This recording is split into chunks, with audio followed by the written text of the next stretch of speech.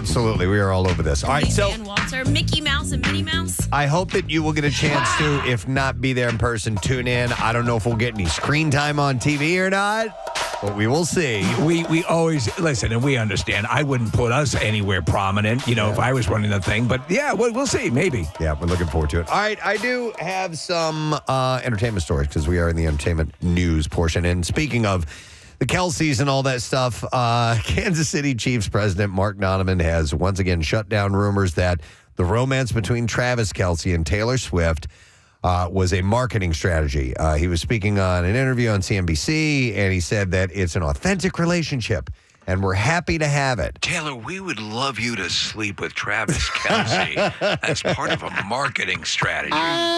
Come on, man. He said, I think the best thing I can say about the whole relationship and the impact it's had on us is Taylor Swift is an authentic member of the Kansas City Chiefs kingdom. She is an authentic fan, he says. Well, I mean, listen, of course. It is organic. And she will be an authentic fan of whatever team he plays for next. Right. So.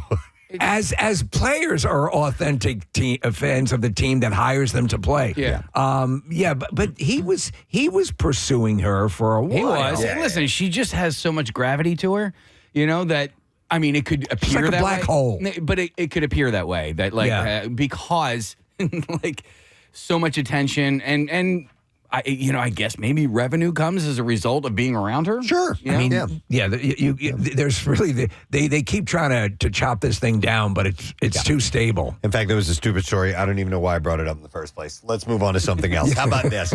The Illinois Supreme Court has overturned Jussie Smollett's conviction. The court ruled that the actor should not have been charged a second time after he took a deal with prosecutors. He originally faced charges in 2019 for staging a racist and homophobic attack against himself, if you recall. Justice Elizabeth Rockford said that we are aware that this case has generated significant public interest and that many people were dissatisfied with the resolution of the original case. She said, nevertheless, what would be more unjust would be a holding from this court that the state was not bound to honor agreements. So I saw a legal breakdown of this. Okay. And it's essentially the same thing that happened with the Cosby thing. In the first go-round, they promised he basically... They allowed him to not say he was guilty, but they basically buffered him and allowed it. But that was an agreement they made, whether people liked it or not. Right. That was the agreement legally. Right. So they actually went above and around, sort of, to get the second conviction. And by law, they shouldn't have done that. So Smollett, who has maintained his innocence, declined to comment through a publicist. His attorney, however, said the actor was disappointed that they were, quote, dragged through an unfair process. Is he going to get his job back on Empire, which has been off the air for 8 years? Yeah, probably. He's definitely headed back to the cast. I'll never forget the look that you and I shared, Steve, when we first reported this story. Because I think it might have been Kathy during the news segment when she was going through the details, and you and I looked at each other going, that doesn't sound right. Well, especially I don't listen when I see people out on the street, even if they're famous or whatever. I'm like, no. Later on, I think, wait a second, what's that? Yeah. For the whole thing of people at that time, and that's the guy. That's the fourth tier actor from Empire. From Empire. Yeah. Right? It was bizarre. Cray. Kim Kardashian is reminding fans she is still pursuing her dream of becoming a lawyer. So my wife and I were talking about this last night, and we were wondering where her legal career stood. Well, let me spell it out here for you and Can Claire. I call Claire up? I want to get her. No. She shared on Instagram a selfie yesterday while studying. Oh, my, of course. Wearing glasses and a low-cut bodysuit. Yes, she was also pleasuring herself with a gavel. Kim struck a serious pose to emphasize, quote, the real grind of law school. She misspelled grind. I just love the juxtaposition of the different poses, because there's the one with the glasses where she looks nice and her boobs are out, and then like 3 down and 1 over, it's her in lingerie with her hair up, and the typical Kim Kardashian. The law makes me so wet. What? Huh?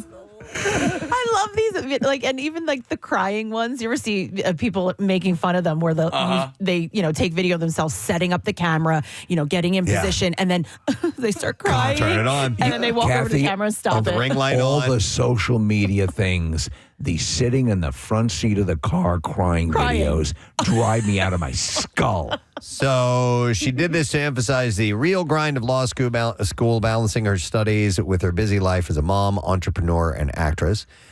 She began her legal journey in 2018, inspired by her late father, Robert Kardashian Sr., and has already made a name in the field advocating for criminal justice reform and helping secure Alice Marie Johnson's clemency. Do we know where she got her undergrad from? And the trajectory of that? Okay. No, good question, Case. I've never really heard of where her official studies and degrees or anything she may have came from. It's got to be some California school, Nick right? is Yeah, I mean, she looking up- went to high school, so she got that part done. Right. Do you see University of Arizona? Oh, is it a correspondence? Is it possible that she did a remote? Oh, sorry. Wait, that's Courtney. How old was she when the sex tape came out? Any idea? I mean, was she? I'm going to put her in mid She had 20s. already been out of high school, Yes. out of college by then. Yeah, so that was 2007, so she was 27 when that came out. Yeah, so she may have already. Oh, no, well, she made it in 2003. So she Okay. was 23 when she made it, and then it was leaked in 2007. So the only way to tell would be to carbon date the seminal fluid. Right. Yes, exactly. It's exactly when that was emitted. But anyhow, she's still pursuing her lifelong dream. She's actually done some good work. So, Jennifer Garner has reportedly distanced herself from Jennifer Lopez. I'd like to apologize to Jennifer Garner and her pool boy, Ben Affleck, for incorporating them into my fantasy life. And she I preferred. apologize to anyone who's been offended by my fictional creations, Chrysagon, the Philosopher of Evil, and the Skull Sealer. And she prefers to avoid communication unless it involves her children with Ben Affleck. I'd like to apologize. I think because there was a need for them to, and I'm sure they're civil, but they're not going to be going out for beers. No, there's no need anymore. A source said Jen no longer wishes to have communication with J-Lo unless it has to do with kids. Her friends feel that she shouldn't have allowed herself to get so involved in helping J-Lo to fix her marriage to Ben, especially considering Jen felt pitted So pitted. against J-Lo at times during their own marriage. Marissa sent me this reel last week. Are you guys aware of this Mariah Carey, Jennifer Lopez beef? Yes. It's No. bizarre. Like Mariah, basically, her stance is, who are you talking about? Who is this Jennifer Lopez? Like, so are you aware I'm of aware this? of it. I don't know what started What's it. the nature here? The nature. Any idea? It's like it's done always in a public forum where they will like ask Mariah Carey about Jennifer Lopez, and she's like, I don't know who you're talking about. Well, it says here the question was Lopez approached her about whether she was more a fan of the Skull Sealer. Or Chrysagon. And are they two different Yeah, right, entities? So apparently it dates back to the 90s when Lopez signed a record deal with Mariah Carey's ex-husband. Okay. All right. Tommy Mottola? Yeah. Or Yeah. Oh, okay. Yeah. Because So, she was Mark Anthony as well, right? I mean, but signing a record deal. Yeah, would have but Tommy been Mottola was that album. Butterfly was her being set free from Tommy Mottola. Right. Yeah, Carey infamously declared, I don't know her when asked about Lopez during a 2008 I didn't hit her. interview. Okay. Mariah is a way better singer, I Yes. think, personally. Oh, yeah. I mean, vocally in her abilities, but. So watch your mouth. What do you mean, No, watch your she mouth? I love is- J-Lo. Well, good for you. What about the Skull Sealer? So the source also noted that Garner's friends believe that she was placed in an unfair position, saying a man's ex-wife should never have to play mediator in a divorce from his new wife. And Garner's But they boyfriend can make out, right? Garner's boyfriend, John Miller, reportedly agrees and feels that he shouldn't have been the one to manage Affleck's and Lopez's I'd relationship like to issues. apologize. I'm sorry. I got distracted by the name John Miller. I used to work with a guy named John Miller, and his nickname was Killer Miller. Killer Miller. And I thought about that for a moment. Despite the circumstances, the insider said that Garner is happy to see that Affleck has found happiness. Was that here in Philly? I do Killer not Miller? know. What's that? Was that here in Philly? Killer Miller? No, that was back in St. Louis. John Killer Miller. He was one of those people that could not handle his booze, like turn into a different person. Oh, wow. And hence the term killer, because he would do stupid things. So a more pleasant person? Oh, no. Okay. No. The other guy. Yeah, he was the other guy. Exactly. All right, so a rumor floating around since 2017 that Leah Michele is unable to read. What? Got brought up this week. What? What? And was summarily shot down. What? So Keke Palmer was on on a podcast when the host brought the rumor up, and the rumor that Palmer had never heard before and was quick to dismiss. She said, "I know that she can read, y'all. I ain't never seen her reading." I'm just reading this verbatim. Maybe gang. she's not the best advocate for your literacy. I ain't never seen her reading, but I know that she can read. She's got to. Of course she can read. The two had co-starred in Scream Queens together, and Palmer did admit that she never saw Michelle reading on the set. She said, "I mean, don't nobody see me reading a book on set. Y'all know that girl can read." And then she added, "Honestly, y'all, if she can't read, so what?" Y'all. And to sum it up, Leah Michele can read as far as Keke Palmer knows. So But there if she can't, so what? So what? So she's covered everything here. She can, but So if she what? can't, Can she do math? Yeah, I don't know about that. We'll get that on the next segment. Y'all. So Gladiator 2 could have looked a lot different. Director Ridley Scott says that Russell Crowe wanted to reprise his role as Maximus from the original 2001 That would film. not have been good. Even suggesting his character actually be resurrected. Scott Those who are about to eat salute you. Scott told people that Russell and I had a go at it around 18 years ago. I had Nick Cave writing the script. Okay. And I kept saying to Russell, "But you're dead." And he said, "I know I'm dead, and I want to come back from the dead." It's only easy to understand why. You know, the role earned Crowe his only Academy Award at this point, but they would have had to have resurrected his character. You could have somehow. stuck, you could have done a prequel. He had his rich military history leading up to that, but then he would not have been a gladiator. Yeah. So this was interesting. The Lord of the Rings, War of, and I don't know how to pronounce this, Rohirrim? Is that how you say it? Rohirrim? Penultimate. Rohirrim. I'm not familiar. Well, so the popcorn bucket for this thing that they've made exclusively is huge. It is a 27-inch long Warhammer. It is a replica of the same size as the weapon in the movie. Oh, I have loved all these novelty popcorn buckets, and I have a couple of them, but my big complaint is that they're not big enough. Well, this is, what makes it big is it's got an actual... full handle. Yeah, the handle is Oh, my on it. God, the thing's huge. So how you sit in the theater with that, I do not know. How would you? Thankfully, one side of the Warhammer opens up, and you can put popcorn in it. It will be available to purchase at AMC theaters for $33. For anyone not looking to carry around a 27-inch long popcorn bucket, AMC will also reportedly be selling a fake wooden mug as well. Did you ever get a Dune popcorn? You should have a warm popcorn bucket. I did not. I saw them. They look pretty cool. Yeah. You got the Wolverine one, I do though. have the Wolverine one from as do I, yeah. Deadpool and Wolverine.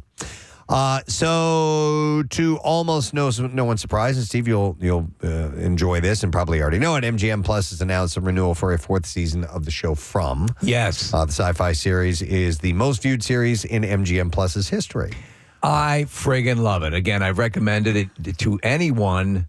This has been a great season, by the way. If you love the Stephen King vibe of like Storm of the Century or whatever, but it has elements of Lost. We had Harold Perrineau on the show a couple times, and each time I've asked him, is there a definitive ending? And he's assured me that there is. Okay. But it is also, if you are a straight-up horror fan, you're going to get what you want. So the show is expected to premiere season 4 in 2026, with production on the 10-episode 4th season scheduled to begin in Nova Scotia sometime next year. And by the way, the highest amount of F-bombs I've heard in any series. No kidding. Yeah, I mean, they're dropping them right and left. Okay, well, they got a 4th season that will be making its way. Let's see here. Talia Shire, of course, from The Godfather and Rocky, is set to appear as a guest star on Abbott Elementary. She will reportedly play the mother of Melissa Sheminetti, who is played by Lisa Ann Walter. We love her. Talia is set to appear in the 8th episode of season 4, which is set to air on December 4th. We will have Lisa Ann Walter in studio next week so we can ask her about this. Awesome. Yes. And she's also going to be in the parade with you guys. It will be right. part of a 1-hour holiday special that features 2 episodes back-to-back. Abbott Elementary airs on ABC at 8 p.m. Eastern on Wednesdays. I was looking up Talia Shire, and I obviously know her as Connie from The Godfather and Adrian from all the Rocky films, but I really don't know her from anything else. And I started going through her list of credits, and I didn't recognize anything other than just a handful of quick cameo things. Yeah, there's some stuff she's been in. I'll tell you what, though, she is consistently really good, and I think she's overlooked a lot of times. Connie's performance is amazing. Yeah, so she will be in Abbott Elementary, which is cool. She is Jason Schwartzman's mother, right? Yeah, I believe Yes. so. Okay. Yeah. All right. And she appears in one of the, the director's name that Jason Schwartzman in tons of his movies. Oh, Wes Anderson. Yeah, she's in a Wes Anderson film, so, and I forgot which one, but I just don't know her stuff outside of those two biggies, but all good. All right, and then let me see one more thing to mention. WWE has announced a premiere date for Monday Night Raw, which has found its new home on Netflix. The show will hit the streamer on January 6th, 8 p.m. Eastern, streaming live. The announcement comes from WWE Chief Content Officer Triple H. So the question is, they had the Jake Paul Mike Tyson fight, and I know that they're going to be upgrading their infrastructure to handle large events. So now you're going to see all this stuff coming through. In the same announcement, Triple H revealed that rapper Travis Scott will be making an appearance at the premiere. It's not confirmed if Scott will be performing, getting into the ring, or both. Scott did, however, make new music that will act as the theme song for Raw. And the premiere episode will feature stars including John Cena, Cody Rhodes, Roman Reigns, and more. Have you watched, have any of you watched the football on Amazon Prime? Or Yeah, I've watched it everywhere, yeah. Okay, yeah. It's okay. They do a decent job? Yeah, I mean, I think there were some bumps last year. It's gotten better. There was a streaming platform that was not handling it very well. Maybe like the first time I saw it on Max, wasn't great. But it's just so weird. Like there are so many different ways to watch that sport where there used to only really be three. Right. Monday Night Football was on ABC, and then Fox and CBS, and now there's a dozen. All right. We got movies opening this weekend.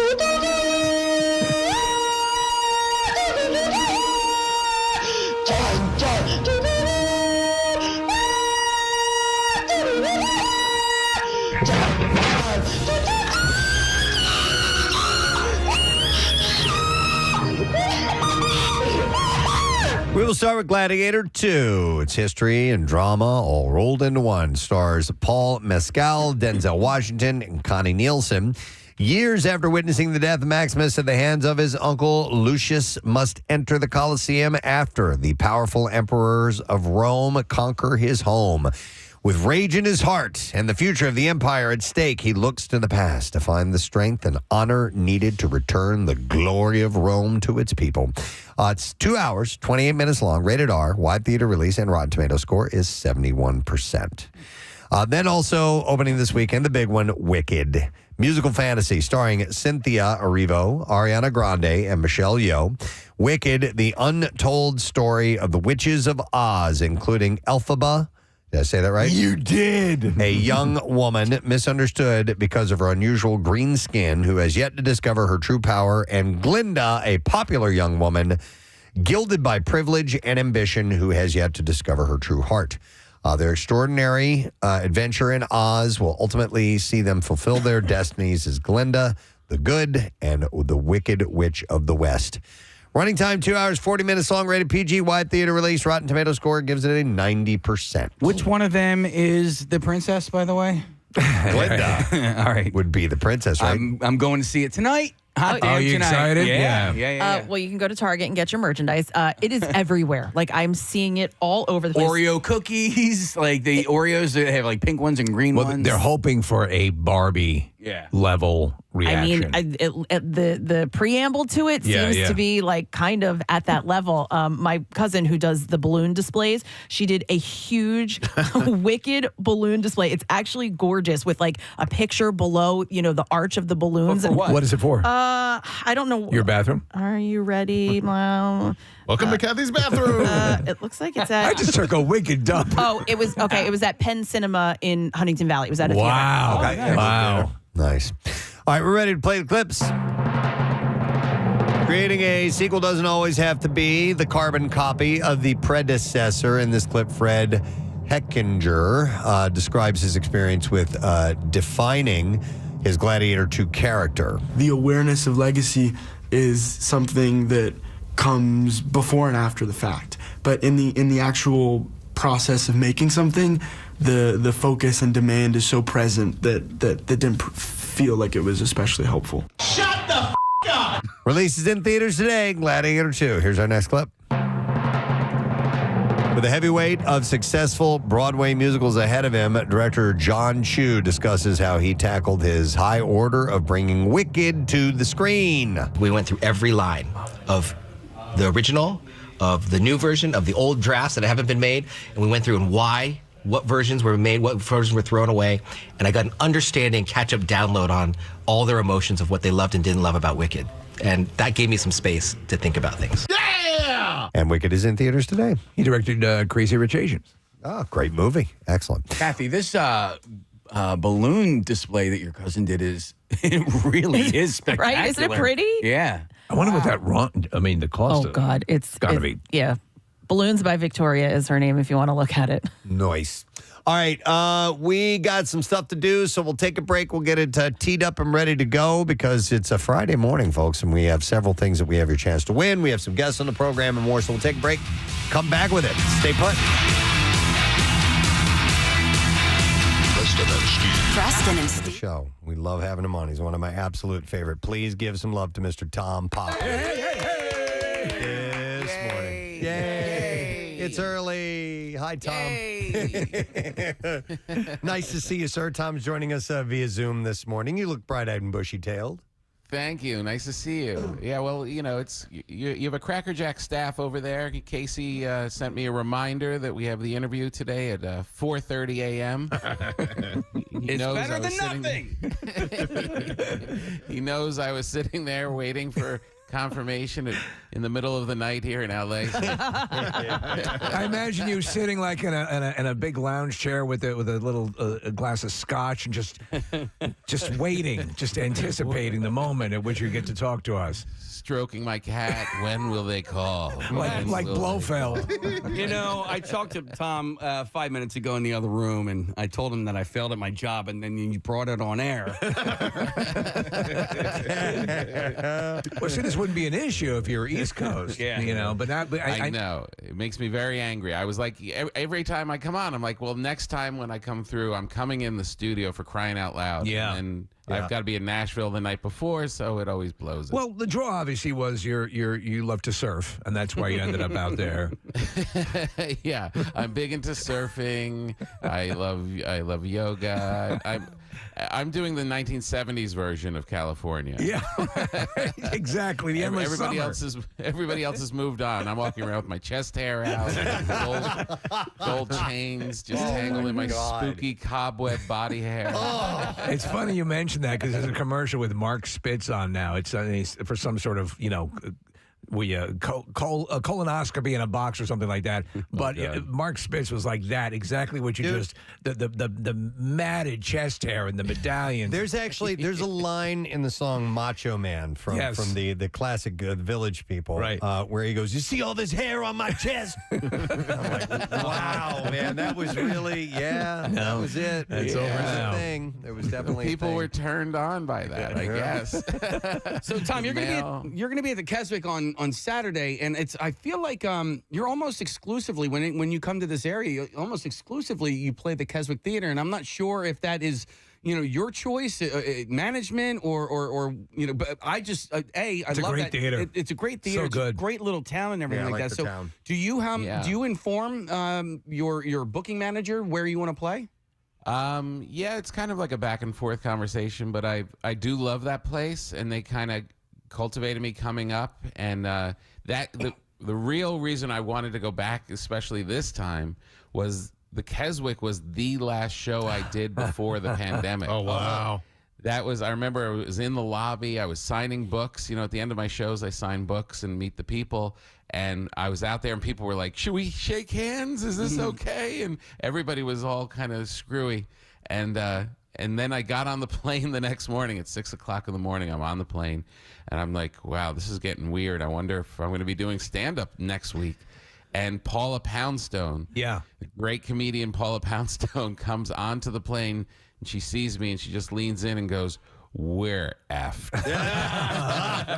No, it's funny you say that because that's happening a lot. This Friday, I'm hosting a charity event for the Morse Animal Refuge here in Philadelphia. It was the last event that night, you know, a big gala. I remember everyone had that same sort of, what's going on here? What's going on? Things are going on. I lost an iPad that night, so I remember, you know, the whole thing. And this Friday, it's like, the sense is we're picking up where we left off because it's the first event back of that nature, which is kind of, it feels right. Yeah. It does, and it feels like a milestone for sure. I'm a little concerned. I thought you said I lost my eye patch.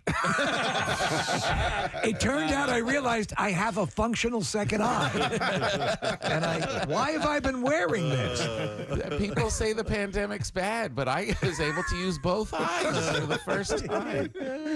It's a joy. Oh man! But the theater thing. Yeah, but I'm really psyched for sure, and it's there's only some tickets left. There's not. I came on because I really want to sell the place out. I just want it to be like this triumphant kind of like return. Well, you're a dear friend of the show, so we please help Tom realize his goal. And if honestly, you're so good at what you do, and I think over this period, which no one would want to say, hey, I hope we have a pandemic, but I think what you do, how you've done it. The way you've approached thematically your shows, I think it's meant a lot to people. So I'm sure you've got, you know, people will need to seize upon this opportunity to see you live after all this time. Thank you. It is funny that now that I've been out for a bit, and you know, you do see all the people. When like I said, I sign books at the end of every show, and I get to see all these people that have been like they travel. Like, you know, I used to just kind of skip out the back. Right now, you're actually sitting and signing books, and people come up and you forget, like, oh, we traveled and we stayed in a hotel and we came from 6 hours, or we flew in from Toronto. And the thing I keep hearing is that my Netflix special, You're Doing Great, was like therapy for people during the pandemic. Like, because it was kind of upbeat, it was very optimistic, like, you're doing great, we're gonna get through this. And even the book was You're Doing Great, and even reasons to stay alive and other reasons to stay alive. And I was just writing it, but I didn't realize it was like became like a self-help book, and a self-help special. It's brilliant, and there's sometimes it's weird when you experience like a blowback from a desire to feel good and see the glasses half full. It's how we survive as a species. And Preston was just talking about, we had a segment about long despair and all of the people who are just in the throes of dealing with all this stuff. That's the service you provide. It is a release. A comedy has always helped me throughout my life, whether I was watching Bugs Bunny cartoons or whatever, going through a bad time. It does heal, and so it's got to be very good for you to see those people smiling and reacting to you that way. 100%. And it's, you know, I named the tour the tour that I'm on, the Family Reunion Tour, and I really feel like it's the family that I want to be with when I'm on the road and see all of the people. I literally was saying the other night on stage, I was like, remember back in the pandemic when they said we couldn't hang out with our families? They said we actually couldn't see our families for like a year. Wow, those were the good old days. I think we may have discussed this before, but if not, your stand-up is huge on TikTok right now. And so I'm wondering if that has ended up, as far as your audience is concerned, is your audience trending younger these days as a result? You know, it's interesting. There are younger people showing up, which is very cool. It's like, you know, because their parents already know me, and now the young people know me. And also when I was doing the NPR show, when I was doing Live From Here, which was the Perry Home thing, that was another thing that like the whole family could listen to. So the coolest thing is when people come up and it's like the mom and the dad and like two 15-year-olds, you know? And it's like, it's very cool. Casey, actually, you tipped me off on the TikTok trend that was happening for a while. Yeah, you're talking about like growing people, and I mean, yeah, you'd see it constantly on the stream. You still do, yeah. Yeah. I had this line. I made my own people. Have you ever made your own people? I've made my own people, and I'm their leader.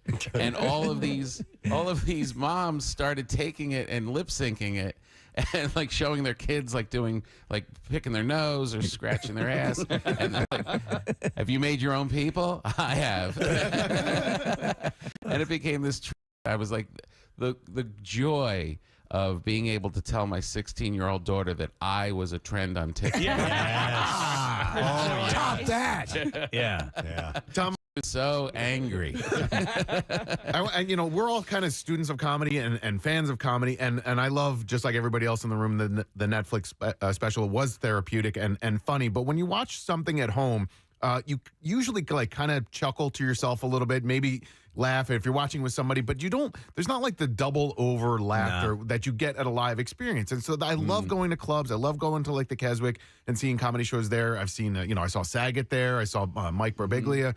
So I'm curious as to like when you perform live, getting that type of reaction versus getting the, hey, that made me laugh type of thing, like actually seeing people laugh. Do you know the difference that I'm trying to explain? Yeah, no, it's a huge thing. I was talking about this the other day, that I feel like we need to have a return of comedies, film. Yeah. Like when we were kids, they were throwing so much comedy at us, like A comedies, B list, C list. They were just showing Ernest Goes to Camp and Revenge of the Nerds. I mean, they just kept throwing comedies at us, and a lot of them were terrible. But we all went to the movie theater and sat there and watched. And when there's this weird thing with human beings and this energy that connects us. And when you're in a theater and you hear someone else laugh, and then you laugh, and then it connects to the other person, and it's contagious. It's communal. Yeah, it's great. It really catches. When I do shows, I do like these corporate shows sometimes, where a company like Microsoft will hire me to go do their thing. And the thing that they always screw up, which I literally have in my contract, is no dance floor.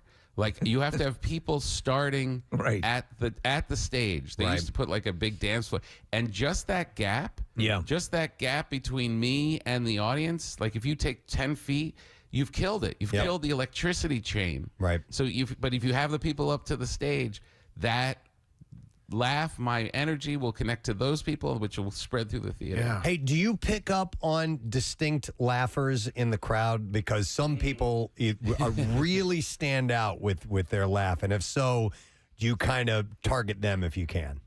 Yeah, well, I don't target them, but it's definitely conscious. And the thing that I have to do is remind myself that just accept it as a real laugh. Okay. Because when I was starting and I would hear someone like, the insecurity was they're fake laughing. Right. They're mocking me. And then I would attack them, and everyone in the audience is like, what are you doing that for? He likes the show the best. WMMR. All right, thanks, Kath. A little bit later on, we will dive into the world of the Connoisseur, and we will be doing some giveaways in conjunction with that. We are going to have a comedian, Geoffrey Asmus, who's going to be stopping by this morning. But we are getting ourselves set for Camp Out for Hunger. Yes. That's our main focus right now as we lead into the holiday season. And so we have a couple of things that we've announced so far in conjunction with that. And that includes Camp Out After Dark. We made an announcement yesterday about an event that we are calling Camp Out Unplugged. Yeah. And we have a live concert event that is going to be taking place at Victory Beer Hall. And this is a free event, by the way. A donation only is what we're asking. So, quote unquote free. But there's no tickets or anything like that. But we would like a food donation from you. But appearing on stage in unplugged fashion is going to be Don McCloskey and some of his performance with him. Adam Weiner of Low Cut Connie. Yeah. And we have Rob and Eric and David from the Hooters performing as well. And they're going to be doing individual sets, and then they're going to do like a collective jam at the end of the whole thing, too. How jazzed are you for this, especially in this room, which is really intimate, and the fact that they're all, Nick, you were saying that they've all been conversing amongst each other. And so they're going to perform, and I will fully anticipate some sort of big finale. Before you answer that, this is Tuesday night. I didn't say that. Okay. It's going to be Tuesday night of Camp Out. Tuesday night at 8 p.m. And Preston, did you say that it's free with the donations strongly encouraged? Yes, strongly encouraged. So it is a free show, and like we said yesterday, 21 plus. But Steve, I had an initial conversation with Adam Weiner maybe 2 weeks ago, and first of all, Adam is like the nicest guy on the planet. Yep. And second of all, he's enormously talented. And he was saying, so who else might be involved? And I said, Don and the guys from the Hooters. And he said, is Dave Wasickanen going to be there? And I said, yeah, I think it's going to all work out. He's like, man, I love working with that guy. I was like, oh, you know that? He was like, oh, yeah, we worked 100 times together. Like, they all know each other. They know how to play off of and they're reaching out to each other. And now they're like checking in and like, all right, let's do this after that. And it's cool to see musicians vibe that way and donate their time and come out and be a part of the event. So all we need is you in that equation. So that'll be Tuesday night. The Monday night after dark is going to be the food trucks and fireworks event. And now that we've gotten some rain, I feel a little bit more confident that we can do that event as long as the weather does cooperate. I think we're going to be good. And even, obviously, the fallback is we have the drones anyway, which will be phenomenal. Yeah. But to have them both is awesome. So that's Celebration Fireworks putting on the show, and we'll have loads of fire trucks. We need to get the names of Monday, Marissa, right? we're going to do that. Hang on. I got to turn this on. Yes, go ahead. You guys want to get the list on Monday? Yes, Yeah. most definitely. So we'll reveal who is going to be supplying the food. And then we also have a reminder of the high school challenge, $5,000 for any area high school that donates at least 500 pounds of food thanks to College Ave. So make sure that if you do attend school or if you work at a school, you can organize a quick food drive. 500 pounds is not a whole lot of food to gather, given the size of some donations that we see regularly from schools. Exactly, yeah. But we just want to give everybody a shot. And if we get all these schools involved, then obviously more of it goes to the cause. So Preston and Nick, we went over and did that thing at the Navy Yard. And Preston, you and I have done a few things. Everyone has been involved in stuff tangentially that involves the camp out. There is a vibe for this year's camp out that feels like the best spirit of camp outs past, with a chance to really put this well ahead of others. Yeah. You know what I'm saying? Hope so. So to get a return to, because obviously during COVID and all that stuff, things had to be changed and modified, but there is a big step forward to make this, again, physical food delivery is essential. The corporations do great stuff, and we could not exist without the partners that are making the camp out work the way it does. But we want to see you down there, come down, be a part of it anytime. We're there. Pierre will be doing a show, and Brent will be doing a show, and everyone will be there in the tent, moving everything along. It is a carnival. If you're unfamiliar with it, make this the year you finally go. Because, Preston, we've had situations where people we interacted with for years, oh, yeah, the camp out. And then they finally see it. And it's like, oh, my God. Dude, we're going to have a petting zoo this year. Yes. We're actually going to have a real live animals on location for you to pet if you want. We are whores for this. We're pulling out everything we possibly can. That's what we've been doing since Forever. the beginning. It's Yeah. like every year is like, okay, what can we do bigger and better to attract more people? Give as many people as many reasons as possible to come down, right? Yeah. I think for the first time, the YouTube community is organizing an event that they're going to come down. Yay! They're putting together T-shirts, which Eric Simon gave approval on. So there's going to be like a YouTube community T-shirt for all the YouTubers that are hanging out one morning. So yeah, like it's whatever reason brings you down, just take advantage of it. And Steve, I couldn't agree with you more. Like once you see it, you want to come every year. And when you see it, it is impressive. Like it's a cool thing to look at. It's also like just a heartwarming week. It's just a really good feel good And week. Nick, when we were out at the Navy Yard with our friends from Marriott and the development group out there talking about their collections, and they're excited to come down. That's what we want, because the truth of the matter is the stats have come out. Bizarrely, Philadelphia is one of the most food insecure cities in the country. So we need you. By the way, Fluffy en route. That's our petting zoo. They are going to be they're the ones that are supplying that, and Skelly's Amusements, obviously with the amusement park rides and everything. Now, here's something that we would like to see if maybe you can help out with as far as being a provider for the event. So we're looking for someone to partner with to help us out with beverages there. And I'm not talking about alcoholic beverages. Yeah. You sure about that? Well, we might be able to. Victory's getting involved. Okay. But anyway, no. So we normally have a beverage provider for all our volunteers and guests that show up, and that's one of the vacant things that we have that we like to fill. So if you're a local beverage company, whether that's soda or water or whatever it may be. If you'd like to reach out to us, we can obviously, give mentions and be a partner. We'll shower you with love. So we have stuff backstage and in the tent that we need supplies for. Yeah, I mean, for instance, it's stuff like, it was like Aquafina water or,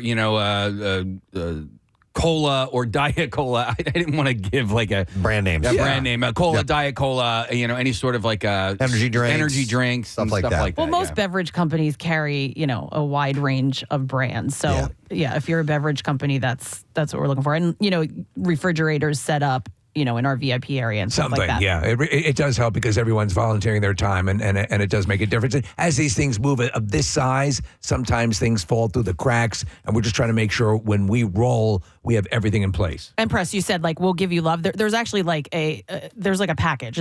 There will be a trade package. So you'll donate this, and you'll definitely get what's worth. Certain amount of mentions and all those things. So who should we? What I don't know is who they should reach out to. I think it's Eric? going to be Eric Simon. Yeah, any one of us, and then we can at least forward the message along. Yeah, so send an email to any of us here on the show, and we'll pass that info along if you're a beverage company. And I was talking to Jim Antez in our sales department, and he was saying, and a lot of times what happens is people listen. We are.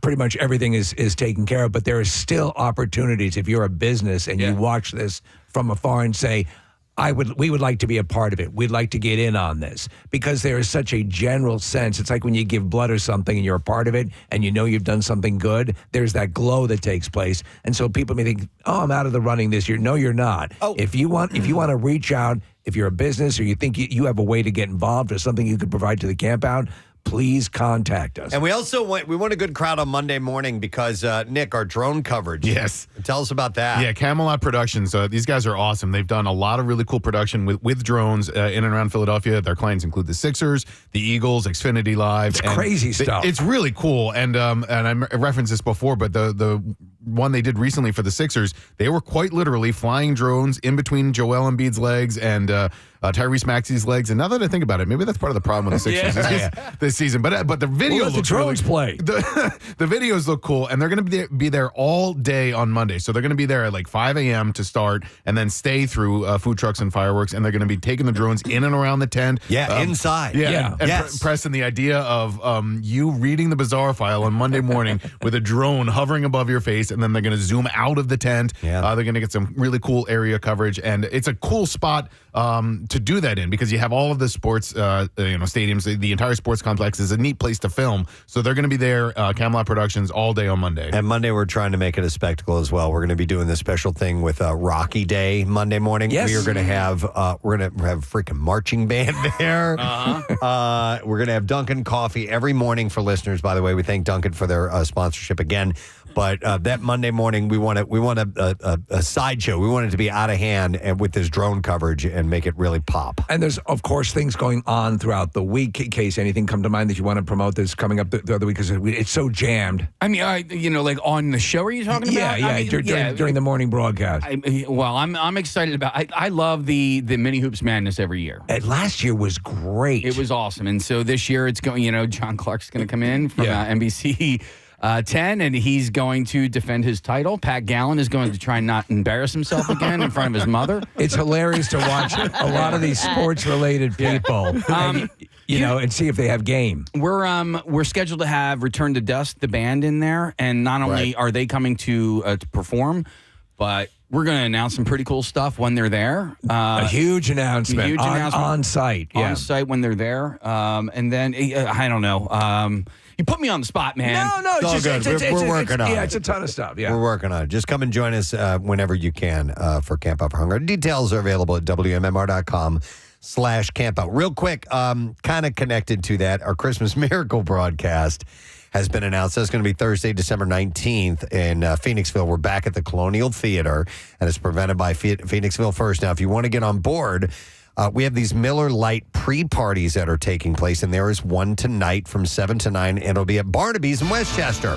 So the MM Army will be on hand. No, that was last night. No, I'm sorry, that was last night. Yay! Tonight, Bailey's Bar and Grill in Levittown. Headed to Bucksco. I've been to Bailey's plenty of times. So 8 to 10 tonight, the MM Army will be there. Stop serving her. You can go and get registered for a chance to be in attendance for our Preston and Steve Christmas Miracle live broadcast presented by Miller Lite, the Ugly Sweater edition. So love it. I we're may have stoked got, for that one. I'm pretty sure. Yeah, no, I was definitely jumped on stage with a band there before. Really? Yeah, in my younger visiting home. Did you college years. sing or were you dancing? I don't think I was. No, not sure what I was doing up there. Were you lip syncing into a hairbrush? Yeah, probably. Cat got up there with green jeans, bouncing around. All right. So anyhow, just a heads up, we're giving those things away too. All right, this might be the only chance today to clean out my junk drawer. I'm sorry to spring this on you, Casey. But, I got you, boo. All right, let's do this thing because I need to have Preston's the cleaning out his junk drawer, getting things out of his junk drawer, finding stuff here in the junk drawer. All righty, let's dig in and see what we can find. A song. It's overflowing today. It is. I know it's hard to track down exactly. Oh, yeah. You know what? I'll start with this thing. It's actually near the top because Steve just sent this to me today. But Gillian's Wonderland Pier in Ocean City, obviously closed down. It's done. It's finished. They're shutting, packing everything up. But they're also selling tons of stuff. Oh! I love when places like this, like iconic places. How much they want for the Ferris wheel? Well, the Ferris wheel That's staying. is $150 million. Oh, damn it. No. Actually, the $250 hotel room, but they're going to hang on to the Ferris wheel. Yeah, they're keeping that. They're trying to raise it and kind of keep it as the staple if Icona goes in. Love that. But most of the work of Wonderland artist Wayne Seddon, who did fiberglass statues, signs, and figurines and all that stuff, are all part of 3 truckloads purchased through a third party from the now defunct Ocean City Amusement Park by a guy named John Polito, who is of Obnoxious Antiques, and they're put up for sale at his storefront warehouse. Now, I don't know exactly where. Nick, if you could look up where Obnoxious Antiques is, because that's where you can go to buy this stuff. The iconic rotating Wonderland Pier letters from out in front of the pier, that sold quickly. That went for $10,000, by the way. So things like this are great. When the Ugly Moose, which is a great restaurant in Manayunk, there's a show, we were over there a couple times, and we used to go all the time. They had this sort of, it was almost like a mast figure, like a head of the front of a ship. A smaller version over the door. When it closed, we got that. I love it. Just so when you can have something that's a part of a memory like that, it's fantastic. Obnoxious Antiques is in Burlington, New Jersey, and they have some really cool stuff, including heads of Manny, Mo, and Jack, the original Pet Boys. Yeah, so this reminds me of it reminds me of American Pickers. Yeah. They would go through and they would find these really unique things that avant-garde decor for homes or restaurants or whatever it may be. Americana. I love that stuff. The problem is I have nowhere to put it. Where do you put stuff. it? Yeah. I would love to have things like, a bumper car. Yeah. How cool would that be? Just as a conversation piece, but there's nowhere to put it. Yeah, I mean, well, down the shore you could probably find some, you know what I mean? Because it kind of fits in with the decor. Fits the motif, motif. In fact, Casey, there's a place in Wildwood, in downtown Wildwood, that is like this. You look inside of it, it's got old arcade lettering and signs. You know what I'm talking about? Really? You ever been by there? No. Well, what kind of a store is it? Well, it just looks like a big warehouse storefront with nondescript, but if you look in the window, it's got lit up light bulb letters and things like that clearly came from Midway Games and stuff like that. That I don't know if they're for sale or what, but you're Mr. Wildwood. I thought. No, I know, that. but like, what and you street love is those it on? Wildwood days. I do. It might be on Pacific. I'm not really sure, but it goes right through downtown Wildwood. So, all right. Well, anyhow, reading about this place about. What was the name of it? Obnoxious Antiques. It sounds cool. Made me think of that place. So, what about like in the backyard? Say you're a fan and you wanted, our Greg Monahan, our friend and former coworker, had a zip line. Yeah. So they sold rides. So they sold the Zamparella Crazy Submarine, the Selner Tilt-A-Whirl, the Fajoum Wacky Worm, and the Zamprella Flying Elephant. The Kitty Fire Engine ride with its iconic bells rung by toddlers is going to find new life after being sold to Storybook Land. And Storybook Land also bought some of the fairy tale themed panels from the facade of Wonderland Pier, too. So they're going to add that to their You theme guys park. have raved about Storybook Land. I've never been. Loved Storybook Land. I wonder if our buddy at Arisafa Farms ever buys these types of things, because don't they end up in their Halloween? Oh, yeah. Yeah, it'd be a perfect acquisition. Yeah. So Polito, the owner of Obnoxious Antiques, said, we bought all the statues. He said, we didn't buy any of the rides. But if there was stuff like that you liked, this guy's going to sell that. And you can purchase it. They had things like faux tombstones and whatever is kitschy around the amusement park. There was a miniature golf place kind of out where I live that closed years and years ago. This is one in Jackass? No, that was in Delaware County, Okay. but this is where I live currently. And they were closing down, and they were going to sell all their stuff. And there was like a Vishnu statue with all the arms and everything. really? And I'm like, that would be pretty cool to have. What the hell would I ever do with that? That's an impulse buy where you're sitting there and it's at home and you're like, what am I going to do with this? All right, hang on a second. Let me go to Tony is going to mention this place in Wildwood. Hi, Tony. Good morning. Hey, bitches. Hey, what's up, Tony? Hey, listen, that place you were talking about in Wildwood, it's called Randyland, I think. Randyland. Randy, okay. Randyland, yeah. He actually had a special, if you look it up online. He just hoards all these big collectible items. He actually has a store on the boardwalk as well, where you can go in and play all of the old video games, the old punching bags, the thing where you grab the bull by the horns. Yes. It's the same guy. Oh, I love stuff like that. Does he sell that stuff? He doesn't. He just collects it. And Oh, wow. You can go in and experience the stuff on the boardwalk. And if you walk in there on any given day, the guy is there. Okay. Yeah, So Tony, is it like a museum? That's what he's kind of providing for people, I think. All right. Okay. Interesting. Something that he's just really into. It's pretty cool. All right, thanks, man. We appreciate it. I'd always thought that stuff might have been for sale because it looked like it was, it's Right. in the commercial district of Wildwood, and thought it would be for sale. All right, interesting. But I would love to be able to buy stuff like this. This would be Kathy's worst nightmare. Yeah. Being her husband. Oh, my God. Bringing home like an This is what you 8-foot tall clown. Buy her the Wonderland stash. These letters. The letters. Where am I going to put this? Yeah, this is like, this is somebody else's junk that you're bringing into my house. And the great thing, Kathy, is each thing has been touched by thousands of people. Right? I would sanitize it before I threw it out. I would like to go buy Obnoxious Antique sometime, though, and just see what these things cost. Look at that. We were watching a video of I used to love this basketball game. Yeah, it's like bubble basketball. Yeah. That's awesome. Wow. All right, so thought you guys might find that kind of interesting. All right, here is a story that will make you... No, I'm going to do a different story. I'll follow that one up a little bit. This is about bachelorette parties. So obviously they're a celebration with friends before the wedding. They've turned into really elaborate events these days. Bachelorette parties are now multi-day trips. Yeah. Plane tickets, matching outfits, lots of drinking, a lot of woo, and all that. And that can be pretty costly. It can add up really quick. But I do know a friend not that long ago had a destination bachelorette party. Kathy, wasn't that when you went to Nashville? Wasn't that a bachelorette party? You guys went to Nashville? For a bachelorette party, I went with 18 girls. 18 in Nashville, that is a whole industry. Oh, I mean, the that's- bachelorette location. Yeah, that's all you see. And actually a lot of bachelor parties, too. Oh, really? Does the entire party drink out of penis-shaped stuff, or is it just the bachelorette? that No, does- you know what? So the girl that got married she got married a little bit older, so we all went away. And Okay. we didn't do like penis the thing. penis stuff. No, Yeah. right. Well, so that's obviously a big thing. But now, because of the cost and the hassle of putting together a trip like that, there's a solo trip trend called the Solorette. No. And You go by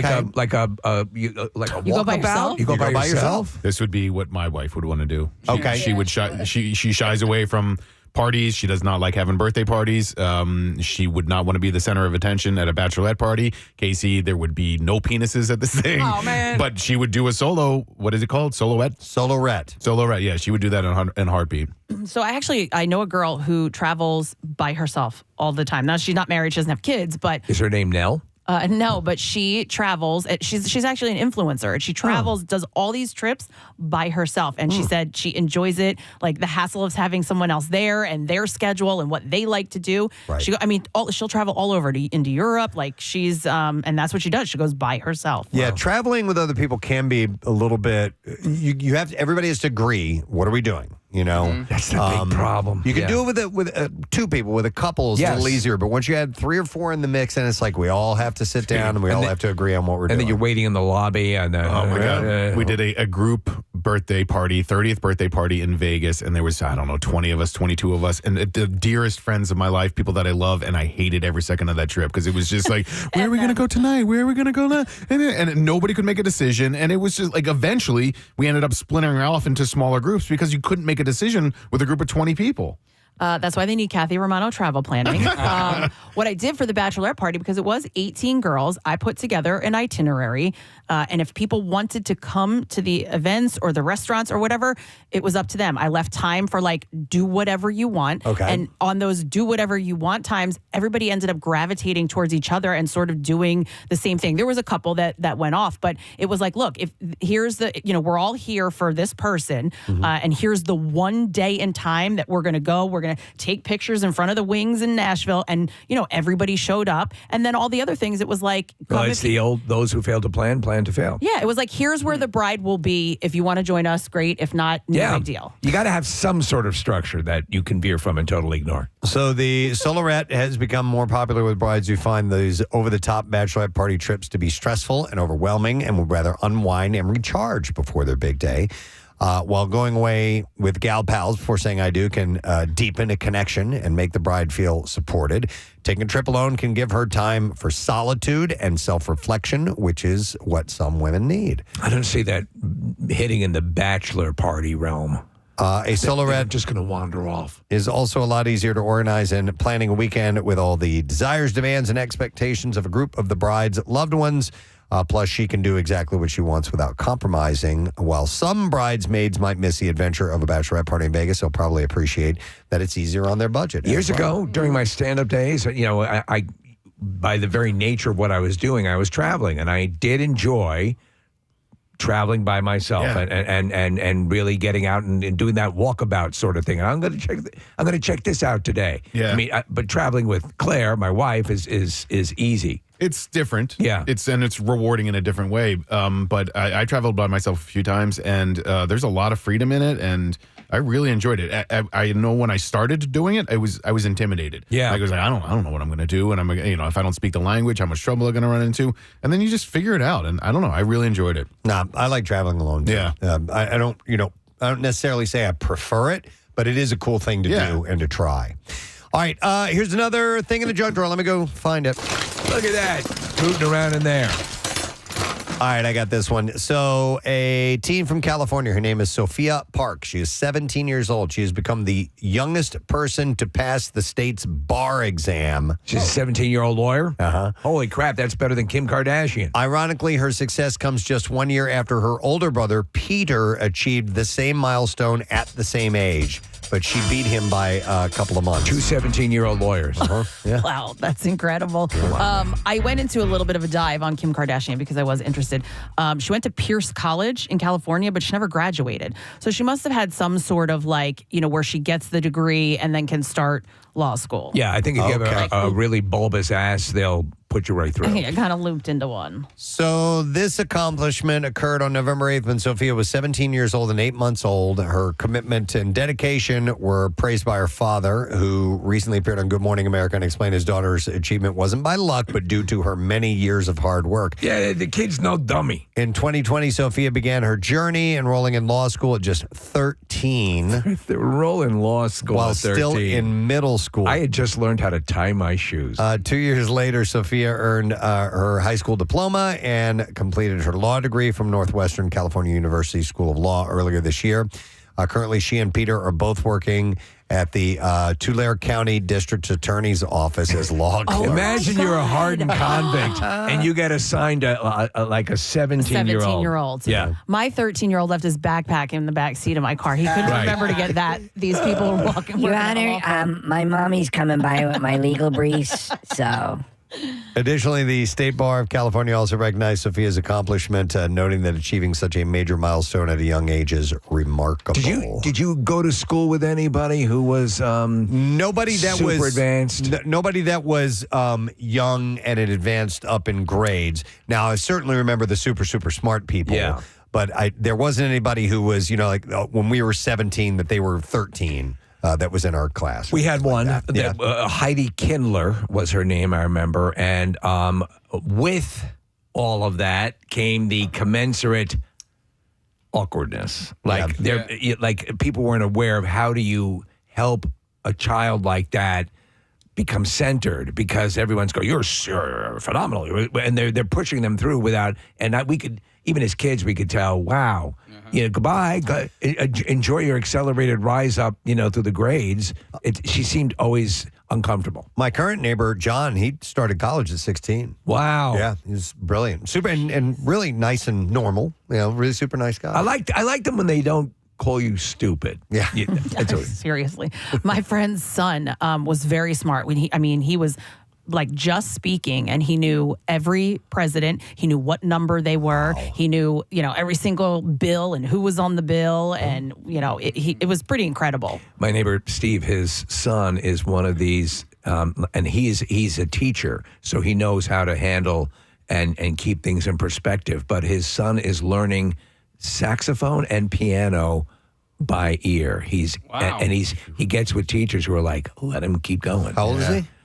I gotta say 12, 13. Okay. Yeah. Yeah, Steve, it's funny because there were a couple kids in my high school that were really bright and top of the class, and then they went off to prestigious colleges, and then they struggled, right? Yeah. But the smartest kid that I knew growing up was this guy named Justin. I was really great friends with him, and he graduated high school at like 16 or 17, went to UVA on a full ride, graduated in 3 years because he had so much credit going into college, and then immediately after college got a job at AOL when it was this startup, and then he was invested in AOL stock or whatever. Like he killed it. Like everything that he set up for himself worked. He's well adjusted. He's a beautiful family. And so.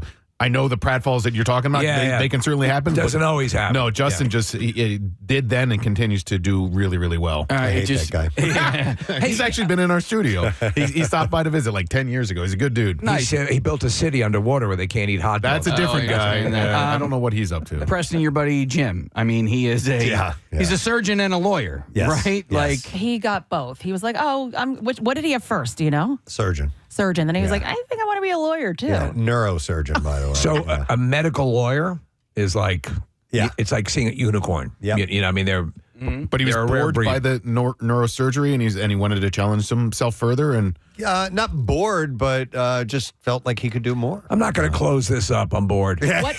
What does he work in either field? Lawyer, yeah. He's and is he a medical lawyer? Medical malpractice, yeah. Yeah. And a trapeze artist. At that too. Mm-hmm. No, actually, but he was a race car driver as well. Not and kidding. a musician. Not kidding.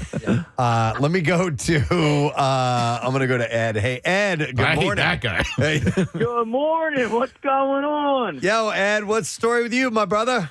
Oh my gosh, I got a funny one for you guys. So, I thought I was a smart dude back in college, right? I went to Cornell, Ivy League school, pretty good school.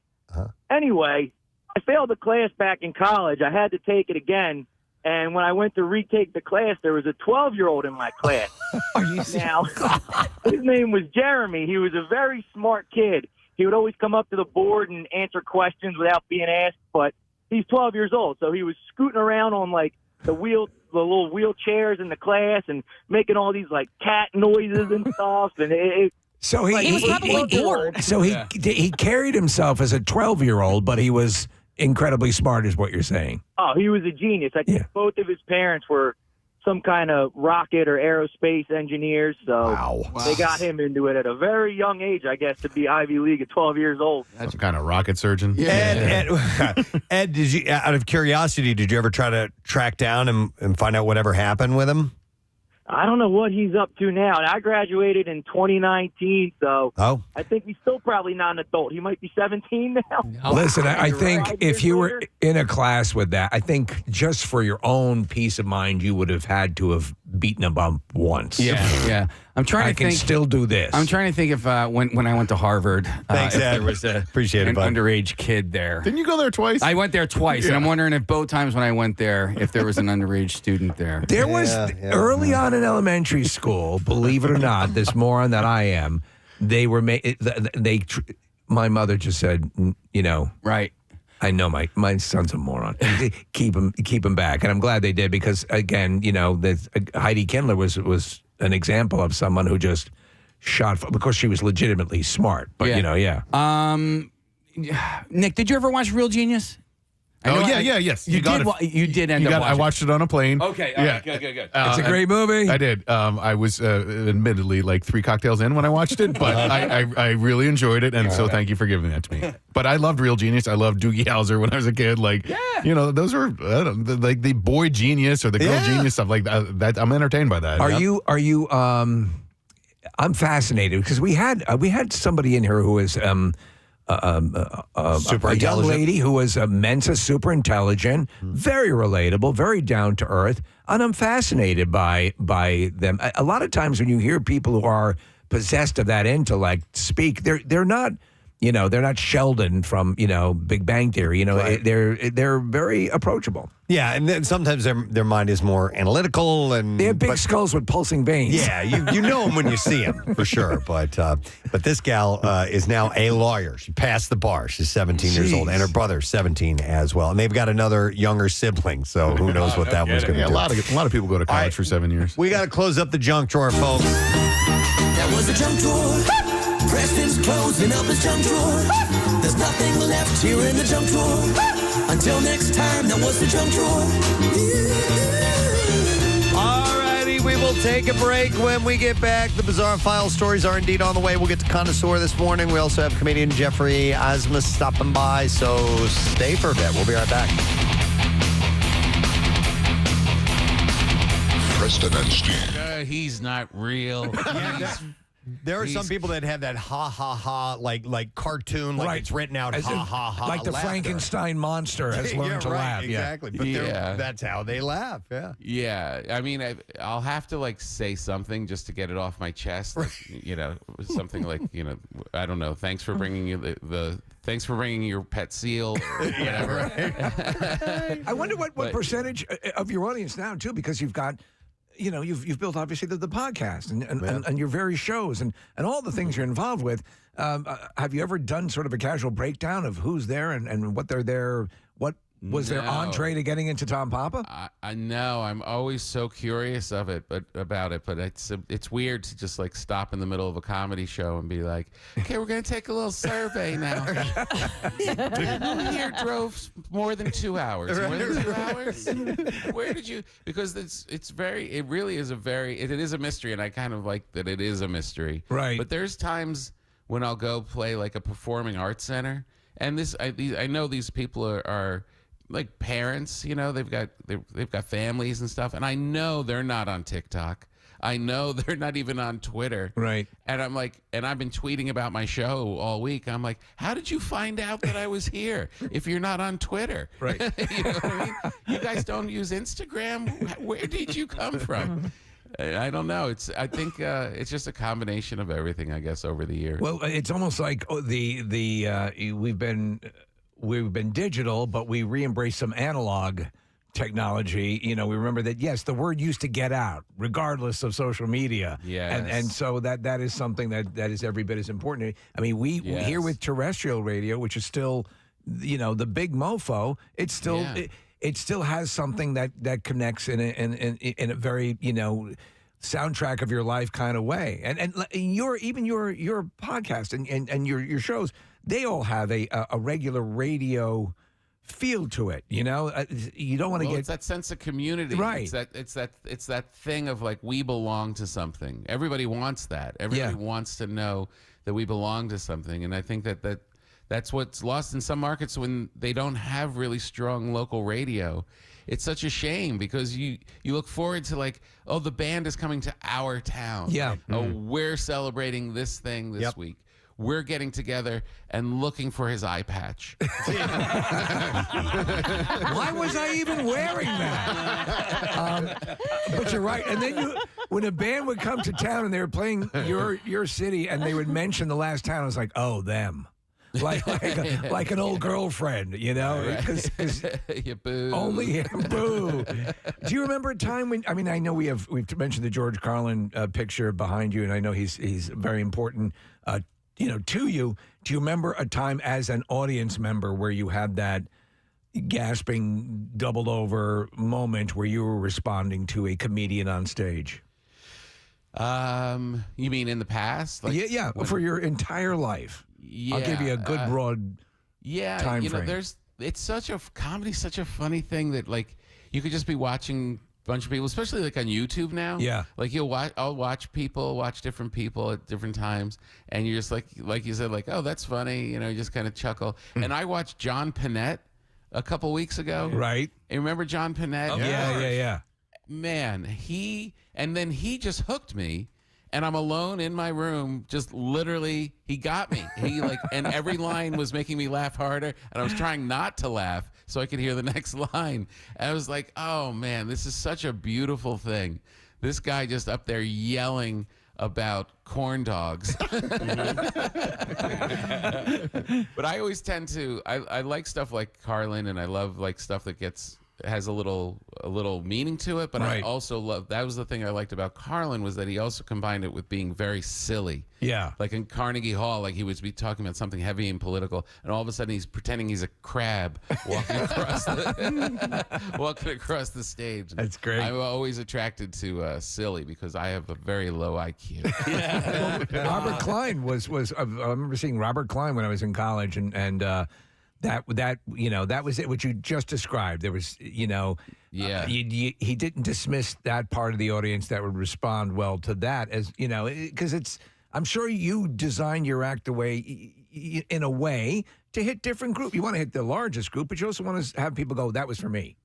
Yeah, I mean, you can't really plan it. You just gotta kind of do what you think is funny. Right. You just gotta do, like, if it makes you laugh, and then all of a sudden it hits with a couple people, and you can't really plan out, like, I want to try and get this group, because like you said, I don't even know who's out there. Right. I don't know who's in the audience. It could just be Shriners. Or all stoners. I have no idea. Do you still pop into the clubs in LA when you're working on material and stuff? And how often? Yeah. I'm going to the Comedy Store tonight. That's where I've been going mostly, is Comedy Store in Largo. I'm so jealous of New Yorkers and LA people, because you just go to a club on a Tuesday or Wednesday night, and it's like, oh, well, it's Tom Papa. A marquee name. 10 marquee names in one night. That's just, to me, it's mind-blowing. It is pretty. I know they always, the Comedy Store always takes a picture of the lineup and posts it, and all the comments are like kids from Kansas, like, God, what's wrong with me? Why do I live here? Well, we do have our I wanna moments. be in LA. You can go into a restaurant here on any given night and see Jervis from the first season of Survivor. Yeah. Ooh, no way. See, you really, it's bad enough I can't be in the studio with you. Now you got to throw that at me. So I'm looking at some of the guests that you've had on your podcast, and I wanted to ask about, because growing up, I watched short attention span theater, the half-hour comedy hour. I loved all of that stuff. And so you would see just snippets of all these comedians, and Judy Gold was one of them. Yeah. And is she known as the Holla Queen? The Holla Queen? Or is that just because it's on the Breaking Bread podcast? Holla. Yeah. Oh, man. I thought for a minute I thought you were making some Holocaust joke. No. Oh, God, no. Listen, people, Casey's Holocaust material is amazing. Oh, my God. And this is just going to go south, but the way he finesses it. When he sent me that text at 4:30 this morning, he was like, wait till you see.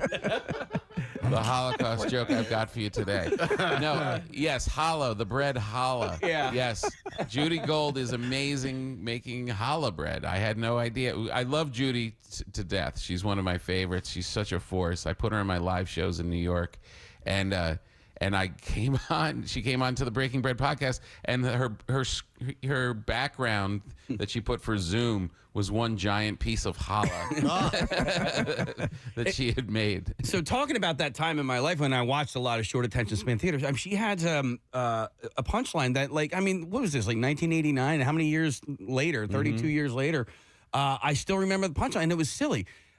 She was talking about getting changed in a dressing room, and the lady opens up the curtain, and she says, you know, like, I don't need your help. Like, I'm naked with a belt on. And I don't know why that punchline sticks out to me so much. And I think it's because it didn't dawn on me that, like, I think she might have been trying to steal a belt. Otherwise, why would you be naked with a belt on?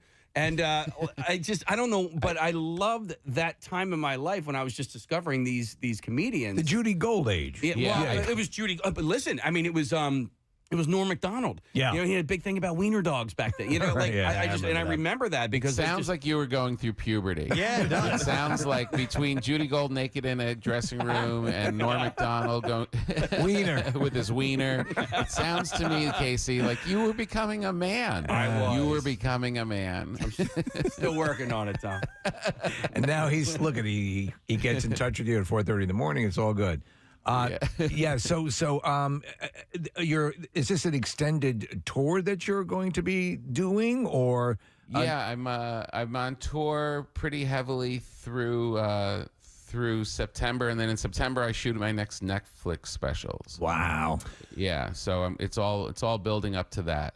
Tom, I wanted to touch on the bread for a moment because we wouldn't be talking to you. Yeah. Talk a little bit of sourdough bread. Have you ever addressed the sourdough bowl concept and how you feel on that? It seems like a kind of a big waste. I like sourdough bowls, but it would seem like kind of a waste of all that bread. Yeah, I only like it if when I'm in, because a lot of places those are in theme parks and stuff. Mm-hmm. And I only like the sourdough bowls if I see the person eating the bowl when they're done with the chowder. There you go. I think like that's... if I look over and saw you gnawing at it, I would be happy. If someone just uses it as a bowl, I'm very offended. Why not a cup? Why not make can you make a sourdough cup? They just a little bit tiny, like a shot glass? No, not a shot glass. You just walk around with it. Just walk around town and munching on your cup. Steve, they could make the hat where you put two of them up here and two sourdoughs with tomato soup coming out. Ears. Do sourdough loaves need to be a certain size, or could they make a little one like Casey says, a muffin cup size? Casey's not wrong. Casey's not wrong. You could make them any size you want. All right. You can make them any size. You can make them medium size and pretend they're Judy Gold's boobs. By the way, I want you to know I'm keeping your sourdough starter alive. It is in my refrigerator. I tend to it. It is. I have to be honest. I am terrified to make a bread. Because Preston had a story the other day about Robert Plant breaking the strap on Paul McCartney's classic bass, and I'm like, if I have a Tom Pappas starter dough, it's a lot like that. You've never tried to make a loaf? I was just about to do it. I had during the holidays, and turns out our neighbor is a wonder sour, dough bread maker, and we happened to get a loaf, and I'm like, I can't. I don't think I'm ready. You gotta do it, man. I know. It's like dancing the red shoes. I have to make a suggestion here, and Steve, you probably will disagree and cringe at this suggestion. I love it as a child, though. But you don't live far from the Keswick Theater. I think Tom should come over on Saturday before his show and make a dough. Tom, if you can also bring some gardening shears, I'd like a little yard work done as well. Yeah, I'm the Martha Stewart of comedy. Yeah, we can make scarecrows for the holidays. We're going to dye some Easter eggs. Get ready early. Yeah, you got to dive in and give it a try, Steve. You won't terrified. mess it up. It's all right, man. Yeah, all right. Don't be a baby. And you're only taking a tablespoon of it. You leave the rest there. It's protected. I just know to look up at me and go, why? What are you doing? Why are you wearing that eye patch? If only he had 2 eyes, he could have made bread. He could have made bread. All right. Well, listen, we want Tom's show to sell out. There's just a few tickets left. He's playing Saturday. The show's at 8 o'clock. You're going to love it. KeswickTheater.com. Without a question, Tom is absolute one of the best, and you will have a good time. TikTok star. You will laugh. He's a TikTok star. Bring the kids. Yes. They'll love it. But tickets are on sale now. So, Tom, it is great to talk to you. And we'll see you here in the Great studio to see you. next time. All right, my man? Absolutely. Excellent. Love you guys. Love you. Tom Papa, guys. So, Dancing with the Stars host Tyra Banks had a major wardrobe malfunction that may have escaped viewers' notice. Nice beaver. Are we sure that's what it was? The 46-year-old told E.T. I can see a beaver. I think it was the 3rd or 4th episode. I walk out, my hand is on my back, and I was holding my dress together. It was not zipped up. And I did not have on any of my jewelry. OMG. Yeah, What is that, a Muppet between your legs? Yeah. Actually, she does look kind of bare without jewelry. Yeah, you're right, because they usually bling them up on that show. Well, she's been a complete success during this whole run with the screwing up stuff right and left. And She must have been rushed for whatever reason. Mm-hmm. Remember my wardrobe malfunction when my knocker fell out? No. Excuse me? Was When it dancing? Salsa Yeah, I dancing. remember.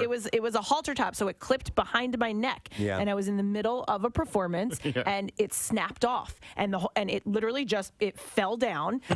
And I remember the move. I had to drop to the floor. Thank you, Kathy. Before we play our song from Froggy and officially welcome in Friday, I would like to thank our friends at Dunkin' and their local franchisees in the greater Philadelphia region for dropping off some donuts to us this morning. It's in conjunction with the fact that they are proud to bring to you the 15th annual 6ABC Dunkin' Thanksgiving Day Parade. yes. Next Thursday, and we, the Preston and Steve Show, are going to be on a float in this year's parade. How about that? Listen, it's something that's always like, oh, that'd be really cool to do that. Yeah. Just to be down close up to see the parade, the way they have the setup there. I always said that'd be fun to do that. So I'm super excited for this. Have you ever been on a float in a parade? Years ago, like a community thing, and yeah, I've always wanted to do this. I've never been on Not one. like this parade. Kathy, have you been on a float in a parade? I know you helped out with the Westchester parade last year. Oh, I'm hosting it again You're this hosting year. it again this year? With Okay. Adam Joseph. You were in a parade. Well, I was the Grand Marshal. So I rode in a car, but I've never been on a float. I'm looking forward to being on a float. This was my Little League team years ago. Okay. Yeah. But have you ever been on a float? I don't know. So with the Westchester Parade, we kind of sit in the hosting area. I was in a parade, but not on a float. Right. And I've marched in parades and marching band back in the day and stuff like that. But being on a float, waving, doing the whole thing, never done that before. It's going to be kind of cool. I'm really excited. So that is going to be on Thanksgiving Day. I can't wait to watch you guys. Casey and Nick have family stuff going on, so they'll be part of the viewing audience while we are on the parade float. It's literally the only parade that I ever watch. Like, Awesome. I'm not a Mother's Day guy. I definitely don't watch the New York City parade on Thanksgiving. This is the one that I watch every year because it symbolizes, and it has always symbolized to me and my family, that Santa's coming. Yes, and he's the big star of the event. So Dunkin' Parade is with 6ABC, the 15th annual, and it's on Thanksgiving Day, so we're excited about that. All right, let's bring in Friday.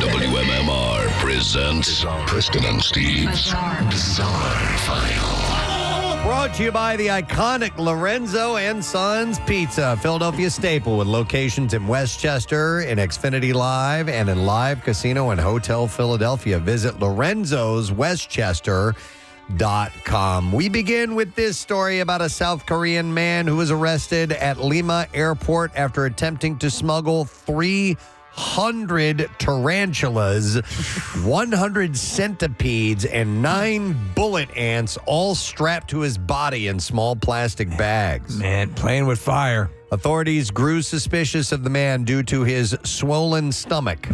They later discovered the creatures secured in Ziploc bags held by 2 girdles under his jumper. Experts warn the illegal trade is driven by obsessive collectors and pose a significant threat to tarantula populations, which reproduce slowly and are highly vulnerable to poaching and habitat destruction. So, and every time they do something like that, there's a percentage of everything they bring that dies. Yeah. All right. An American man, Stephen Lee Haynes, was arrested in Japan after allegedly using his fingernails to carve his family's name into a sacred wooden pillar at the Meiji Shrines at the Meiji Shrines Torii Gate in Tokyo. So he just carved his family name like Tony was here. Yeah, exactly. Yep. Surveillance footage reportedly captures Hayes defacing look what I did. The shrine on November 12th, shortly after arriving in the country with his family. He later admitted to the act, which authorities deemed an act of mischief, and he now faces up to 3 years in prison and about a $2,000 fine for vandalizing the historic site, a landmark dedicated to Emperor Meiji and Empress Shoken. Signs warning against damaging the gate have been erected at similar incidents at shrines. Vandalism have risen in Japan. You had another story where somebody was carving their name and was caught. They were streaming it, that they were carving their name into a. Do you remember this story? Might have been at the Coliseum, It might have been or at the somewhere in Coliseum. Pompeii or something like that. But yeah, no, don't do that. Don't do that. We don't care that you were there. Stop it. All right, how about this story? This is probably my favorite one of the day.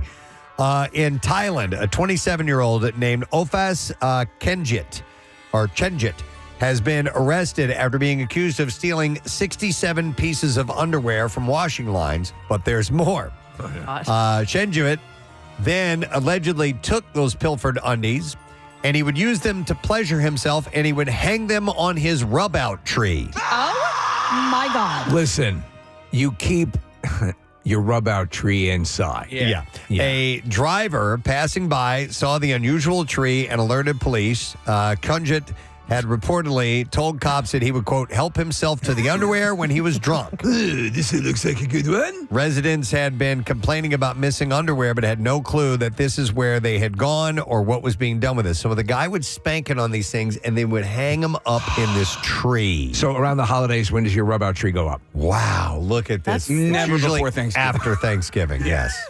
I mean, demented. this is a level of depravity that you're it's basically like displaying your rags. I think it's festive. You do? Okay, well, listen, it's all an eye to the beholder. Thank you. Someone gets it. Exactly.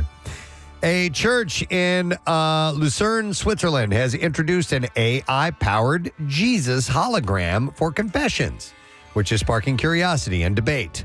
Known as the Deus in Machina, the installation at St. Peter's Church allows worshipers to interact with a digital face of Jesus, programmed to respond with insights drawn from the New Testament and other online resources. Hey, how you folks doing? I'm Jesus. One worshiper said, I was surprised. It felt easy, and though it's a machine, it gave me so much advice.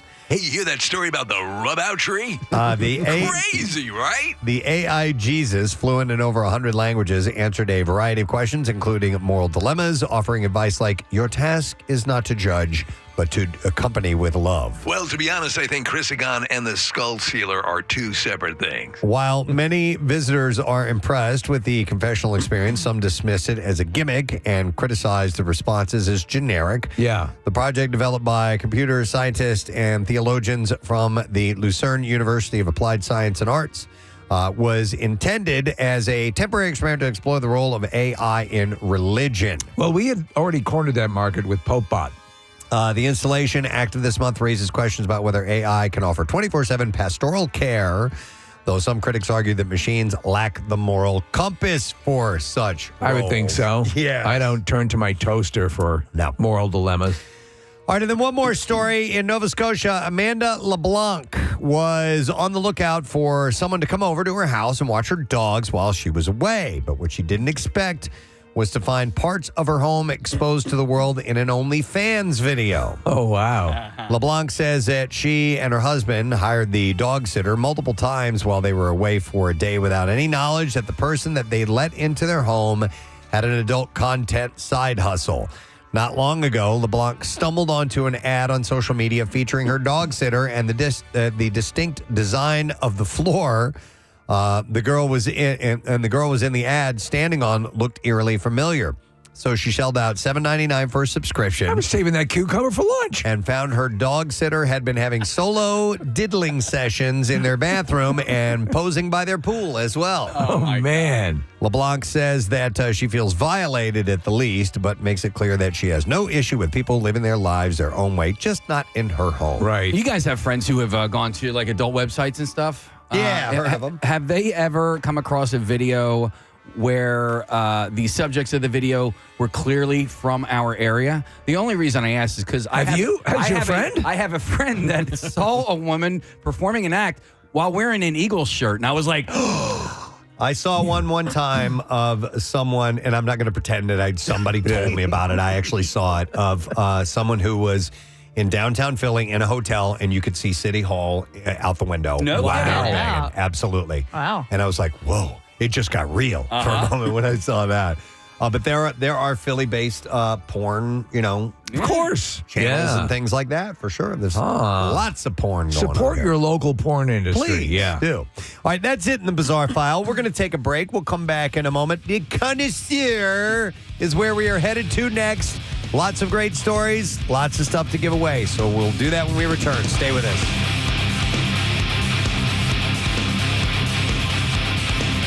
Preston and Steve. But if everyone gets their own meal, I'm not going to be like, Marissa, can I taste your vegan whatever you're eating? Literally, every meal we go to, everybody's sharing everything. Okay. No. I'm on board with that. I like If you've ordered an entree, I'm with Kathy 1,000%. All right, back to mental health. We took a little journey there for a moment. Am I being irritable or snapping at people? That's a question to ask yourself. Check. And Casey does, yes. Check. All right, this is a cool thing from the Just Saying Institute. Just saying. And this is about medical advancements, and this is encouraging. Now, there's going to be a long way to go, but German researchers have enabled mice that are paralyzed after spinal cord injuries to be able to walk again. I mean, oh my God. Reestablishing a neural link hitherto considered irreparable in mammals by using a designer protein injected into the brain. You know the ramifications of that? Yeah, it's going to destroy the mouse wheelchair industry.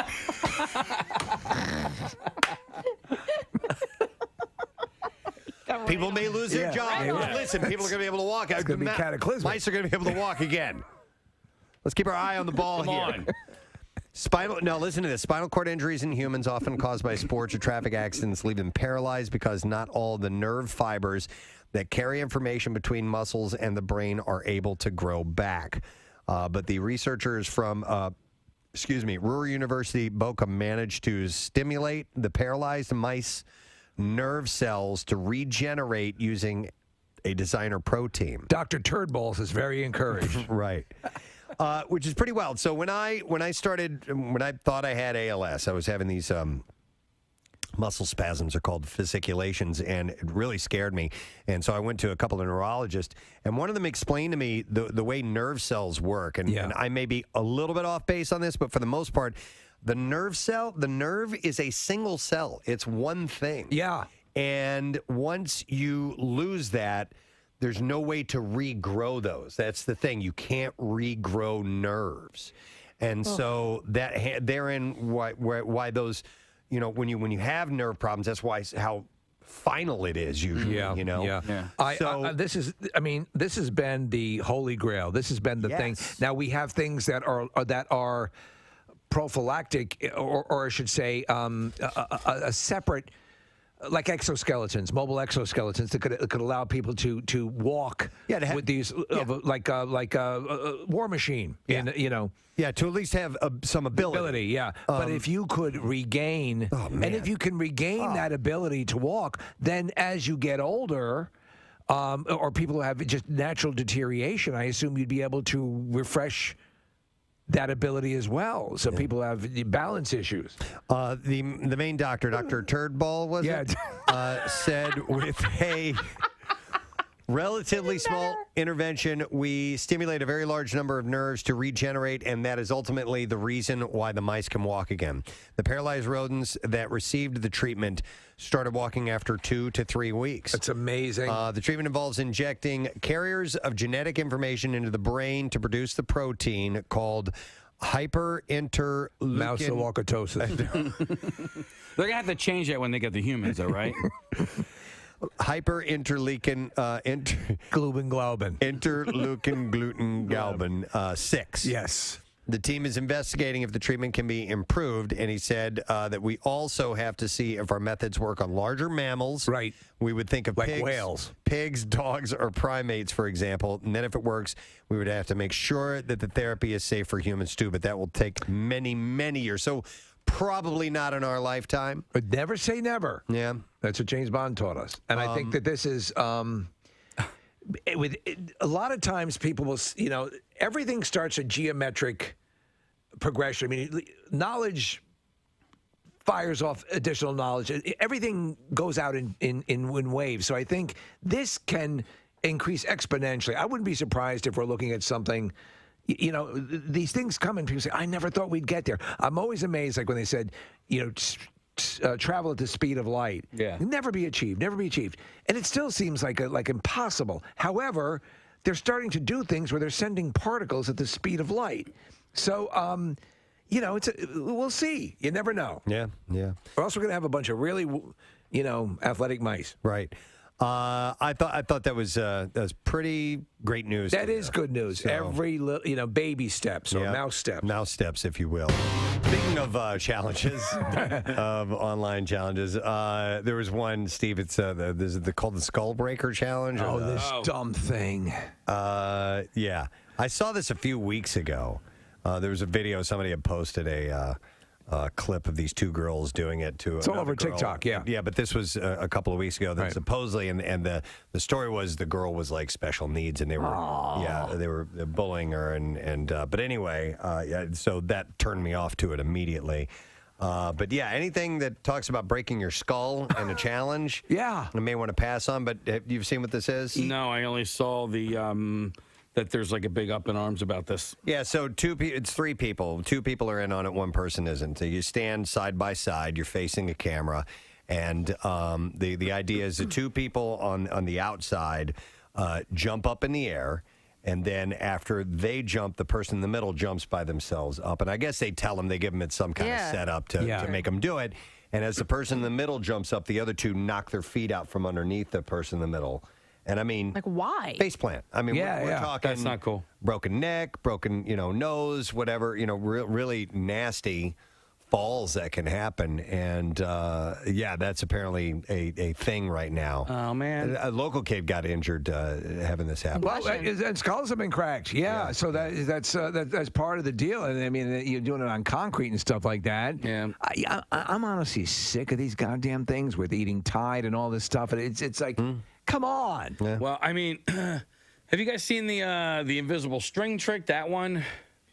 Describe it. All right. Okay. So I wasn't sure if you've seen it. No, or I have not. No, you take somebody, you sit them down in front of you, and you act like you have a string. Oh, I have seen it. Yep. Okay.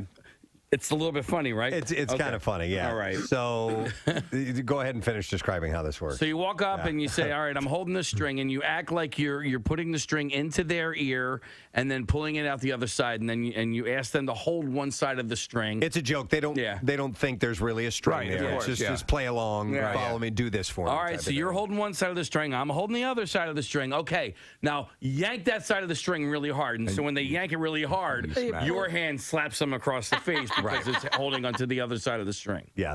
So it's similar to that is funny, but you're not gonna smash someone. There's one that involves also with the AFV has videos of it constantly with trying to catch the dollar or the card against the wall with their forehead. You've seen that? Yes. My son tried to do the string one to me. Right. And I go, I've already seen it. And then he's like, no, you got to do it. I go, but I've seen it. Yeah. And then it's so bad for you to do it. Oh, so guess what he did? He just slapped me across the face. Why not just cut out the whole act? Just and do punch that him in the face. Or, hey, you want to see something? Whap. I've tied an invisible string to the end of this baseball bat, and I'm going to put it through your ear. So yank on it hard. I saw this other one. A mother's been filmed letting her teenage son slap her breasts to the tune of a song as part of a TikTok challenge. What? Uh-huh. No. No. Aiden Ridings, who is 17, filmed the video and uploaded it last week in a strange attempt to gain more followers. The 8-second video starts with the two standing opposite each other as the 2008 hit Undercover Martin by Two Door Cinema Club plays.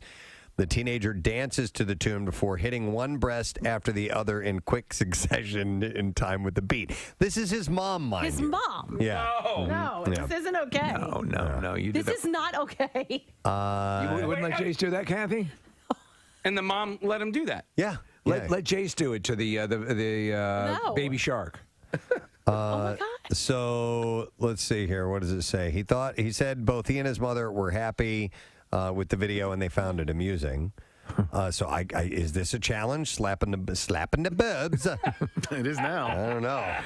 We should create listen, I think there's no challenge you could create on social media, especially on TikTok, that somebody would not try to emulate. No matter how patently, obviously, harmful. Dangerous and harmful. Ace, what about the one that I've been sending you that I want to do with you? The I want to do light that one. switch. The switch one, yeah. I hit the switch. It's some song. I don't know what it is. Or I hit the light switch or something like that. And it's just people swapping. So it's two people in the video. The song says hit the switch or I hit the switch. It goes to black for a second and comes back. And then the two people have basically reversed roles. So like people are changing clothes.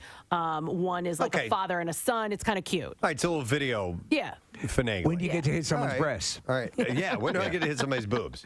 What is this? I've never heard the song This is before. the song. So, all right. This is the hit your mom's boobs song. I guess it happens right here. Oh, whap whap. Yeah, that's you can also finger your grandmother. Oh my God, Steve! I don't. Yeah, that's another riff. not. You guys have not seen that? Nope. Oh. Not once. Yeah. It's very funny. That's on TikTok? Yeah, TikTok. And I even gave him a kiss on the cheek. We should go home. Peeper. It's called the finger gum gum show. Yeah, finger gum. There's gum on my finger. Gum on my finger. Oh, my God. Wow. Queen Elizabeth has a reputation for being a bit staid, but the 94-year-old is quite different behind the scenes, according to her biographer. I'm working as an escort. Sally Bedell Smith, author of Elizabeth the Queen, The Life of a Modern Monarch. So how does she let her hair down? Well, Smith tells people that she spoke to an insider at her estate in Norfolk, Sandringham, who said you can hear her laugh throughout that big house. She has a big laugh. Really? So apparently she's cackling and giggling down the hallways all the time.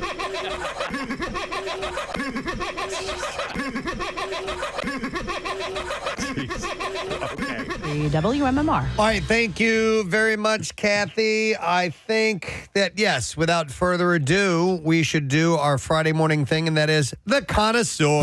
It's time for the Connoisseur. He gets all the best tables, knows all the best food, and now he's going to impart some of that to you. Yes. And he's got a bill. I got my bill. So we'll get to all the orders, and we'll share this morning. Obviously, we are right on the edge of my absolute favorite holiday of the year, Thanksgiving, and it's because of the meal. That's why I love Thanksgiving so much. I'm already in a hankering state. Yeah, because I do love it, and and Claire makes a really great meal. Yeah. And I love it. So I have an issue with my back lower molar, and it is affecting my ability to enjoy food. Really? Yeah. I at the dentist? No. Yeah. So I have a dentist appointment, but it's for a cleaning next week, and I'm like, you know what? I think I need to call them because it will literally ruin my Thanksgiving meal. Well, what is it? Is it a cavity? Is it So already? a filling fell out, so there's a hole in my tooth. Oh, there you go. I know. A meat tooth. Yeah. So and I found over the last couple of weeks that I am a predominantly chew on my right side of my mouth or left side of my mouth guy. Oh, yeah. okay. Well, yeah, you need to call before because they'll just do the cleaning. I They know. won't. So tell them you need a cleaning and a repair. a Yeah, you repair, can't whip that on them last minute. I know. If you want, I can take a look at it. I have been meaning to call them all week long, and I'm like, and like literally after our conference call last night, I was like, God damn it, I forgot to call the dentist today. Like, Set a reminder. Right? Well, yeah, I don't. Steve, I got a case. If you want to have Steve take a look, I got a back scratcher, Yeah. and a pair of scissors here, and you could probably do something with those. You got anything over there? Eye drops. Eye drops. Okay, all right. I got a penis whistle. All right. I got a highlighter. You can do it. We could get this done. Do an extraction. Let's do it now. I got Can some you feel sunscreen. the hole? Oh yeah, yeah. There's a Can cookie. I see it? I want to see it. Isn't that a Motley Crue album? Feel the hole. Can you come over here? I just want to see it. Well, there's food in there right now. There's cookie in there right now. Now food. Yeah. Onto this. There's cookie. I'm sorry. I have cookie in the hole of my tooth right now. I was telling my wife last night that I actually am like, it's weird because I hate it, but at the same time, I get so much satisfaction out of picking food out of it. I want to die and go home. Wait, die and then go home, or go home and then die? Home to Jesus. Okay. Get back to Thanksgiving, please. Okay, I have the floor now. So every year since 1981, Sometimes you just step back. the Butterball Turkey Line is staffed with 50-plus experts on hand to answer questions and advise Americans on how to nail the perfect bird. That sounds like a dental problem. So you can call 1-800-BUTTERBALL, and they've heard it all. So these are the most popular and the most common questions It's from the Butterballers that they get asked when on Thanksgiving Day. They are there to help you in your turkey emergency. That when that panic sets in, like a first time you're cooking a meal for the family. Yeah, so here are the questions. Number one, the most popular question they ask is, how do you thaw a turkey? Like, what's the best way to thaw it? Take it out the morning of. Right, exactly. Yeah. So, yeah, you need to start way before. What is the time conversion per pound? For thawing? Yeah. Oh, I don't know. Thawing a frozen turkey takes a long time. The best way to do it, though, is in the refrigerator over the course of a week. Over a week. So you got to plan ahead of time. I've tried to do it like I remember in years past. I know that defrosting in the fridge is the safest way to do it. And I did it like 48 hours, and that wasn't enough time. I still had a frozen bird. It sucked. Really? Wow. Fortunately, I took it out and I did it the fast way. I threw it in the sink and ran water over it, which is not a good way to do it. So in a pinch, I guess that can work. But the best way to do it a week ahead of time. So you need to be thinking about this, putting the bird in the fridge this weekend. Here is the conversion for you. I did not know they had this. So you can thaw 1 day for every 4 pounds. 1 day for every 4 pounds. And then once it is thawed, you have up to 4 days to cook it. So okay, so we're going to do 10 days then because we have a 40. No, okay. A week in advance should get it done, and it should still be safe. So that is the best way to do it. Now you need a lot of space in your fridge though for it. Let me ask you, Preston, because you and I get our turkeys from the same place. Yep, we get them fresh. All right. Do you think they're alive right now? Oh, that's a good question. I don't know, Kay. I'm sure they're probably crying. I don't know I don't know if fresh turkeys are fresh in that they have they've killed them, frozen them, and then they thaw them out for you and you get them, or they kill them and they just refrigerate the That's probably carcass. what's happening. That's a good question. My guess is to accommodate the amount of requests they're getting that they can't be, so case they'd be alive now, I would think. Maybe they start slaughtering over the weekend. I shared with this with you guys last year, but I go to Virginia for Thanksgiving, see my brother and sister-in-law and the family, and this place is Strangle called Farms. Yeah, Kelly Turkeys, Strangle Farms. Strangle Farms. Yep, my brother's going there this weekend. We do the humane way. We strangle them. They pull out the turkey, they strangle it, they put it in the back of the truck or There whatever. you go, sir, freshly strangled. I am not kidding, and I'm not exaggerating. By far, best Thanksgiving turkey I've ever had in my life. Let me clarify. Really? They don't strangle the turkeys. We said that as a joke. But don't you have the option to slaughter your own? You can if you choose to. You can take them home live. My brother does not want to do that. But You could have them sit in the front seat of the car while you put a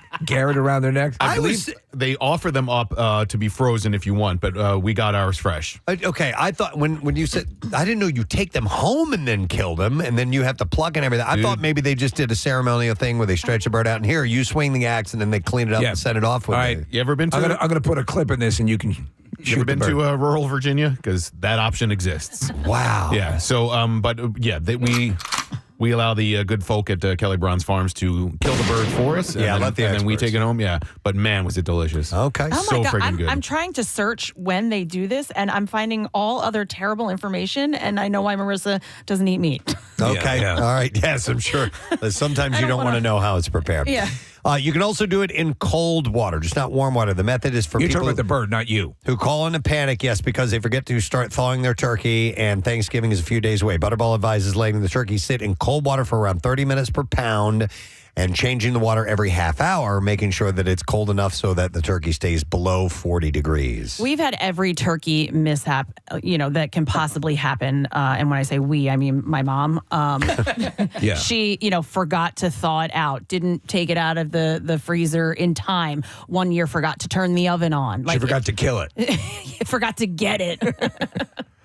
So how to tell if your turkey is done is the other big question. Undercooked. We did undercooked. Undercooked. Oh, boy. The answer is with a meat thermometer. And your best friend on Thanksgiving Day is that thermometer. While 165 degrees is technically food safe, ideally, we want the breast to reach 170 degrees and the thigh to reach 180 degrees. I'll tell you what, man, that is, again, having had food poisoning twice, the first being from undercooked chicken, cook the hell out of it. If you have a stuffed turkey, the stuffing needs to hit 165 degrees. And then the other question, the third most popular question on the Butterball hotline is how to cook a turkey in general. So there are all kinds of ways to do it, from frying and smoking, but Butterball's experts have found the best way is open roasting pan. And here's the formula: 325 degrees, and the time depends on the size of the turkey. So the guideline is 15 to 20 minutes per pound at 325 degrees. That's There you kind of go. the standard. Kind of So that's standard. pretty easy. So there's And then you can add whatever you want, or all those little secrets, right? Yeah, exactly. Seasoning and stuff like that, and cooking the bird upside down, putting bacon on it. My There's mom all does kinds- bacon, yeah. She does the bacon? Okay, yeah. Preston, you were the one who taught me how to cut the breast off of the turkey first before slicing it. And my Correct. father-in-law, when he saw me doing that, was just blown away. Was he mortified, or no, did he like it? had Okay. never seen anything like that before. Yeah. Wait, what is it? So you take the entire breast off of the turkey. You cut down the breastbone and then around the side, and you take off, Kathy, it's a big hunk of meat. And the reason you want to do that is because the only way to slice the turkey meat while it's still on the bird is this cross length, and you're not going against the grain, you're going with the grain when you do that. And so the eating experience is it's not as tender. Oh. So when you take the bird off and you lay out this long breast like this, then you cut crosswise like this. It And also presents nicer, too. it does present a lot nicer. Your too. father-in-law was blown away by that? He really was, man. When I found out you didn't know there were flying squirrels in the Poconos, I questioned whether you were the man for my little girl. But once you cut that turkey, consider me sold. I texted my brother about whether or not they picked up the turkey from Strangle Farms from Kelly Brown's yet this weekend. He says not yet. They are being, quote, processed this weekend, but they're never frozen, so they're fresh when they pick them up. And last year, I assume they kind of lull them into a state of depression where they're at least embracing the notion of passing on. yeah, probably. But last year they actually got a bonus turkey because they had one just kind of extra that they tossed in the back of the truck. Oh, wow. What? So we're watching expert turkey carver Paul Kelly. Oh, I know Paul Kelly. Do you know him? Yeah, from YouTube videos. Honestly, it's one of the first ones that pops up. Has he ever worked for Strangle Farms? I don't think so. Okay. He's way too expensive for Strangle Farms. So we're watching the video, Kathy. This is him showing the this cutting is it? the whole breast off technique. Yeah, Okay. and it's and then you'll see how he slices it. I think you will in this video. He's gonna. He's putting taking his off the private parts in that wings and legs, and now he's banging it. But you got to properly bang the turkey. But anyhow, it's definitely a better way to go. So Maybe I'll try that. one other quick I won't. Thanksgiving story, and then we'll play a clip. A recent survey of takes a look at America's preferences for Thanksgiving side dishes, revealed both the most disliked and favorite ones. But I only have the list of the least favorite sides for Thanksgiving. Anybody have a least favorite God. side? One that they would probably not touch if you went over to somebody's, to a family member's house and they had the whole Cranberry thing laid out. Cranberry, says Casey. You know what? While I do like cranberry, it's probably my last choice. I might pass on the cranberry. There's two. I don't have to have it. The string bean casserole, I'm not a fan of. Green bean casserole, right? And yams or sweet potato. Okay. Yeah, anything that has the word casserole in it. Okay. How about you, Nick? Yeah, string beans, I think, or green beans. I'm not a huge But fan. if they were just like steamed, I would be fine with them. Yeah, but, okay, I'm fine with them. Not on Thanksgiving, man. Like that green stuff, get that off my plate. I don't like the waxiness of string beans. Yeah, I just don't like green. I don't know. Like we never had green beans. It was always peas and corn. Squirrel. Okay. And squirrel. Okay.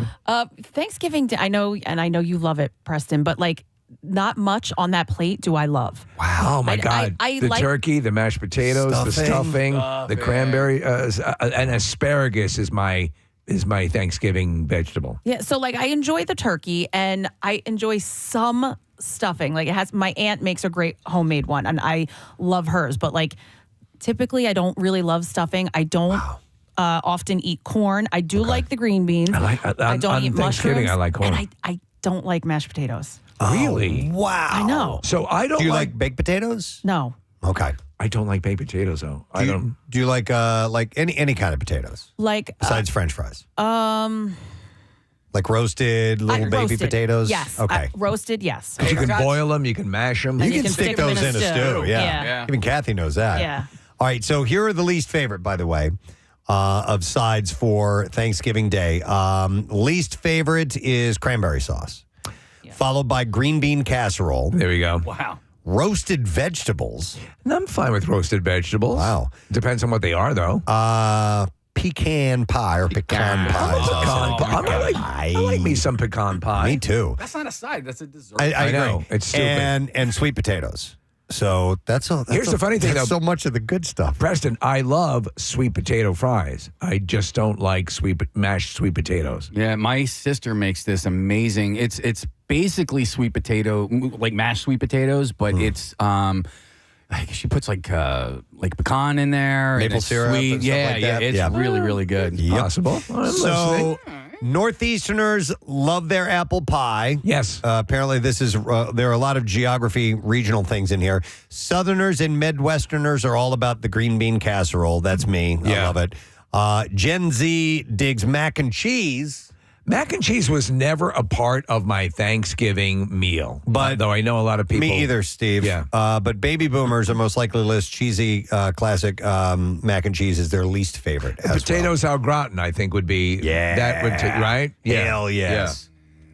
You don't like potatoes au gratin with all that cheese? Yeah, it's so good. Wow. Put a little onion in there. Yeah. Breadcrumbs. Casey, now, I like it a little overcooked. I like it. Yeah. Yeah. A little Right? crusty on top. Yeah. Calm down. I've only had like store-bought like boxed potatoes au gratin, like for the stuffers Oh, well, that's or whatever. why. Yeah. That's why. I will try I'll make you yours. some. Okay. I'll make you some. All right, we got to play a clip, and guess what? These are. Oh, never mind. We're going to play a clip. Here we go. Just play it. It's ready to go. All right, here we go. Eat all of your stew, children. Growing body needs nutrition and discipline. Well, if it's so nutritious, how come I don't see you eating it? All right, 215-263 WMMR. Call if you know. Order up. So Philadelphia has another big win on its hands after Open Table listed one of the city's spots in their annual list of top 100 restaurants. Saloon Restaurant in Philadelphia's Bella Vista neighborhood was listed as one of Open Table's top 100 restaurants of 2024 in the entire country. Nice. I would hope that we have a number of restaurants in this top 100 list, right? Well, there were only. Is it the only one? There were only 2 in the entire state that were listed. This list can suck it. Saloon Restaurant in Philly and Morsilla in Pittsburgh. We should have more than that, Marissa, right?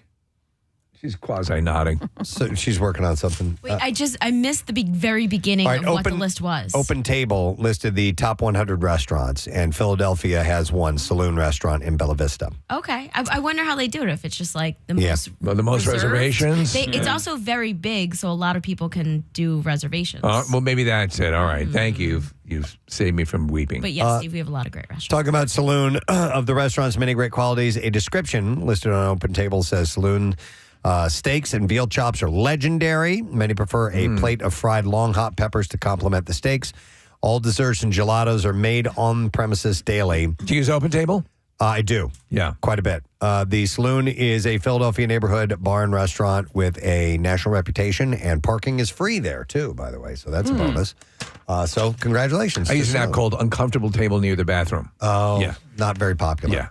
All right, we'll see if you know what movie this clip is from. Eat all of your stew, children. Growing body needs nutrition and discipline. Well, if it's so nutritious, how come I don't see you eating it? All right, we're going to go to Mikagelli on line 7 here. Hi, I assume your name is Michelle? It is Michelle. Hi, Michelle. All right, do you know what movie that is from? The Problem Child. That is correct. The child is a problem, but you keep him bending through. And here's what we have for I didn't you. mean to hit that button. That's Sorry okay. about that. What we have for you is a 4-pack of tickets for Yuletide Liberty Hill. It's this week's big friggin' deal, by the way. It's located in Lafayette Hill. Yuletide Liberty Hill is the region's ultimate Christmas village, featuring rides, boutique shopping, ice skating, live music, craft drinks, and food. And there is so much more. And you can get this exclusive offer while supplies last at WMMR.com/deal. I'm going next week. Can't wait. And that's a really good deal It that they're is. offering. Okay. So if you want to go to this, you're thinking about it, that's a great deal. Time for a new clip. Here we go. What are you drinking? Cranberry juice. Yep. All right, 215-263-WMMR. Call now. We'll get another story. Oh, wait. I didn't write it down. Hang on one second. Time for the fast food roundup. Sorry about that. I meant to move to the fast food roundup now because I have a number of fast food stories that I want to get to, and I'm going to knock them all out. But how about this? Roy Rogers Restaurants has confirmed the lease of a new outlet in Cherry Hill, New Jersey, marking a significant return to the southern New Jersey and Philadelphia markets after several decades. So I was a Roy's fan. I was a Roy's and Arby's fan, but I probably parted ways. I tended to prefer Arby's roast beef. Me too. But I love Roy's burgers. Okay. What about Roy's fried chicken? I was a big I don't fan know of if I that. remember having that. There was a Roy's on yeah. the corner of Route 30 and 252 in Paoli, and Steve, that was like a standard for us growing up. Yeah, we went to Roy's a lot. We used to go to Arthur Treacher's, which was the fish and chips, but Sure. not for the fish and chips. Their chicken. Their fried chicken. Yeah, it was awesome. So the opening is scheduled for next year, and it will be the only burger drive-through on Haddonfield Road. The upcoming 3,300-foot location will be situated among 3 million feet of premium retail square feet retail space that will cater to surrounding mixed-use communities, neighborhoods, businesses, and schools. Redesigned storefront will showcase Roy Rogers' distinctive wood and black iron decor, reflecting a clean and natural aesthetic. They will have the modern technology. Will they have the Fixins bar? Like electronic, I'm going to get to that. Right. Electronic menu boards, ordering kiosks, and drive-through menu boards. Their signature beef burgers and chicken will be available, and the Fixins bar as well. Love it. This customization option will be available for dine-in, drive-through, pickup, or delivery. You know, their fries are pretty good, too. Are they? Yeah. They're a little bit thicker, it looks like. Yeah, they're on the way to being steak fries. Also in the world of fast food, for a limited time starting on December 3rd, the McRib sandwich is making a return to McDonald's menus nationwide. But unlike previous returns of the popular sandwich, this time half-gallon jugs of McRib sauce will be available for purchase. Is that with each McRib? You can order them at wholelotofmcribsauce.com. Half-gallon. The sandwich, first introduced in 1981, has become a cultural phenomenon with periodic limited-time appearance since being removed as a permanent menu item in 2005. I could see turning that into a cocktail, the McRib sauce. This year, they're embracing the sandwich's legendary status with a special holiday-themed campaign, including a dedicated song as well, which I did not know. Are you a fan? I was until I cooked them when I worked at McDonald's, and I saw what they look like before you put them on the grill. What is the McRib made of? It looks like a shingle. It looks like a roof shingle with 3 protruding ridges. It's meat assembled.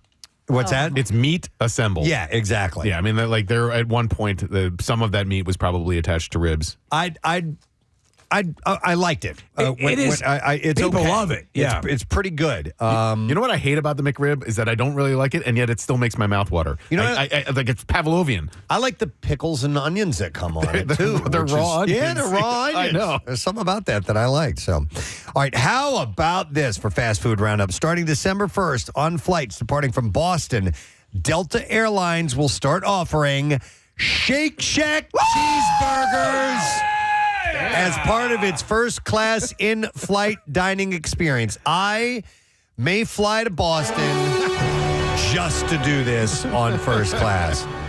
The offering will expand to other U.S. markets in 2025 and will only be available on routes over 900 miles, though.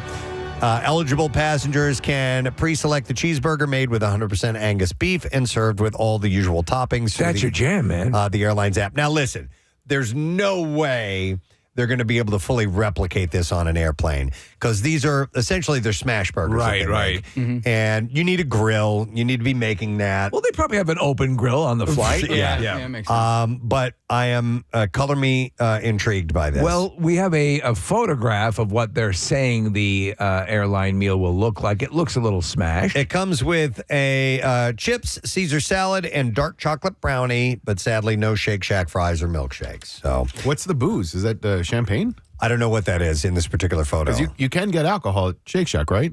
Yes. Yeah, you I can. believe so, yeah. Maybe that's Shake Pain. I never have drank there, but yeah, I'm pretty sure you're right that they do have beer there, Nick.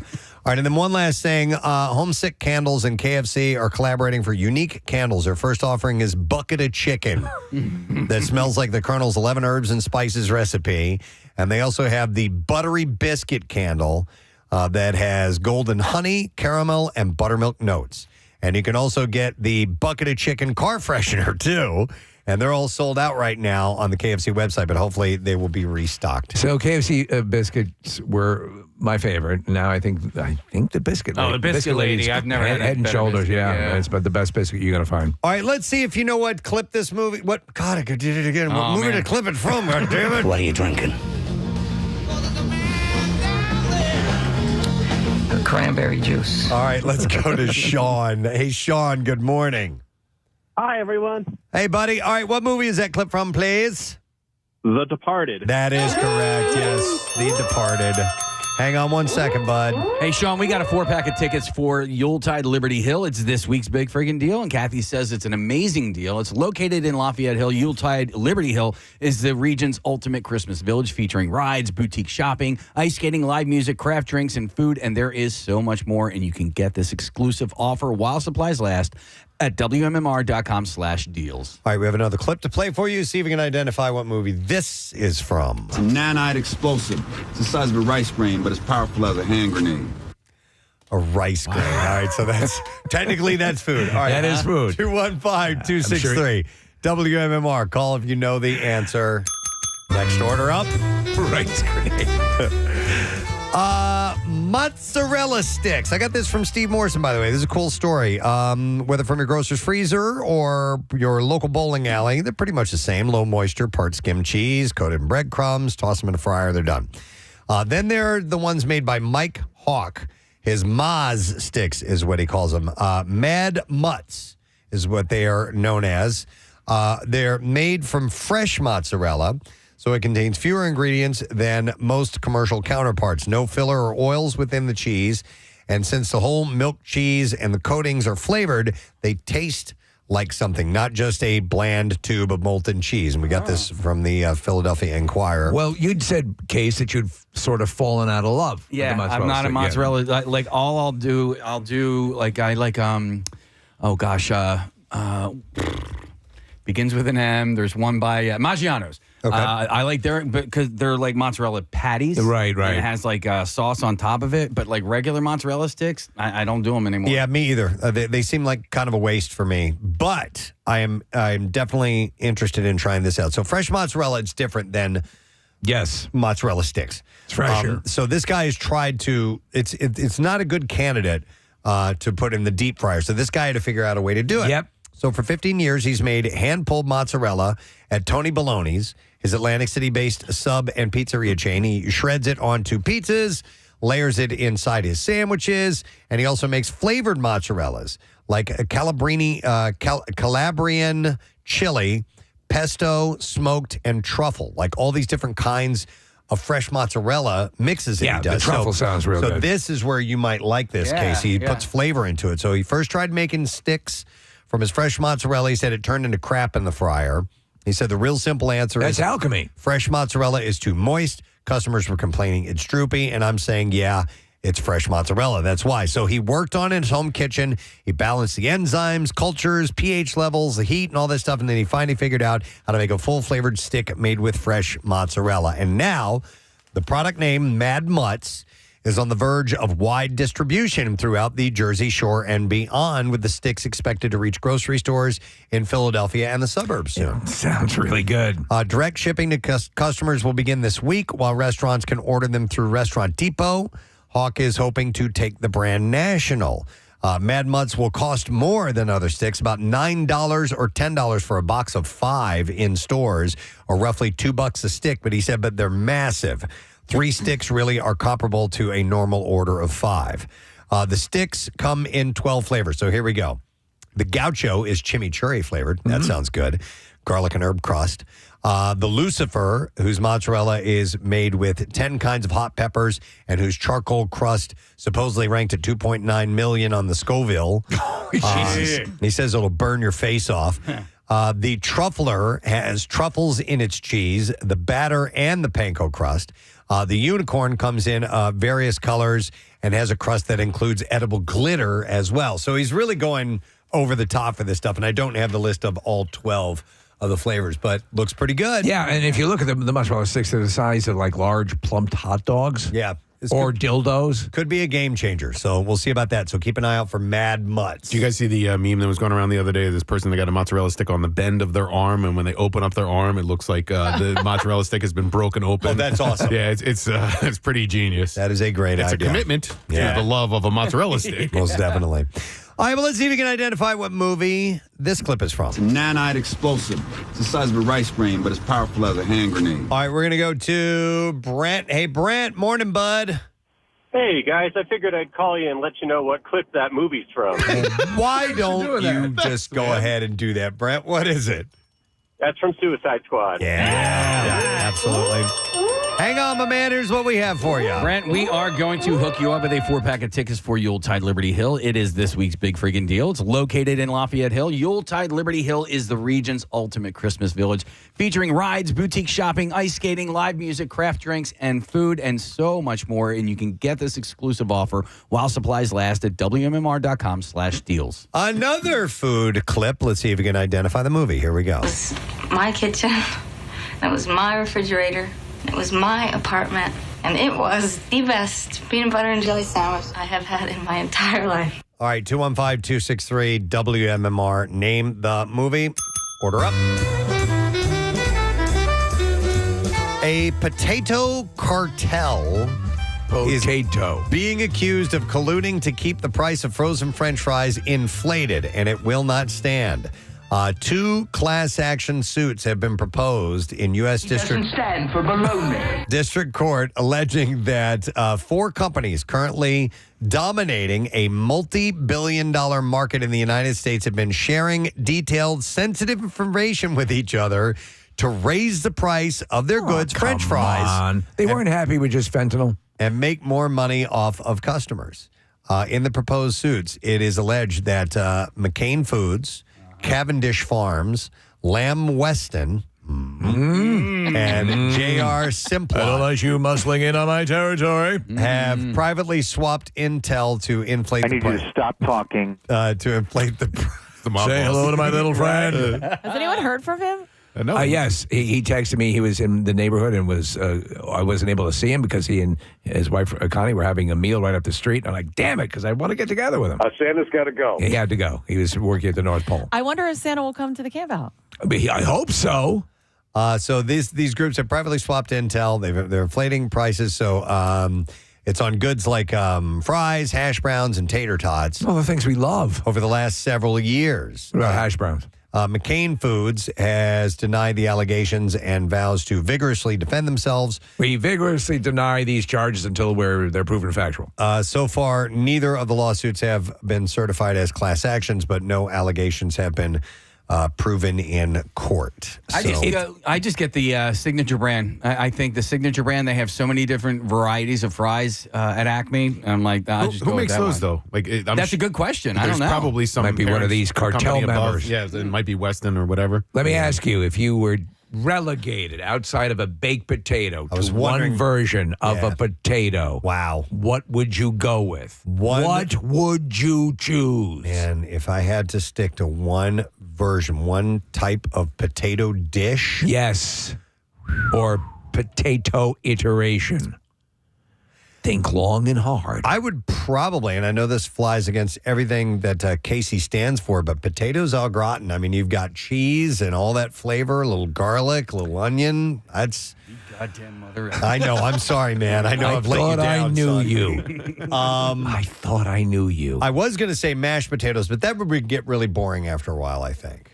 I don't know. Nick, how about you? French fries. Well, you introduced me to like a potato bomb a few years ago on the grill, and so like chopping them up, putting them in tinfoil, a ton of butter, and then I do a whole bunch of vegetables in there. So like I like grilling potatoes that style, garlic, salt, fresh tomatoes, fresh peppers. To me, like barbecue in the summer and that alongside of it, I'll be happy every time. I'm going to say this now, and it may change, but I believe steak fries. Okay. Really? I love steak fries. Big, thick steak fries. Yeah. Do you need some sort of dipping sauce?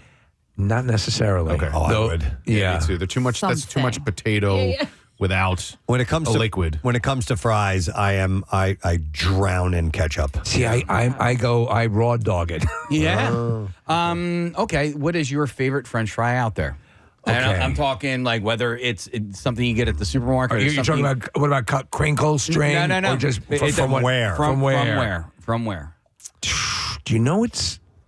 You know it's at the kind of at the top of my list right now. Yeah. I'm gonna say it. The fries that are hand cut from the couch tomato in Manio. Okay. Wow, they do fries? They do fries. I didn't know that. I might have to go with Shake Shack. They're crinkle fries, and they're crispy every time. I love them. Okay. I'm also a big fan of the waffle fries at Chick-fil-A. Yeah. Those are good too. Yeah. And you would think, you'd look at it and you go, that looks like a lattice. Why would I be interested in that kind of design on my potato? And then you have it and you say, where have you been all my life? Five Guys is a very, very close second to me. Five Guys is good too. It's really, really consistent. But my number one is Nifty 50s. Pistol Pete spicy cheese fry. Okay. I haven't had those in forever. All right, you're talking about like specialty fries and stuff like that. I'm just saying, you know what mine is. Sexy fries. Sexy fries at Butcher and Barkeep in Harleysville. Forgot without about question. Yeah. So I just thought you meant anal fries. Anal fries. No. I thought you meant just fries alone. So, okay. Where'd you get that fry? That's Edelweiss, guys. Not anal fries. You're mispronouncing it. Anal fries. Anal fries. You know how it goes. May I have my first sip of champagne? No. Can I have some anal fries? Yeah. Yes. Of course. Meet me in the closet. All right. Listen, we gotta move on. We need to get a winner here. Let's see if we can identify what We just totally we sang a song ruined. called Anal Fries to the tune of Edelweiss. Yeah. Which, by the way, was a song created for The Sound of Music. It's not a Edelweiss? It was not a pre-existing song. I would imagine all those songs were created for when he that sings movie. it, you think he's singing some revered Austrian song, but it's made for the movie. Movies lie. All right, let's see if you know what movie this is from. It was my kitchen. It was my refrigerator. It was my apartment. And it was the best peanut butter and jelly sandwich I have had in my entire life. All right, we will go to Brian to try to get an answer. Hey, Brian, good morning, bud. Good morning. How you doing? Is it St. Elmo's Fire? It indeed is, Brian. That means you win, buddy. Here's what we have for you. All right, we only have one pair of these, and Brian, you have won it. It is a pair of tickets as MMR Rocks Matt Rife Stay Golden Tour. It's going to be on Saturday, November 29th, 2025. And it's going to be at the Wells Fargo Center. And tickets go on sale for that show today at noon via Ticketmaster. And you can go to WMMR.com for another chance to win tickets. Listen, I know it's 9 o'clock and we got Jeff who's going to come into our studio, but we can't not play. We have to. We got to play one more clip. And then I'll do a super quick story. So this is our last clip. Let's see if you can identify what this is from. They thought they were getting arrested for shoplifting a can of tuna. All right. You guys understand the theme, right? Yes. Okay. 215-263-WMMR. Let's see if you know what it's from. I don't understand the theme. It's all non-perishable food items. Oh, look camp at out. you. The camp out. No, all non-perishable. Yeah, this is Marissa. She's adorable. Brilliant. Oh, nice, Marissa. All right. Like a rice bomb. One last story. All right, let's go with this one. Cake Life Bake Shop co-owner Lily Fisher won yet another TV baking competition, and it's her third in 13 years. And she's local, yes? Yeah, this is what I said. Maybe I didn't say that. Cake Life Bake Shop is local. Fisher appears on the first episode of Hulu's new Cookie Cupcake Cake series. The show's format is comparable to Chopped. 4-contestant, 3-challenge face-off featuring cookies, cupcakes, and cake. Though Fisher has won episodes of Cupcake Wars and Winner Cake All. Wow. This was her first winning a competition solo, and she had left teaching to go to pastry school at the Art Institute of Philadelphia initially, and then her business partner, Nima Adamiada, opened Cake Life in Fishtown in 2016. And she's like become the cake baker to the stars, right? She did a birthday cake for Beyonce. Okay. Yeah. So, she and her co-contestants had to channel beach day vibes, making luau-themed cookies, tropical drink-flavored cupcakes, and a show-stopping display cake as well. And she whipped up a pineapple, palm tree, and spam musubi-shaped ice cookies. Lime in the coconut cupcakes filled with lime curd and edge and toasted coconuts. That's a lot. And a 2-tier chocolate cake with vanilla bean, mascarpone, and a raspberry syrup soak decorated with Isomalt waves and a surfboard. You know, I don't know what half if this you stuff can't is. even say it. Did I hear correctly that one of the things included spam? Yes, because that is a Hawaiian, obviously a Hawaiian delicacy. Wow. Fisher deployed personal touches to play to judges Buddy Velastro, who was in our studio, and Cake Boss, and Samantha Senavarante, and her lime in the coconut cupcake. She handmade tiki-style drink umbrellas using edible wafer paper, while her chocolate cake was inspired by one that her mom used to make when Fisher was growing up in Chestnut Hill. I need to recommend a cake that it's a pre-bought cake mix. I got it at the Acme, but cinnamon toast crunch cake, guys. Holy moly! Cinnamon toast crunch cake. Yeah. Interesting. Yeah, I think it might be like a Betty Crocker. Or, is it authorized? Is it? Yeah, it's authorized. Okay. Yeah, but it's really, really I don't want good. no scrubs. So this Preston, sorry. Yeah, I was just going to say this is great news for a local chef and restaurateur. So It's great. Lily won her third, which is awesome. What was the name of the show? It is called, the one she just recently won on was called Cookie Cupcake Cake. And that's on Hulu. Okay. So she won that one. Okay. So congratulations. Good for you. She going to be ending up on someone's show that we know? No. I had somebody on, a woman named Vina Cromwell, and she was also on one of these shows. I was trying to look up to see if it was the same show, but I don't think it was. All right. Let's see if we can identify this movie. Here we go. They thought they were getting arrested for shoplifting a can of tuna. All right, we're gonna go to Bill. Hey, Bill, good morning. Good morning. All right, buddy, what movie? My Cousin Vinny. Yeah. Hang on a second here, bud. Got this prize for you. You have won a 4-pack of tickets for Yuletide Liberty Hill. It's this week's big friggin' deal. Located in Lafayette Hill, Yuletide Liberty Hill is the region's ultimate Christmas village, featuring rides, boutique shopping, ice skating, live music, craft drinks, food, and so much more. And you can get this exclusive offer while supplies last at WMMR.com/deals. Thank you to Marissa for our themed movie clips, and thank you for enjoying another round of the Connoisseur, a Friday tradition that we do here on the Preston and Steve Show. With that, we are going to take a break. When we return, we have Geoffrey Asmus, who is going to be performing at a Helium Comedy Club this week. Nice. Popping in for a little chat. So we'll do that when we get back. Make sure you stay with us. Not gone long. Preston and Steve. That is a big laugh for the Queen. All over the house.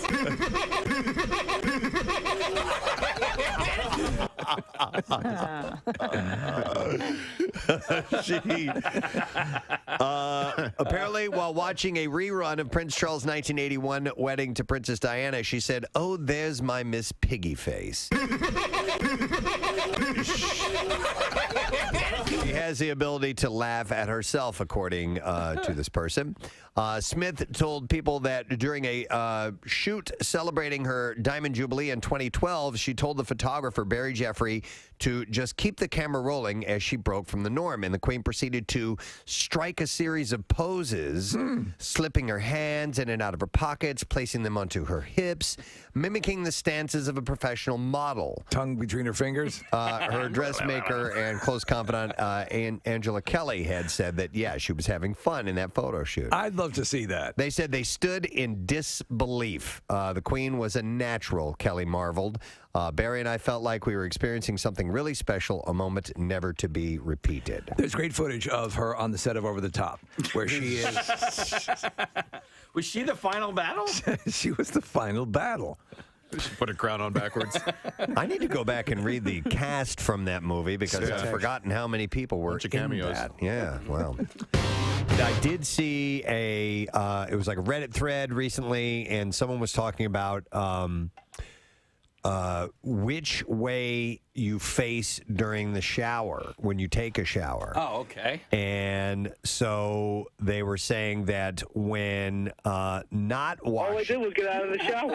not washing their hair, they face forward. When they are washing their hair, they face with the shower to the back. And I assume this is a woman who may not wash her hair every day. She has long hair, so some women don't. My hair's moderate length. But I didn't know. I'm spinning around constantly in the shower. You're doing like spins? I face towards, I turn back, I have One forward, Direction. I turn back. You do One Direction. And I this performed. is my first I've ever heard of somebody facing one way in the shower. I perform songs from One Direction too. No, so actually, it's actually just because of the construction of the shower. So my bath, I have my own bathroom. When we bought the house, it was more like there was a tub with a. With a curtain that went across, and it was so. My brother-in-law built a shower stall, a walk-in shower, right? So, but it's shallow. So, if I were to stand, my shoulders might be touching both sides. So I turn to the side, and I have the shower. Oh, okay. So I'm facing the glass. I'm facing the wall. I'm facing the four cats looking at me naked. but let me ask you this: when you get out of the shower, do you immediately wrap yourself in a towel?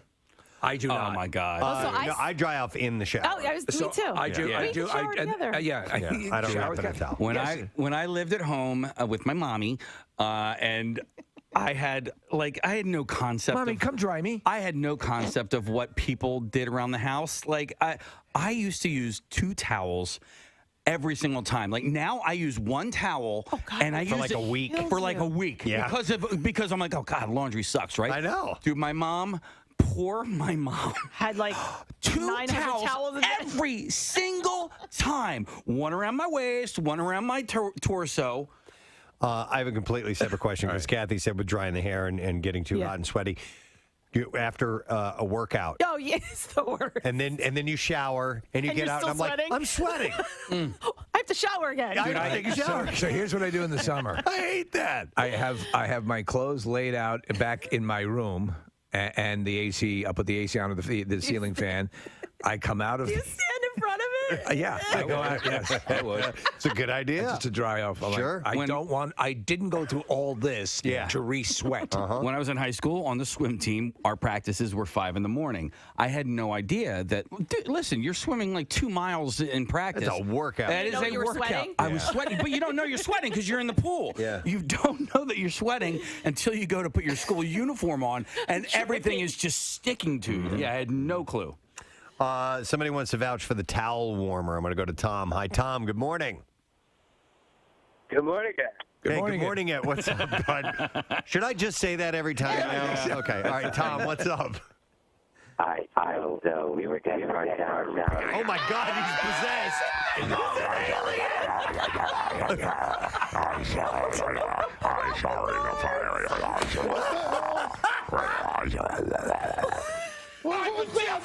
Tom? Yes, I'm here. He still sounds like it. Tom, are you there? Yeah. Oh, my God. Your connection is horrible, Tom. WMMR goes into lockdown. I put my towels in fire. Coming to kill all of you. I bathe in the river Styx, which is molten fire. Oh, my God. That is the most terrifying phone line I've ever heard. I feel like we need to get clips from him. Let's see if it clears up. Tom, are you still there? Yeah. Oh, my God. I'm still here. It's a better now. He's calling from Jupiter. Wow, Tom, your phone line. Your phone line sucks, bud. So. Oh, man. But it's awfully entertaining. Call back another time. Wow, that was bizarre. Your mother is in here with us. And it's Linda Blair's birthday. Yeah, it's we were just perfect, talking about that earlier. Wow. All right, let me see. We're going to have to wrap up here in just a second, right, Case? 'Cause we gotta get to No Sad Bro coming up. No Sad Dough, No Sad Bro. Hang on a second here. I'll go to Sean real quick. Sean, good morning. It's shower time. It's shower time, bitch. All I did was get out of the sun. William Shatner and his ex-wife Elizabeth are dividing up everything in their estate, from dogs to land to ashes of exes to horse semen. Wow. TMZ reports. Okay, yeah, because he loves it. He's a breeder. Yeah. He loves He puts it in his cereal. Love horse semen. I tell you, I love it in my cereal. It's so thick and creamy. Wow. There's just something about waking up to horse jizz. Oh, my God. Elizabeth. Spock, what's this in your coffee cup? Elizabeth gets 2 horses. William gets all the dogs, 2 horses, and all of the horse semen. He gets Who gets the jig Geo? He gets all of the horse semen and equipment, the horse semen equipment. He gets all the dogs? He gets all the dogs, yeah. Seems unfair. Semen? It's horse semen in my big, piping hot mug of coffee. And these are per the papers obtained by TMZ. Elizabeth gets... Yes, I'd like a bear claw and a coffee with horse semen. You don't have horse semen? You don't know how delicious it is in a cup of coffee? So Elizabeth, gets a Malibu and a Versailles, Kentucky home. By the way, in Kentucky, it's pronounced Versailles, not Versailles. Plus her family farm in Indiana, while he gets a ranch and their Studio City home. But I got the semen, correct? He gets all the semen. Their agreement also spelled out animal visitation rights because they don't have children. So Preston, you know what I love to do? I love to drink horse semen through a crazy straw. Crazy straw. Through a crazy straw. It looks wild. Yeah, I can imagine. Wow. All right, we're going to leave with this. Johnny Depp has launched a $50 million defamation suit against his ex-wife Amber Heard. He claims she lied about him abusing her, and furthermore claims that she cheated on him within 1 month of their marriage in 2015 with Tesla founder Elon Musk. He claims that Heard... I have proof. He claimed that Heard received late-night visits from Musk. Where did you get that segue? At the at the L.A. Bitch, where'd you get this segue? He got... What's with all the rockets? She had late-night visits from Musk at their L.A. home. I'm a cowboy! That Depp and Heard shared while he was traveling. Are you a cowboy or a pirate? Make up your mind. Pie boy. A pie boy, okay. A pirate. The 55-year-old suit against his 32-year-old ex reportedly stems from an op-ed that she wrote for the Washington Post in December, in which she said, "I spoke up against sexual violence and faced our culture's wrath. That has to change." His career, he claims, has been damaged by the allegations and led to him being dropped from his lucrative role in the Pirates of the Caribbean films. I think actually if he had just let this go, he'd draw less attention to it. By engaging in this, he's drawing more attention to it. Kind of let it just go inert. Who would have read that op-ed piece? Yeah, but you know what? Like, so, but the thing is, if he truly is innocent of all of these things, thank you. It doesn't matter if he lets it go because 1 year, 2 years, 5 years, 10 years, 20 years down the road, that's going to be his legacy, and I guess he doesn't want to stand for that. If indeed he is, Can I tell you something? Yeah, I love you, roast beef. Thanks. Thank you, Preston. The claim adds Ms. Heard is not a victim of domestic abuse. She is a perpetrator. She is a perpetrator. Yeah, Depp report. What? I don't know. I was just waiting for a Yosemite Sam moment. I don't know what that was, but it was, because of the classic Johnny Depp Yosemite Sam. Yeah, well, it was a cowboy thing. Oh, okay, I got you. I mean, really, any moment is a good Yosemite Sam. He's been a pirate too. Yes, he has been a pirate. I don't think that you can go wrong with Yosemite Sam. It's just perfect. Let me know if there's anything else you're waiting for, and I'll set you up, okay? All right, good. All right, cool. Yeah. Mr. Depp's actions prove that he is unable to accept the truth of his ongoing abusive behavior. This is according to, the other side. Yes. But we've seen what appears to be damning video of him going on a tirade. And in the tirade, he's just slamming things down. Where the Cocoa Puffs? He's not actually being physical with her. Doggy. Little doggy. He looks so. It's just him waking up, and he's in a bad mood. His mother, somebody he's just wearing died, a cowboy hat. Did his mom just die? I don't. Yeah, I think so. It might have been shortly after that. But yeah, he's wearing the cowboy hat and sunglasses, and he's just. Yeah. Where are my spurs? Yeah. He's got his cap gun Where shooter. are my spurs? I don't want to look like some cowpoke. She's always leaving them laying around somewhere. You can't find them. They're supposed to be. God damn it! I just stepped on my spurs. Here they are. They're supposed to be Give in me the my spurs. supposed to be in the laundry room. Look at that. Yeah. They're walking over on their own. I guess so. I got the new ones from Nike. They're autonomous. Boy, ladies and gentlemen, what a treat. Filling in for Pierre Robert. Your midday excursion today will be hosted by the man about town, Bill Weston. God, talk about setting the bar really low. When's the last time you've done a music shift? I did a 6 to 10 Saturday morning show like 5 or 6 months ago. Okay. I came in and got off before you guys were up. By the way, I remember there was one. You get good feedback. People enjoy hearing you on the air, and obviously you're no neophyte to this. So, I follow the program director's credo called Tight and Bright. Tight and Bright. How long were you a jock? Oh, gosh. Maybe 10 years. Okay. Yeah. Was it most of that in Buffalo? Most of that was Love Lines, Nick. I did top 40 in Erie, the worst 2 years of my life. I did a couple years on a rock station in Buffalo, best years of my life.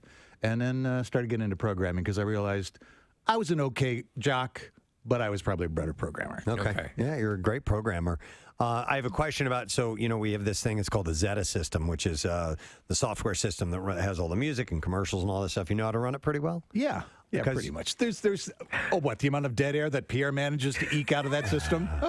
Because truth be told, I couldn't run this. There's no way. I could. Casey does all the. I just hit the buttons to put everything in motion. If I had to do this on my own, I wouldn't be able to do it. Well, yeah, Pancake will I don't do it enough. But Pancake, you got a great producer. Yeah, and you know what? Following you up there. Chuck schedules a lot of stuff, and Todd in promotions. And if you don't change it, if you kind of run it the way it's supposed to run, you don't have to do a whole lot. Just stop it and start it, right? So now, are you going to do your usual War of the Roses and Hot Girl Check-In? Hot girl check-in. I'm going to be celebrating National French Bread Day. What is it, like Baguette Day today? We've got these 19-foot loaves of French bread out in the green room, plus chocolate chip cookies the size of manhole covers. You know what? It's also National Ravioli Day, so you can celebrate so that we're going to be a big block of stuff. MMR. All right, thank you very much, Catherine. Next guest is going to be performing at Helium Comedy Club tonight and tomorrow. There's shows at 7:30 and 10 p.m., and he's making his first visit to the Preston and Steve Show. We would like to welcome Geoffrey Asmus to the studio. How you doing, man? Thank you. Good. Nice to meet you guys. You as well. I'm sorry I was calling you Asmus earlier. earlier, but Asmus is It's Asmus. Okay. Yeah, respect the German heritage, please. Okay, all Please. good. Where are you from, by the way? I'm from Minneapolis, Minnesota. All right. Yes. So this 40-degree stuff is This is nothing. This is all me. Yeah, this is great. I love it. I've only been to Minneapolis one time. It was a long, long time ago. Probably, like 30 years ago or so. There was a radio convention that was there. And it was my first time seeing, I guess they call it, where the buildings are all connected? Oh, the skyways. They have the skyways because it's so cold. Yeah, You don't want to the walk human habit outside. trail. Yeah. It's nice. And that's what it was like. It was a human habit trail type of thing. But you need it. Yeah, I mean, because it gets brutal. It's great. It makes you a good person, I think. I went to the club where Prince were in. First Avenue. First Avenue. Yeah, that's the big rock club. It's still around? Yeah, it's still there. Yeah, it's a great club. Okay. Yeah, I went there all the time. Possibly the best strip club I've ever been to in my life. Deja Vu. Deja Vu. I went there when I was turned 18. Yeah, exactly. They had a big, giant, I don't know if I can say this, member that you could ride that would vibrate. That must have been new. That was a big. You could put Instead of the bull? Yeah, you could put a quarter in it and it would vibrate. Oh you my could sit on it. Like a Sibian. But it was exactly. multi-levels and women all over the place. It's all high school kids going there, I feel like. I believe That's where it. So everyone it's a went. non-alcoholic type of place. We had a place around here called Fantasy Showbar. I think it the was same not. thing. Yeah, no alcohol. That's right. Yeah, we were just drinking in the parking lot. Yeah, Oh, exactly. wow. Yeah. That's right. So wow. You had that, and then you had the club you're talking about is that the one that is featured in Purple Rain? Correct. Yes. Okay. Yeah. First Ave. If it's like 500-600 people, it's like a legendary music venue. And then That's you awesome. went to college in Wisconsin. I went to Madison. Go Badgers. Yeah, exactly. With another cold environment. Yeah, great. Yeah, it's good. You have to party. You have to drink. They let you drink because you have to stay warm. It's legal. It's legal just to keep safe. But I was reading about you, and you were talking about how drink specials, crazy, the comedy club where you first started going for open mic night. They had crazy drink specials, and I remember years ago they would have dime drinks and and stuff It's like that. irresponsible. Yeah. It's financially irresponsible not to black out, actually. You have to do it. So you're It'd be cold a and waste bond, not to. right? Yeah. You're It saving was money. great. Yeah, you're saving money. It's as cheap as water. Why not have it? It was so nostalgic to read that, though, because in all our years in radio, we've done commercials for places, and it's 10-cent shots. Yeah, I mean, listen, we used to go to places. It was like $5 to get in, 25-cent drinks. There was or you pay $10 to get in, and it's free well drinks for a long. And and when you're 21, 22 years old and don't have that much money, those are perfect. I don't know if those How things do the exist. businesses do it, though? Listen, I don't know, man. We went to a place called the KP Corral in college, and on Friday nights, they had line dancing and stuff there. It was $5 to get in, all you could eat, all you could drink, Brutal. for I 2 love hours. that. I love that. There had to be something. The perception is everything's getting watered down and everything. Yeah. You can't drink that. Right. I remember there was a place that had $1 Long Islands, and they raised it to $1.50, and I wrote a letter to the editor of the paper complaining that this was the changing times of Obama's America or whatever. Yeah. Hilarious. Yeah. You took a political I took a stance. stance, and they didn't listen, unfortunately. Wow. Well, they see that's the young rebel. Yeah, Which is a big exactly. change. Yeah. Wow. You went to college in Madison. I wanted to bring this up when we were talking about Minneapolis because my daughter goes to school at Michigan State. Oh, yeah. And it gets cold there as well. In fact, I think it snowed there yesterday. But the sidewalks there are heated. And I don't know if we didn't have that. No, that seems like a crazy But luxury. you had 10-cent. Yeah, exactly. We were heated inside. We didn't need a heated sidewalk. Right. I've never heard of a heated sidewalk. That Me seems neither. incredibly expensive and doesn't really make. Just slip. Just slip. Right. Let God let you slip. It toughens you up. Yeah, exactly. I was watching a lot of your stuff, and you're terrific. And one of the things that I found funny, though, is in a number of your videos, you have this alpha persona that you talk about. You're Yes. the alpha comedian. And then you jump into the comments just to see.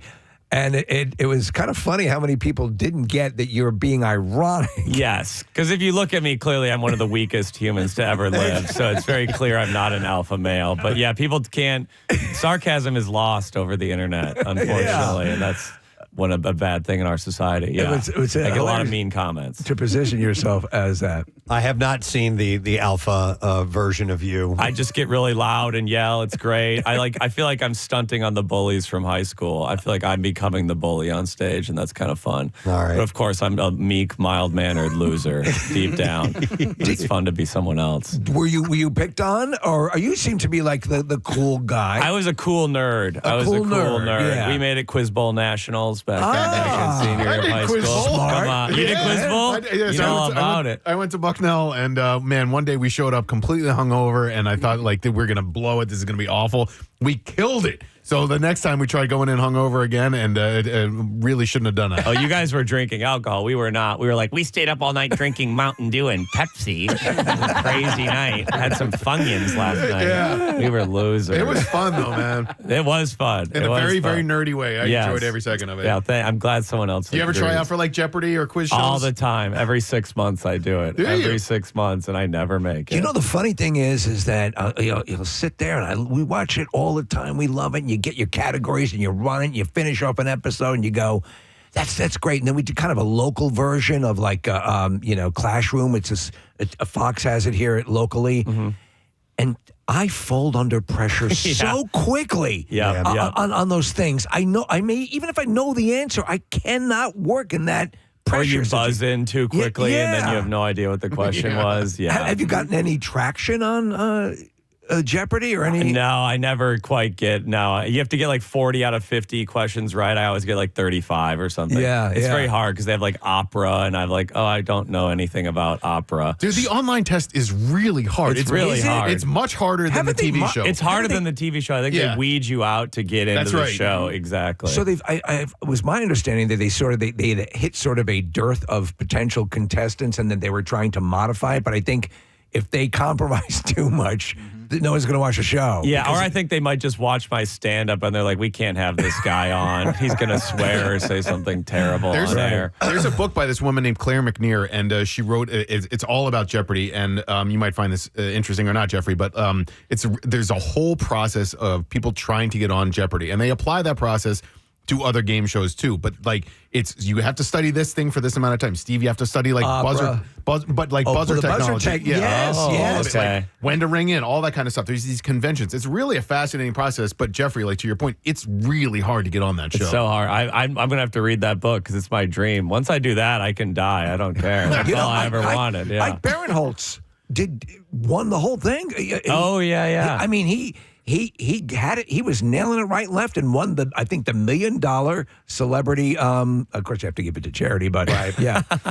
Steve, can I borrow your bell? Nick, here's a bell for you, and Jeff, here's a bell for you. We're going to play a round of Jeopardy real quick. I love Let's this. have Here these we go. two former Quiz Bowl champions. Okay, here we buzz go. in here Wow, and here. Now, interesting. unfortunately, I don't have the categories. It's just got some sample questions I pulled up online for Jeopardy. Okay. So if you think you know the answer, buzz in. go. Here we go. All right. On April 18th, 1977, he won the Pulitzer Prize in journalism for his novel Roots, the saga. I think he beat me. All right, I think Nick. he beat Alex, me. who is Alex Haley? That's correct. Yes. I knew it. All right, that's one And for buzzer technique. You got that buzzer technique. That's what it's all about. All right, we'll just do 5 questions. You know what though? I need a different sounding bell. So Okay. Oh, I like this be that. yours? I like that. Yeah, Okay. just ring it. Just so you ring know. it like that. Okay. Wait, Just do go it.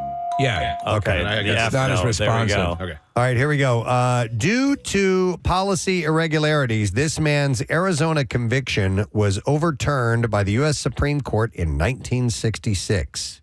Policy conviction.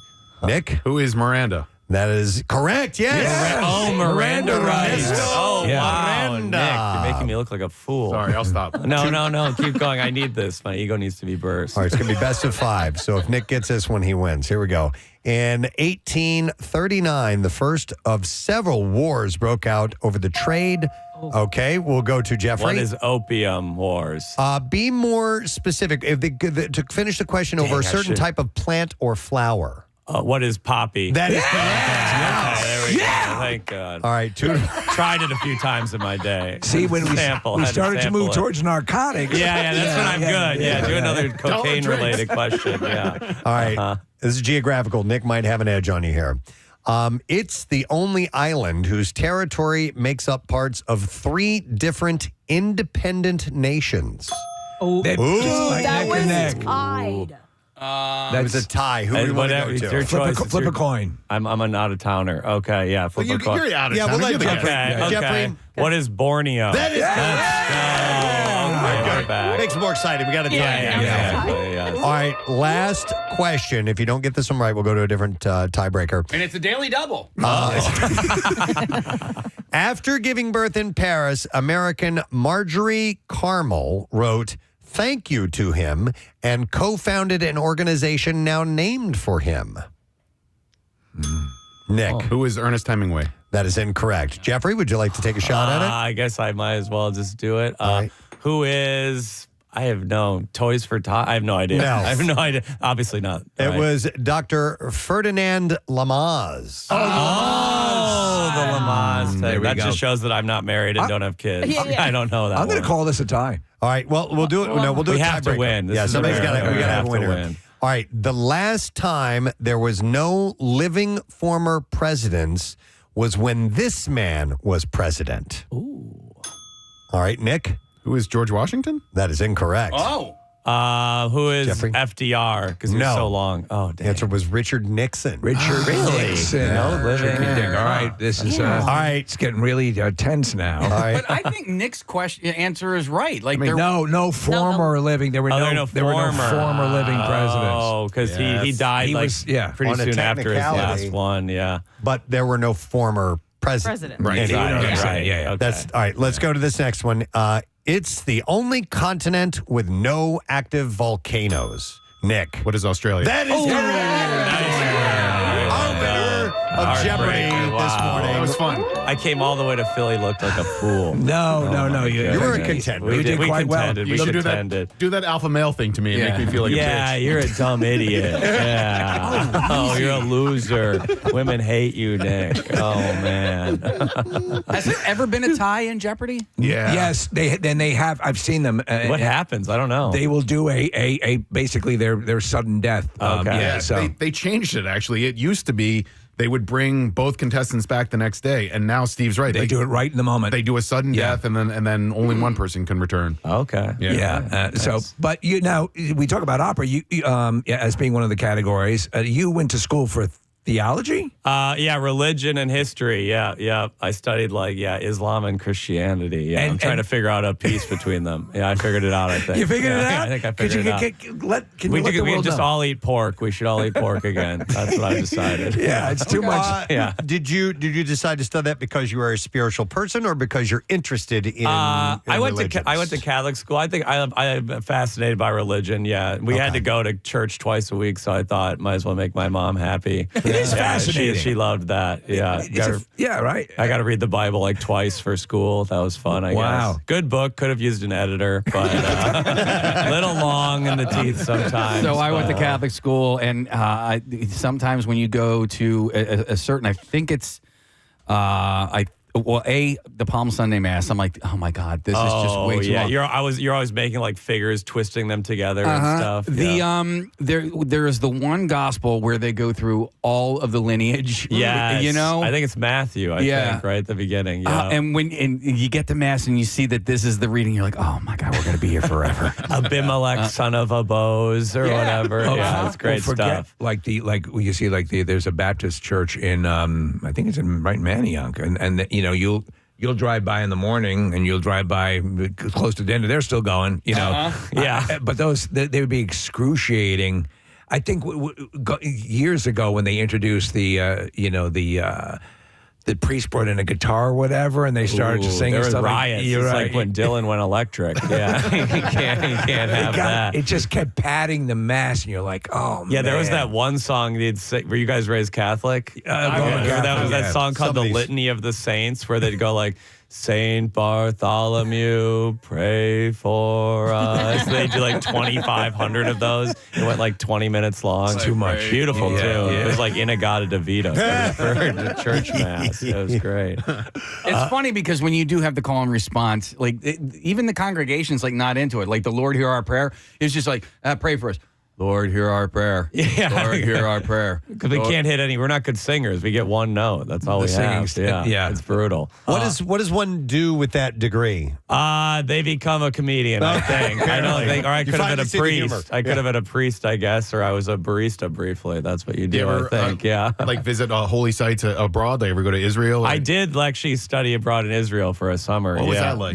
It was crazy. It's a beautiful country. Yeah, great food. Did you fix the problems? I did. It was peaceful while I was there. So I have the guess just answers. send me over there. Yeah. You could bring some pork with you? Yeah, bring some pork. We all agree shawarma's great. Can't we just get along? Yeah. Did you teach religion? No, I never did. Yeah. No. I was like a teacher kind of for a couple years, but not religion. No. Okay. Do you have 7 college degrees? I do have 7 degrees in college, yeah. I found a way where I could take certain classes that would overlap so I could get the most degrees.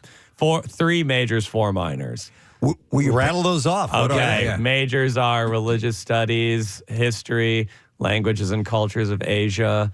The minors were European studies, Middle East studies, African studies, and like medieval studies. You're built for Jeopardy. Yeah, And yet I you am. lost to and me. I lost to him, so it was all worth it. Yeah, I spent $170,000 to lose to Nick. It makes you feel any better. I went to college for 7.5 years. Oh, and then wow. I worked at a radio station, Okay. so- A little Van Wilder. You got 7 degrees. He's went for 7 years. Yeah. You went to 7 years? Not consistently, but you kept dropping out, going back in? Okay. It's funny, like when you talk about majors and them being useful to at some point in your career. My major was international relations, and I work at a radio station. I minored in geography and French. You know, they're nice skills to They're have. fun to have. Yeah, it's but good to learn. You don't really use them. You use them all the time, and you I like suppose. honestly, like you're the guy. Right. You You're just our ruined internet. my day. Yeah. You use them to ruin my ego for the next week or so. Yeah. I'm sorry. I use my religion degree because I get into heaven. That's kind of cool. All right. Yeah, I don't. Is that promise with the school? Yeah, they promised They have that a you'll be placement poor on program? earth but rich in heaven. That's what they said. Yeah, that's not bad. The placement program.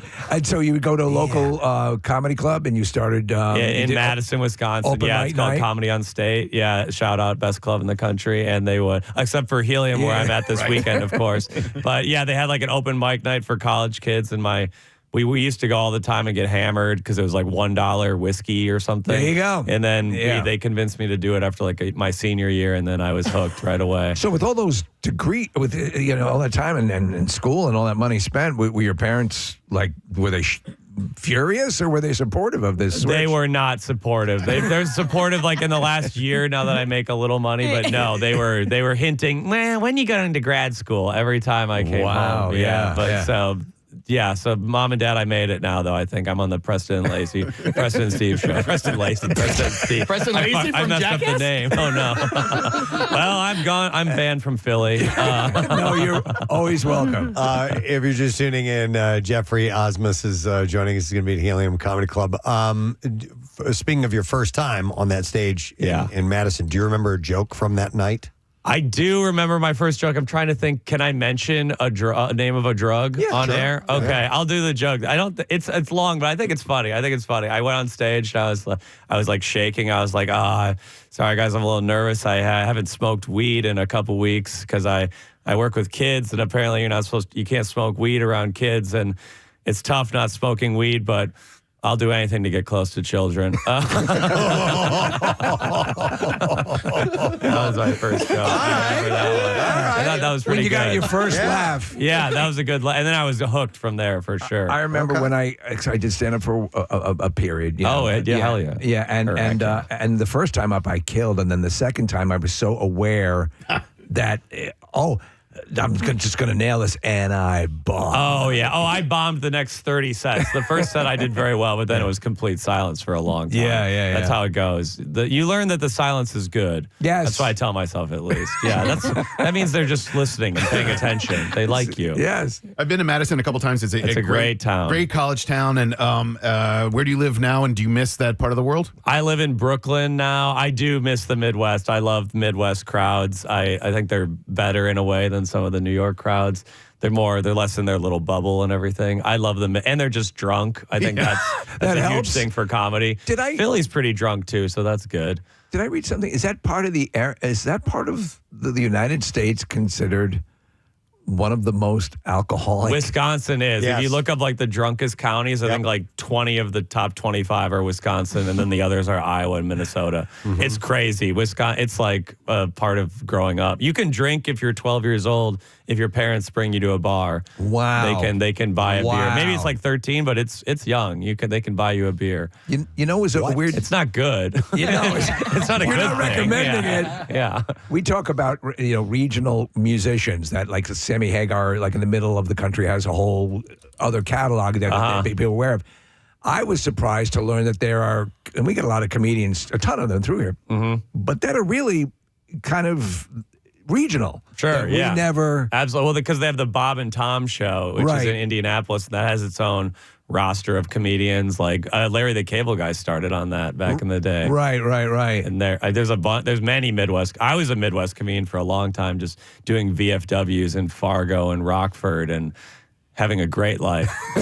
A wonderful life. I heard you talking about in one interview about the and I didn't realize this happened, but I guess it does make sense. If you're an unproven comic and you come from Wisconsin or whatever, and you're going to New York and or whatever, some big markets, I didn't realize that there's sometimes an audition that you have to do. Is that correct? Sure. Yeah. Oh, yeah. At the Comedy Cellar, there was an audition. You had to get recommended by 2 comedians who already passed at the Comedy Cellar, and then you had to do a 5-minute audition for the owners? For the owner named Esty, or the booker named Esty. Yeah. Is that fairly common on the? Yeah, usually. And I did it. I got past there like 2 years ago, and it's like a 5-minute audition. And like 2 minutes into my audition, she walked out of the room, which I thought meant that I lost it and my life was over. So I almost started crying on stage. But it meant that I did well enough she didn't have to see anymore. But for like 3 minutes, I was about to slit my throat on stage. It would have been a great way to go out. Yeah, it makes sense. Yeah. Because I usually feel that you're probably ushered in by other comedians who go, this guy's okay or whatever. Right, yeah. Sometimes there's gatekeepers still, though, that you have to audition for. For the deal. Yeah. When you're, do you have family? Are you married or anything like that? I do not have I have a girlfriend, but no, I'm not married. She travel with you? She actually did come this weekend to the shows. Oh, that's cool. Yeah, so now I have to change my act because I can't talk about her. I have to be nice to her. I love my girlfriend, Philly.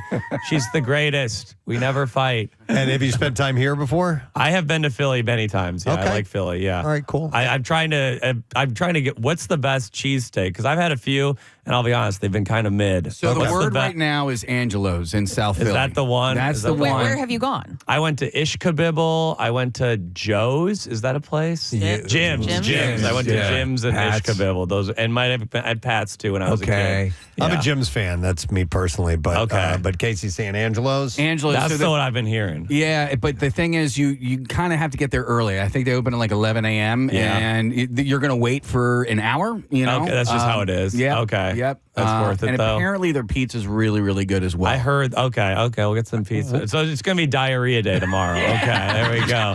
Don't come to those shows come to the shows on Friday, not tomorrow. I'll have diarrhea on stage. Do you say Actually, come to a those lot of too. whatever market you're in? Are you a foodie at all, or do you? I always try to get like the drunk food. I feel like in the city. Yeah, exactly. You Like have the you in experience. Rutgers, they have the fat sandwich or whatever. What's that? At Rutgers, it's like they put like chicken fingers, mozzarella sticks, yes, jalapeno yes. poppers Yeah. on like a sandwich. It's like the college wow. food truck thing. Oh yeah, we talked about that. Yeah. Yeah, It's like a known Rutgers food Right, truck yeah. thing. I can't remember the name of the truck, but yeah, Right, fat right. sandwich. to absorb all the alcohol. Yeah, exactly. Because you got to have a couple drinks on stage, and then I have to absorb it. That's why I tell myself I need 5 drinks on stage. It's for my career. Yeah, it's for the craft. art. Yeah, it's for the craft. Yes. Exactly. Craft beer. Oh yeah, there's a Yep. picture. There it is. Is yeah. it Are You Hungry? I think that might be Yeah. it. Yeah, This thing's covered in gravy as well. Wow. it's a lot. I wouldn't say it's good. Yeah. It's interesting. Yeah. It's a lot. Well, we got to get you a good cheesesteak. Make sure. Yeah, that I you got to go leave to satisfied. Angelo's tomorrow. Yeah. All right. Exactly. Well, listen, Geoffrey is going to be at Helium. There's a show tonight, 2 shows tonight and tomorrow. They're both at 7:30 and 10 p.m. And you can get tickets at heliumcomedy.com. It's really cool to meet you, man. Nice to meet you. Glad Thanks you for had having time. me, you guys. Thank Absolutely. you. Have fun tonight and Awesome. through the weekend. Thank you. Geoffrey Asmus, gang. We're going to break. We're going to be back in just a second, so stay with us, please. Preston and Steve on right? At 12 noon. And Bill. Hi, we're Warren, and we love ravioli. A 10-minute version of Bill's Bulletin. Oh, Instead wow. of Beer's Planner. Bill's Bulletin. No, we're not going. We're not doing that. Bill's Bulletin. I like that. Oh, boy. We're going to play a lot of music. And then Bill's the farm Bulletin report. board. There we go. Ladies and gentlemen, Bill Weston with the Bills Bulletin. Good evening, Mr. America. Mr. And all the ships at sea. Ships at sea. This one goes out to Lottie in Kansas, who's having her hip replacement surgery today. Lottie, we're pulling for ya. Do you want me to run sound effects for you? No, it's good. I will, in honor of Chester Bennington's birthday today, we'll get some Linkin Park on. We're going to do some blocks for The Clash, one of my favorite bands ever. Since we missed out on World Clash Day a couple weeks ago, we're going to make up for it today in a big block of Clash. Did you ever see The Clash perform live? I did not. That is one of my greatest concert experiences. I did see them. Oh, God. I just realized I did see The Clash. Really? You just blocked it out of your favorite band, or you blocked it out of your mind? It was at a stadium. They were at a part of a stadium tour with The Who. That's when I saw it. It was David Johansen, Yes. and then The Clash, and then The Who. Yeah. So That was very Rocky V. It was like, I love this. I was looking on our next guest Twitter account, and he's got a tweet from Ryan Reynolds. Yes. It says, excited to see the Snyder Cut, but ahead of its debut, and with the aid of a good amount of aviation gin, tonight at 6 p.m., I'll do something I've never done. Actually watch The Green Lantern. Happy St. Patrick's Day. That was sent to Zack Snyder. Ladies and gentlemen, we're very fortunate to have this gentleman on. He was gracious enough to give us this wonderful interview at the Camp Out for Hunger. It was fantastic. So cool. And we're stoked on the day that this big event that we've long awaited, that he is joining us this morning. Is very, very cool. I mean, the stuff that so many people thought would never happen, and here it is. Please welcome Zack Snyder to the show this morning. Zack. Hey, guys. Hey, how you doing, man? Doing great. Doing really great this morning. It is an exciting day for a lot of people, including, most of all, you. And the first question I want to get into, Zack, is just to remind everybody, how did this come to be? Where did this idea start that this movie needed to go back and be redone and added all this extra footage? I think it was fan-based, was it not? 100% fan-based. I don't know. It's a long saga of what happened during the film.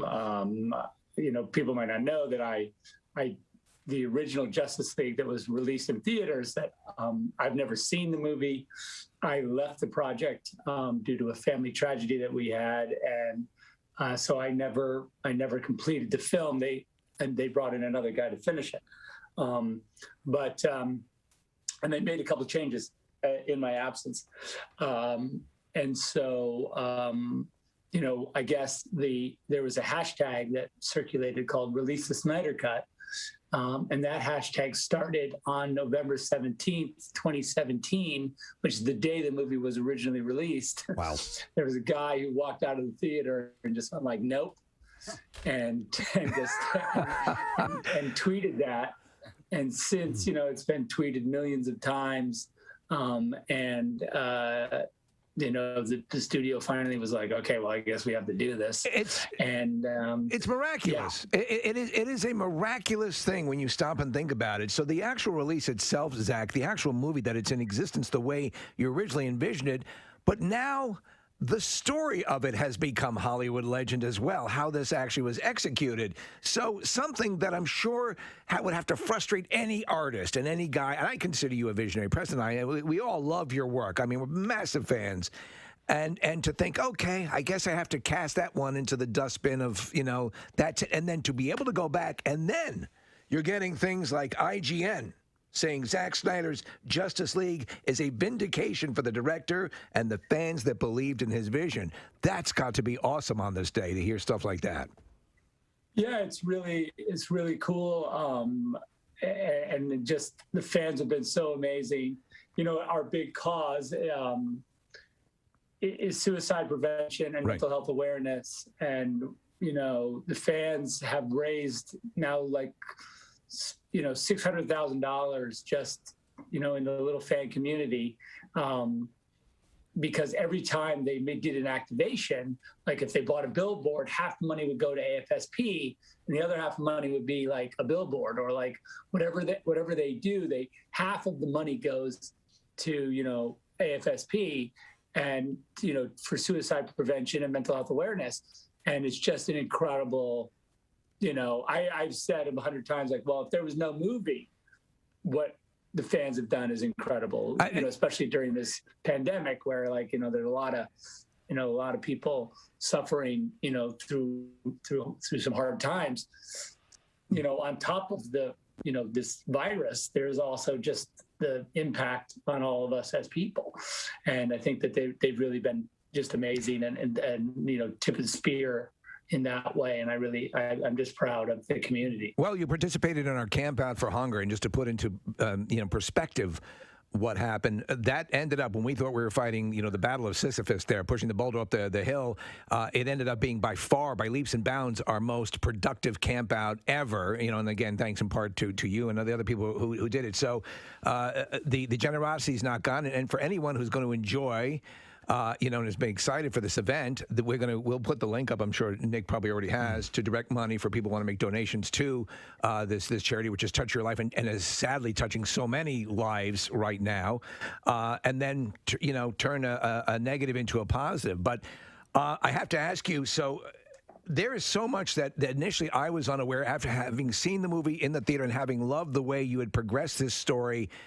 You know, with Man of Steel and Batman v Superman, Dawn of Justice, to me, it seemed very Wagnerian and very operatic, and I love it. I love that whole thing. And while Justice League definitely has its moments, the tone was different. And so now that I realize there were huge chunks that were excised, Preston and I loved the character of Cyborg, and just you could just feel he had been shorted so much screen time. That has been corrected, correct? Cyborg is really it's his movie in a lot of ways. I think when you see it, you're going to be very much, you know, you're basically seeing Cyborg's story in a lot of ways. It's his origin, you know, and that was always when Chris Terrio and I were working on the story. Our intent was always to have Cyborg. It was his time. You know, we thought this movie was going to be all about Cyborg, and frankly, Justice League really takes that character, you know, all the way. I love it. I can't wait for you to see it. But I was suggesting that you guys leave the studio right now. Oh, Zach was actually giving us a pass. All right, great. And suggested, and I suggested we ran the show from like the time of Live Aid, and it would probably cool. Right. Yeah, it wouldn't work out. But yeah, so we're going to tell our bosses you've given us the pass right now, actually on social media, and there are people responding who are just loving it. You know, and you've always dealt with people who just summarily just don't buy into what you're doing. I've from the get-go has had legions bought into it. And you like long movies. We talked about this last time at the Camp Out for Hunger. And if you're telling a story, it's like I was looking at the runtime initially when the first iteration of Justice League was released. Like, how are you? What is this? What was this filmed in a photo booth? I mean, how are you getting these huge stories compacted? The movie, I think the runtime of the movie it's 2 hours with credits. So it's, I think, an hour and, 40, or 50 minutes. Yeah. Total. I mean, I think that's, not even half of the movie that I've just finished. So if you're ready for a deep dive into into some Justice League characters, if you're ready to really go all the way, please, this is what it's all about. Zach, mentioning a long film, and for those who maybe have a hard time consuming something that's 4 hours long, I did read this morning that it is kind of broken up into 30-minute chapters. Is that the case? Yeah, when I originally finished this cut of the movie, I finished in January of 2017. So I've been working on it even 2016. So and I had this idea then that I should divide the movie into chapters.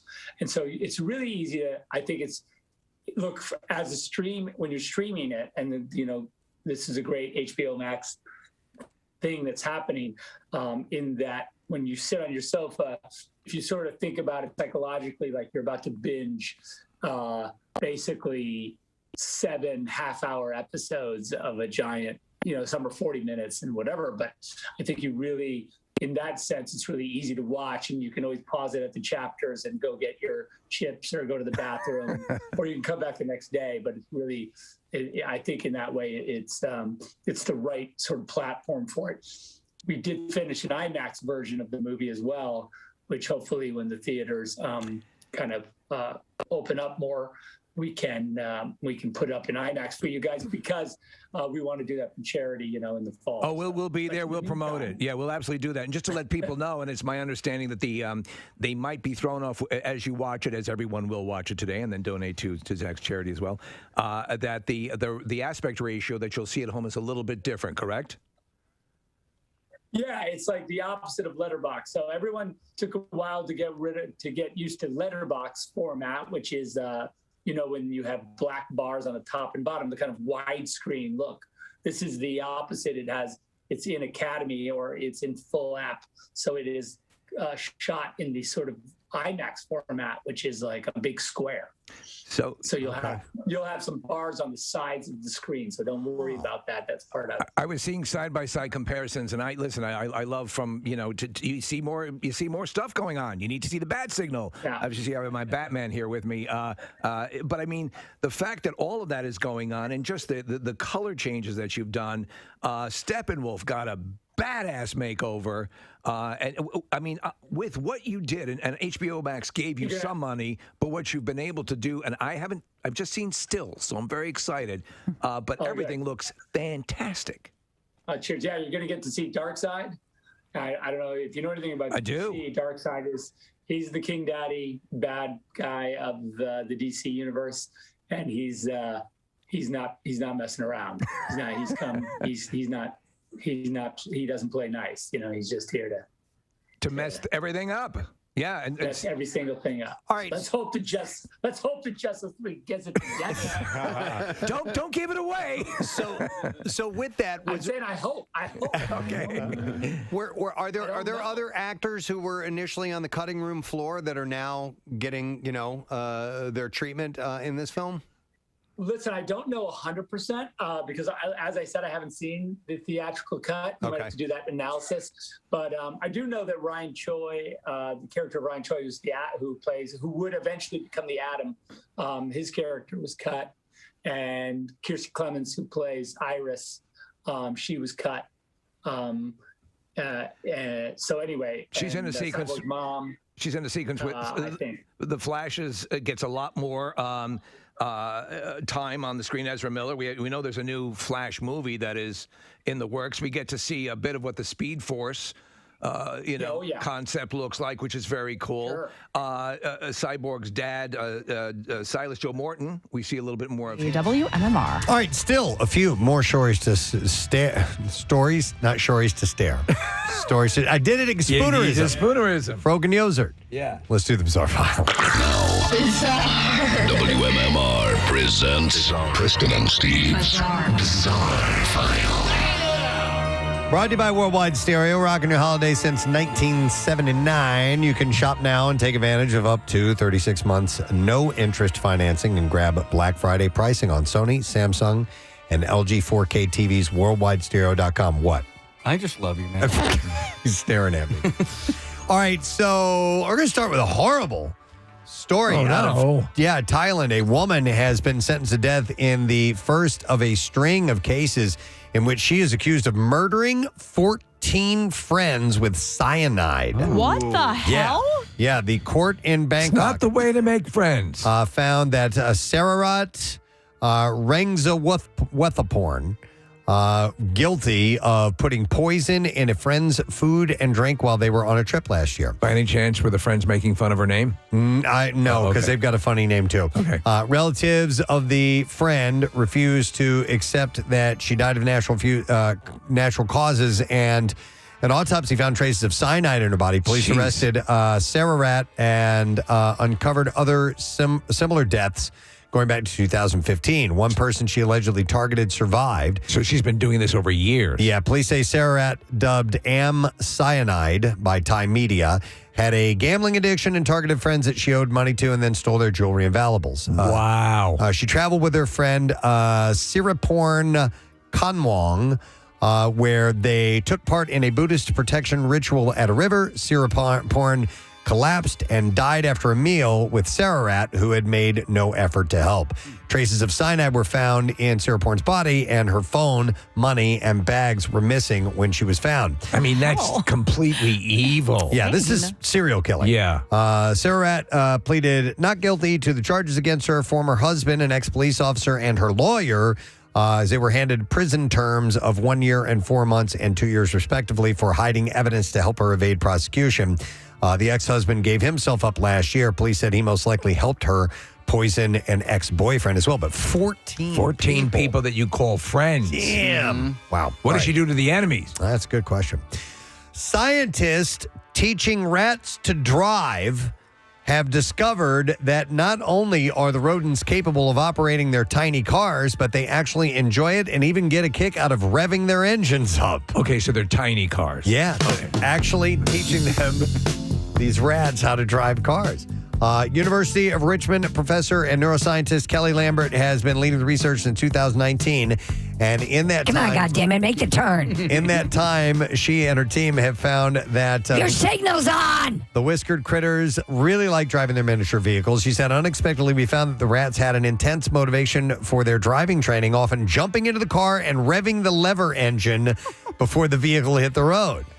Lambert's study aims to explore the relationship between animals and their environments, how their cognition develops, and how they process new skills. The rat driving research went viral in 2022 and even wound up featured in a Netflix documentary. Are we potentially looking at a rat-run Uber industry? The new revelation also showed the rats looked forward to getting behind the wheel beforehand. She said the 3 driving trained rats eagerly ran to the side of the cage, jumping up like my dog does when asked if he wants to take a walk.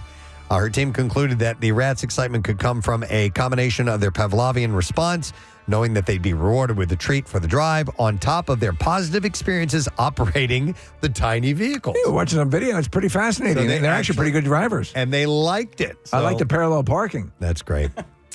In California, investigators said that a barber is on the run after he was charged with sexually assaulting unconscious victims. Oh, boy. Prosecutors described Franklin Enrique Sarcano Orla as a serial sex predator who targeted men. How did the victims become unconscious? And he videotaped many of his victims while carried out sex crimes. So when I first saw this story, I was like, he's a barber. Yeah. I'm going to put you under for this crew cut, okay? Yeah, exactly. Yeah. Then after I read it, I think it wasn't while they were getting their hair cut. Oh, I see. Do you mind if I put you under? Do you want gas? This is a trim. Do you want some gas? Yeah. Evidence seized by police showed that the fugitive may have assaulted at least 20 different men who appear to be passed out and or severely intoxicated. Wow. He was arrested in August of this year, actually. Posted $250,000 bail, was freed from custody, and then he fell under the radar of police when a victim reported him in July. Victim said he lost consciousness, and when he woke up, he was woozy and injured from a sexual assault. The second victim said that Orla was his barber. Oh, boy. Told police he suddenly lost consciousness while they were drinking beers together. Okay. So they're looking for this guy. He's on the run, Yes. but I've never heard of a barber doing that. Wow. All right, how about a lighter story? Let's go with this one.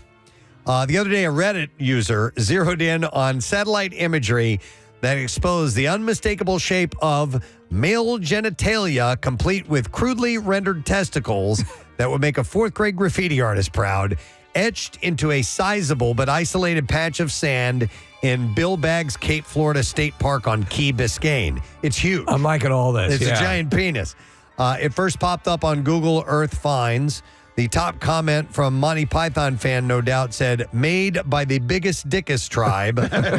They were expelled Aztecs who were thrown out due to them acting immature. So they don't know who did it or why it's there, but there is a giant penis available for you to view via the app. And that is what I have in the Bizarre file for you. All right, we have another break to take. When we get back, we'll give something away. We'll see if you've been paying attention. We'll have a lesson question. We'll also get into trash and music news. So stay with us.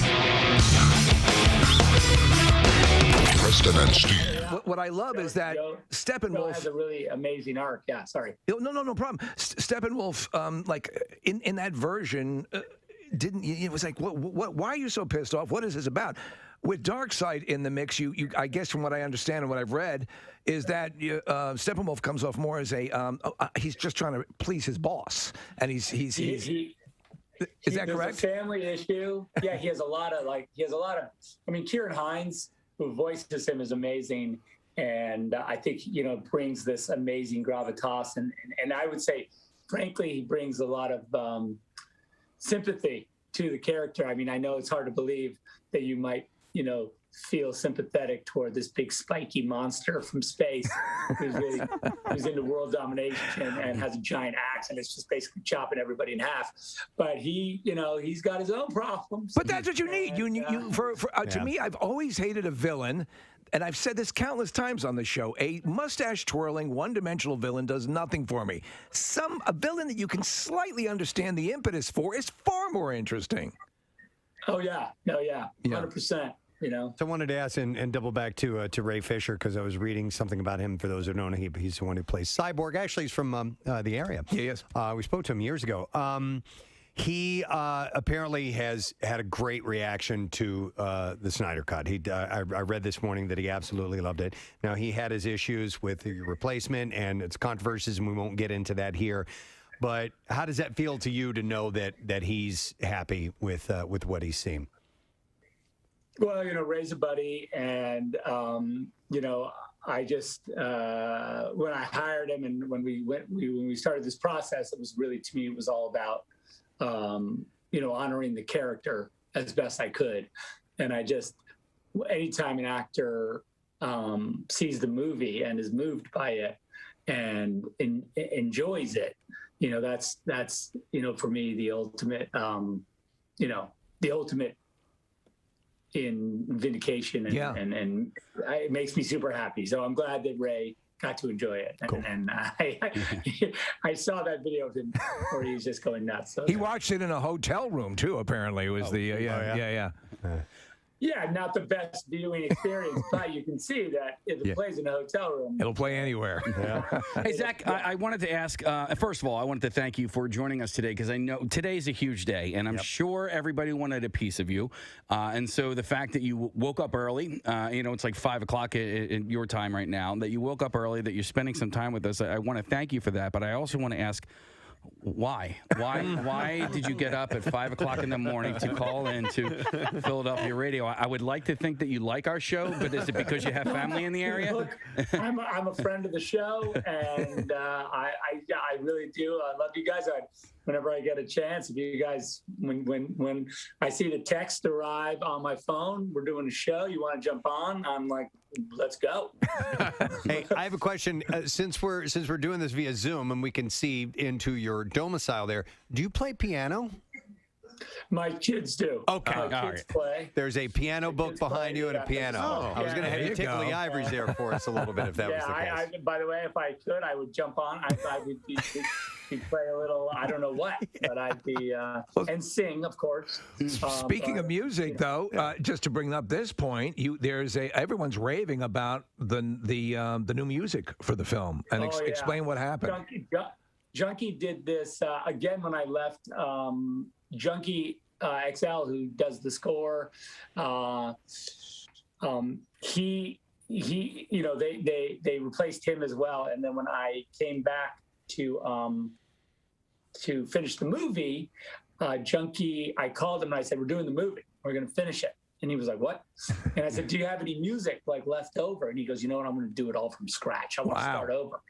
And so he just, it's 4 hours, pretty much 4 hours of music.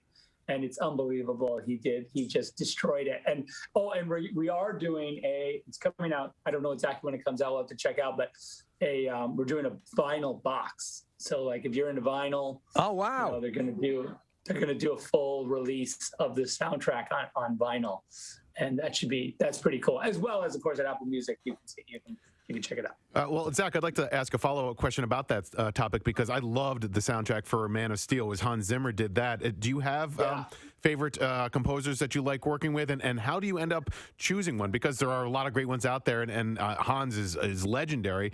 So why change, in the same cinematic universe and do a different composer? Hans and Junkie worked together. That's why I met Junkie. He came, from sort of Hans's camp, and that's how we sort of got together. And then, because the two of them did Batman versus Superman together. Okay. And then and then when we went on to Justice League, I was like, okay, Junkie, you want to do it? You want to do the whole thing? And he was like, absolutely. And we worked together. He did, he did Fury Road and a bunch of other amazing soundtracks. And it's just, and he just finished Army of the Dead for me. When is the release on that? Shot right over there in Atlantic City. When's the release on that? We hear it was bumped back again. May 21st. May 21st. Okay. Just to also be ready. I'll be back on the show in no time. Oh, you bet your ass. You made a critical mistake in answering our texts because we're going to be on you like white on rice. But and I just want to convey the excitement to people who may not understand. For example, and I think I mentioned to you this to you at the campout. Batman v Superman: Dawn of Justice, the original theatrical cut, really enjoyed. Yet there were some things that to me were like, well, there didn't seem to be an explanation fully. When I saw the full director's cut with the additional footage in it, it took greatness and made it even better. Because to me, all those things are filled in. To know that you've had this ability to go back and add in those little things, and I don't want to spoil anything. I had to do a little research, so I know there are a couple of new characters that make appearances that are going to rock fans' worlds. So yeah. So are you kind of like a guy who has the ultimate gift to give someone on on Christmas or whatever, and now you can get to see them unwrap it and get the reaction? Yeah, I mean, that's a cool way to look at it. I hope fans take this opportunity to really, and I think if you haven't seen Justice League, at all, then I think this really represents an amazing opportunity to just kind of go deep into a world, and excited that people are going to get that chance. All right, so what other press are you doing today? I know you have a watch party, so maybe you can talk a little bit about that, but where else can your fans catch you today? Yeah, there's a watch party. I don't know if it's live, but I'm doing a thing for 300, weirdly, with Stephanopoulos, with the Hellenic League, because it was the I think it's the 2000. No, it's got to be more than that. It's 480 BC. The anniversary of the Battle of Thermopylae. Yeah, it's one of the anniversaries, but it's thousands of years. But that's exciting. So I'm talking to them. Are you going to have anybody from the battle attending? Or? Yeah, we're going to have a Leonidas is coming. So that's kind of weird that I was like, wow, that's a blast from the past, but you absolutely have to do that. What an honor to have some of the original veterans in attendance. Yes, exactly. We better hurry up and get their stories before it's too late. Preston, I'm sorry, go ahead. And then, I'm doing a couple of watch. Well, I don't even like you. I'm delirious, so I can't remember. I don't know. It's early. Well, shuttling me around, but always stopping here is important. We appreciate that. It was announced that you're going to do the Fountainhead. Is that correct? Well, no, I own the Fountainhead. I don't really have we don't really have a model for it, but I've got it. It's kind of on the. I would say it's on a slow burn. Okay. Okay. But we'll see. The next thing I'm doing, I'm trying to do this small movie that I wrote with my friend Kurt Johnstad, who actually wrote the script, called Horse Latitudes, and it's a movie that we want to just go shoot in South America, with two guys, and it's like a real sort of micro budget movie, and then that's got to be refreshing. That's going to have to be. Yeah, that's like just want to go a complete diversion. The actors, you know what I mean? So that's fun. Cool. What does this mean, just quickly? You've got this. The reaction so far has been tremendous. Everything sort of stopped for the Snyderverse. Do you think HBO Max, do you think we are seeing perhaps the potential for allowing you to complete your longer game in this? Listen, I mean, I don't, that's not necessarily, I didn't make it with that intention. We did make the movie with the, when we originally filmed the movie, we assumed there would be 2 more movies. That's kind of how the movie's made. There's a cliffhanger at the end, and I know it's rude that there's a cliffhanger for a movie that may not get a sequel, but it's just the way it was constructed, and I wanted to do it exactly as we had talked about. Look, I didn't think I'd be sitting here talking to you guys about this. Yeah. So, you never know. Stranger things have happened. So. All right. Well, I don't know if we talked about this or not, but Army of the Dead is going to be released on May 21st. And I don't know if we talked about where is it going to be released? I don't know if we. That's on Netflix. It's Netflix. Okay. Netflix has been amazing. You are going to get, trust me, you will know where Army of the Dead is playing and what it's about. Netflix does not. They do not play. Yeah. They like to advertise. Yeah. You trust me. And the trailer I saw it. coming really soon in April, like right at the beginning of April, like I think middle-ish of April. And the new trailer is just it's a butt kicker. I don't want to say the A word because I know on the radio. You can say ass.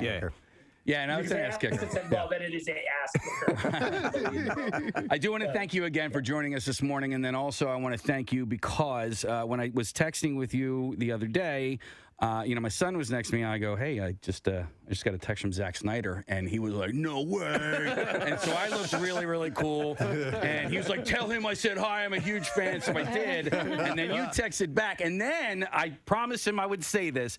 He said, "You have to put a character in your next movie whose name is Seamus, because that is his name." Oh my God! So there you go. There we go. It's super Seamus. Yeah. Oh my God! My son's name is Ben. If you want to toss that in. No. Leave Zach alone. Soon he's going to be doing shout-outs. Yeah, right. Well, listen, Zach, thanks again. It's a big day for you and also for AFSP, like you said.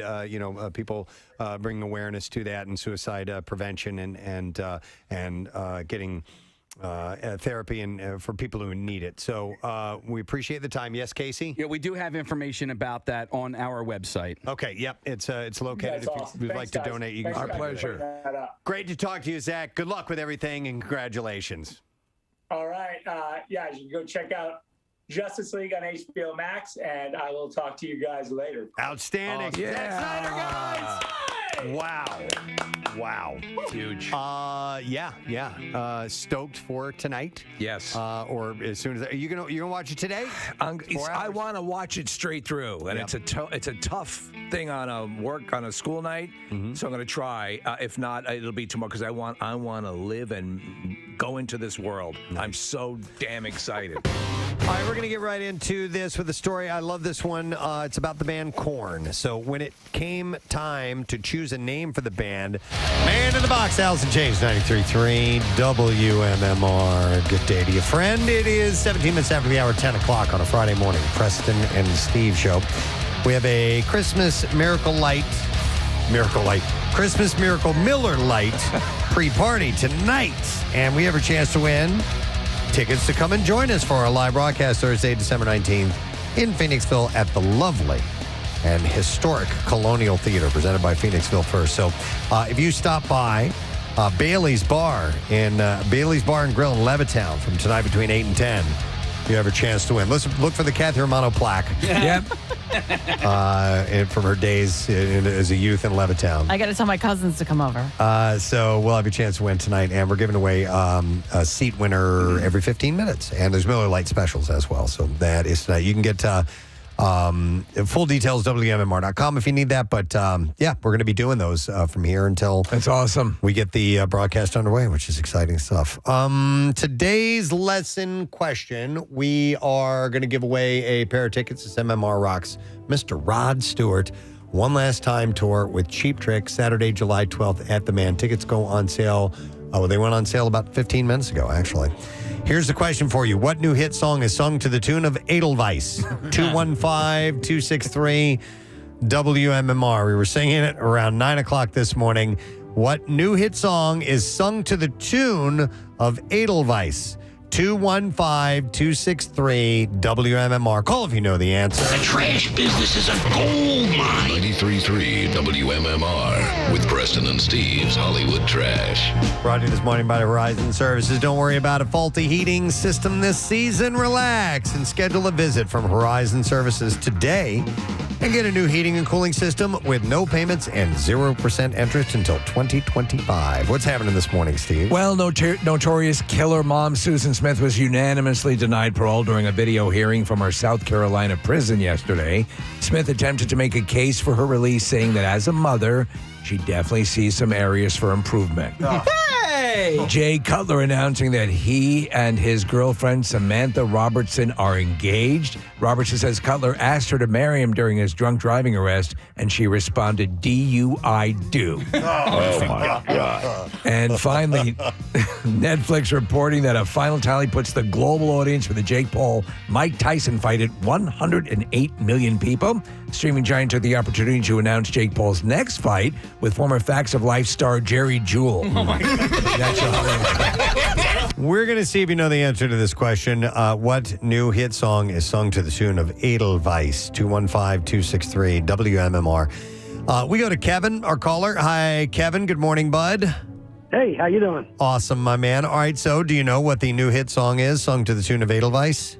I do. It's the anal fries. Anal fries. That's correct, Kevin. Hang on. We got you tickets, pair of them, to see Rod Stewart One Last Time Tour with Cheap Trick Saturday, July 12th at the band. Tickets are on sale right now at Ticketmaster. You can go to WMMR.com for the pre-sale password. And, well, you don't need the pre-sale because they're on sale now. And the another chance to win tickets at WMMR.com. All right, we'll get into music news. Now, Preston and Steve's Music News on 93.3 WMMR.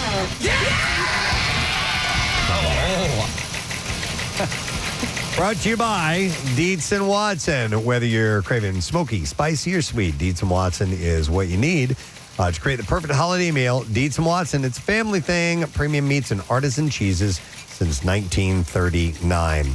Green Day has racked up another major headlining festival gig. The Rock and Roll Hall of Fame band has been announced as one of the headliners for the 2025 installment of Coachella. Wow. Green Day is headlining night 2 of the festival. Lady Gaga will headline night 1, and Post Malone will headline night 3. Other rock acts confirmed for Coachella include the original Misfits, Jimmy Eat World, Circle Jerks, The Prodigy, and Speed. Coachella will take place over 2 weekends on April 11th, 12th, and 13th, and April 18th through the 20th. So do you think the luster factor of Coachella has diminished some, or is it still... I mean, it has in my mind, but I don't know about the world. Man, Having been out there, it is a beautiful part of the country. Yep. And I would like to go back there, but the acts have to be right, you know? Steve, this is going to hit a whole new audience. Like the fact that the original Misfits are playing this, it's going to bring out a whole new crowd of people. No, I agree. I would go. I've never wanted to go to Coachella. I would maybe go this year. Well, it is going into, the second weekend is going into Easter weekend, is it not? April 18th to the 20th? Mm-hmm. I do not know that. What's that? Let's go. So Green Day headlining Coachella comes on the heels of the band being announced as headliner for the 2025 Download Festival. Also headlining Download are Korn and Sleep Token. Other acts on the bill include Weezer, Bullet for My Valentine, Jimmy Eat World, The Darkness, Steel Panther, and more. That will be taking place June 13th to the 15th at Donington Park in Derby, England. Eddie Van Halen is an absolute icon, and it's too bad he actually hated being called Eddie. During a recent appearance, Alex Van Halen shared that his brother despised being called Eddie and noted he preferred being called Edward. He said he's lucky they didn't call him something else. He didn't like it, but it was something that just sort of became his name, so to speak. You know, David Lee Roth would always recall him Edward, and I always thought he was needling him a bit. Oh. And apparently that was not the case. Yeah, I remember seeing interviews with Barry Bertinelli when they were married, calling him Edward. So it's just, that's the way he liked it. Or Ed. I heard Alex calling him Ed several times. But Alex has been everywhere lately due to the release of his new memoir, Brothers, which chronicles the lives of him and his brother immigrating to America and eventually starting Van Halen. In the book, there are ample things fans learn about the band, like how David Lee Roth once asked Eddie to play fewer solos. Alex wrote he couldn't handle the fact that Eddie was getting more attention than he was. He kept asking him to play fewer guitar solos. Dave was convinced that he was going to be a movie star. Yeah, that worked out. I'm most of the way through the book right now. I'm enjoying it. Some interesting stuff there. And then the final thing I'm going to mention is Camp Out for Hunger. We released the information yesterday of Camp Out After Dark and Tuesday night Camp Out Unplugged. First time we're doing a musical-based evening event. Well, I guess we have done some before, but this is a multiple artist event. Yes, I love the complexion of this one, though, and an unplugged event with these, especially with the artists that are seeming to really gel nicely with each other, and I expect a lot of fun. Yep, so we have performing on stage, Don McCloskey will be doing, and these are going to be acoustic performances. Don McCloskey, and from Low Cut Connie, Adam Weiner. Adam Weiner is Low Cut Connie. He is, He's a songwriter and performer of the band. And then we have Eric, Rob, and Dave of the Hooters performing as well. And they'll be playing your Hooters' favorite songs and all kinds of good stuff. Each group is going to play 3 or 4 tunes.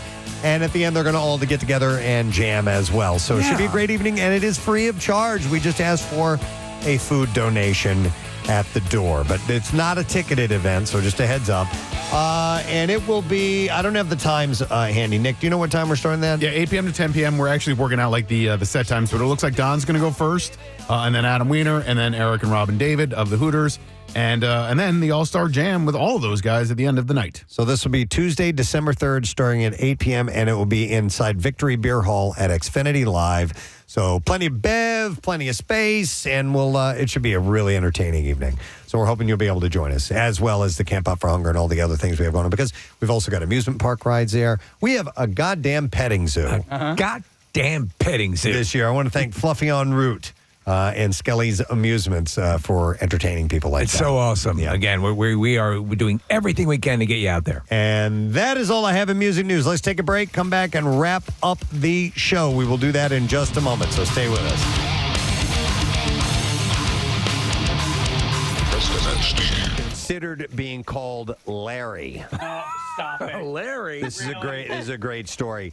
That was the name of their manager at the time, Larry, who had told them that they could not call their band Korn.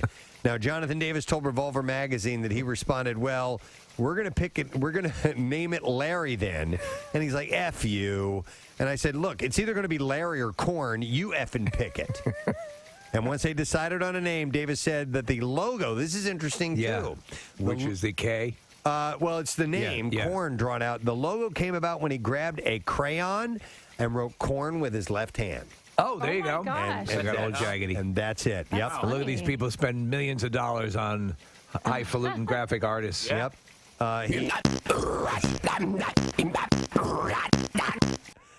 Davis said that he credits them getting their record deal due to the number of stickers with their logo on it that they had stuck all over town.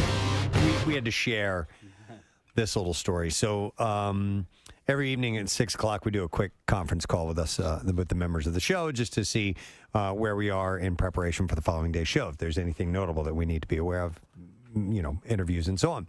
And that also includes topic conversations.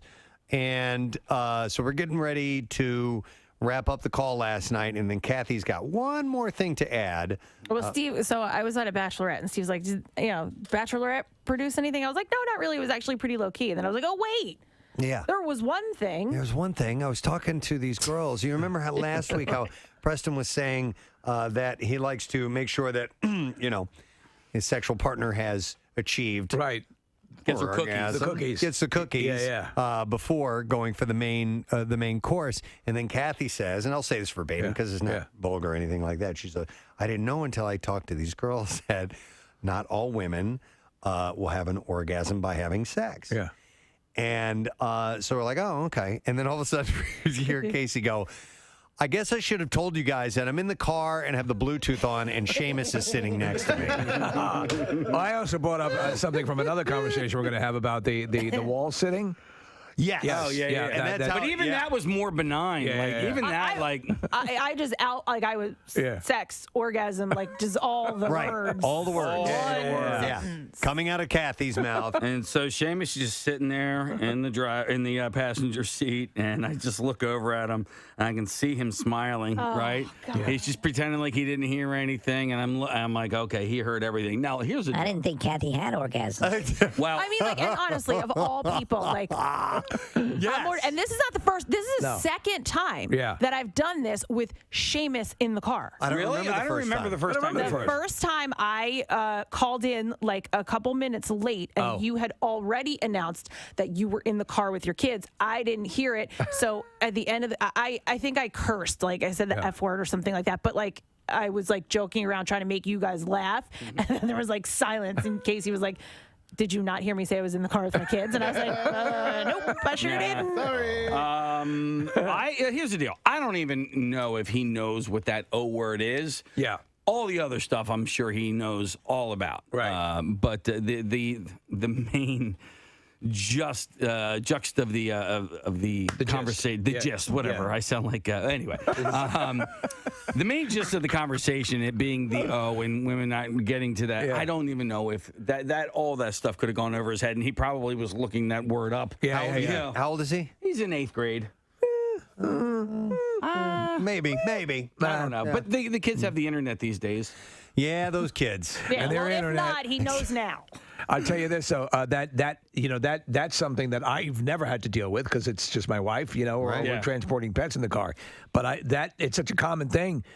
There's no way that doesn't happen all the freaking time. Yeah, Shell and I instituted a standard greeting, which if you're in the car and Rochelle says it to me, she goes, hi, you're on speaker, so-and-so is in the car with me. Like, that's the first thing that comes out of her mouth. Say hi. Yeah. Now, in my defense, when I joined the call, there was already a conversation going on, so I didn't, I couldn't bust in and go, hey, by the way, I'm a speaker, I just... Normally, it's okay. Like the majority of our calls is pretty benign. It doesn't get that detailed or graphic. But when you're all worked up and horny, it comes through. Apparently I needed to. Kathy's all horned up. Well, Casey a couple of weeks ago suggested maybe we do, I forget, it was like Zoom call or FaceTime or something for our conference calls. And I was like, I can't do that because my phone is always on speaker, like when I do the conference call, because it's dinner time and we're either cooking, cleaning, like whatever it is, and Jace is always there. And when I feel like sometimes there'll be like a curse that slips, I'm like, and I gotta quick get the phone and put it up to my ear. Yeah. So whenever I talk to my buddy Jeff on the phone, you're pretty sure that the conversation is going to go to an NC-17 rating, right? So we always will go, are you on speaker? Are you alone? Or whatever. Right. I mean, but with our conference call, and also my kids are older now, so it's like, but when they were children, it was like, hey guys, by the way, I got the kids in the car. Well, it's for me, it's like my a Christmas story. We heard all that stuff from my dad, and so it was all part of the deal. But we never received calls through Bluetooth in the car. Yeah. I was in the back seat when my dad was driving. It was something that didn't happen. Did anybody see the South Park quarantine special? Yeah. Yes. I watched it with my son over the weekend, and the last 5 minutes of it, there is a giant phallus that Mr. Garrison is carrying back into town. And my son, who is a little bit older than Seamus Casey, could not stop laughing. But he was laughing so hard that he was like holding the pillow in front of his face. So like we dance around the topic, but the older he gets, the dancing just becomes less overt. You're just like, all right, that's fine. Like he knows you don't want to be the person. I don't know. You don't want to be like overt about it, but you also know that he knows. Listen, I've told my, and I say this time and time again. Listen, my kids are going to hear this stuff in the schoolyard, which is fine. Right. I don't want them teaching this stuff in the schoolyard. There's a difference, right? So you want them getting shed talks. No, but at the same time, with the whatever they're watching, it's like, all right, there's that weird fine line between condoning and encouraging. Yes. And so I don't like, my son is now watching clips of The Family Guy, and he's getting such a kick out of it, and I hear him cracking up. And At you know, the my dirty wife. parts? Probably. I don't Yeah. know what he's, but my wife's like, it's not appropriate for him. I'm like, well, I know what I watched when I was 13 years old. I think my like with my situation, my dad just got tired of trying to restrict because and then my mother just sort of gave up. We tried, and and we were fine, but a lot of the stuff just went over our heads, and then eventually it was like somehow I just remember knowing about it. I forget exactly where I became aware of it. It was a combination of both the schoolyard and my dad. Yeah. I've got my two olders. They can say whatever they want to. Yeah. Right. It's free reign now. I mean, they're 20 and 18. Right. So Yeah. whatever. And they will say stuff in front of my 13-year-old. So it's everything now Is on the table. Is on the table, except for like graphic sex or anything like that. You know what I mean? So you can.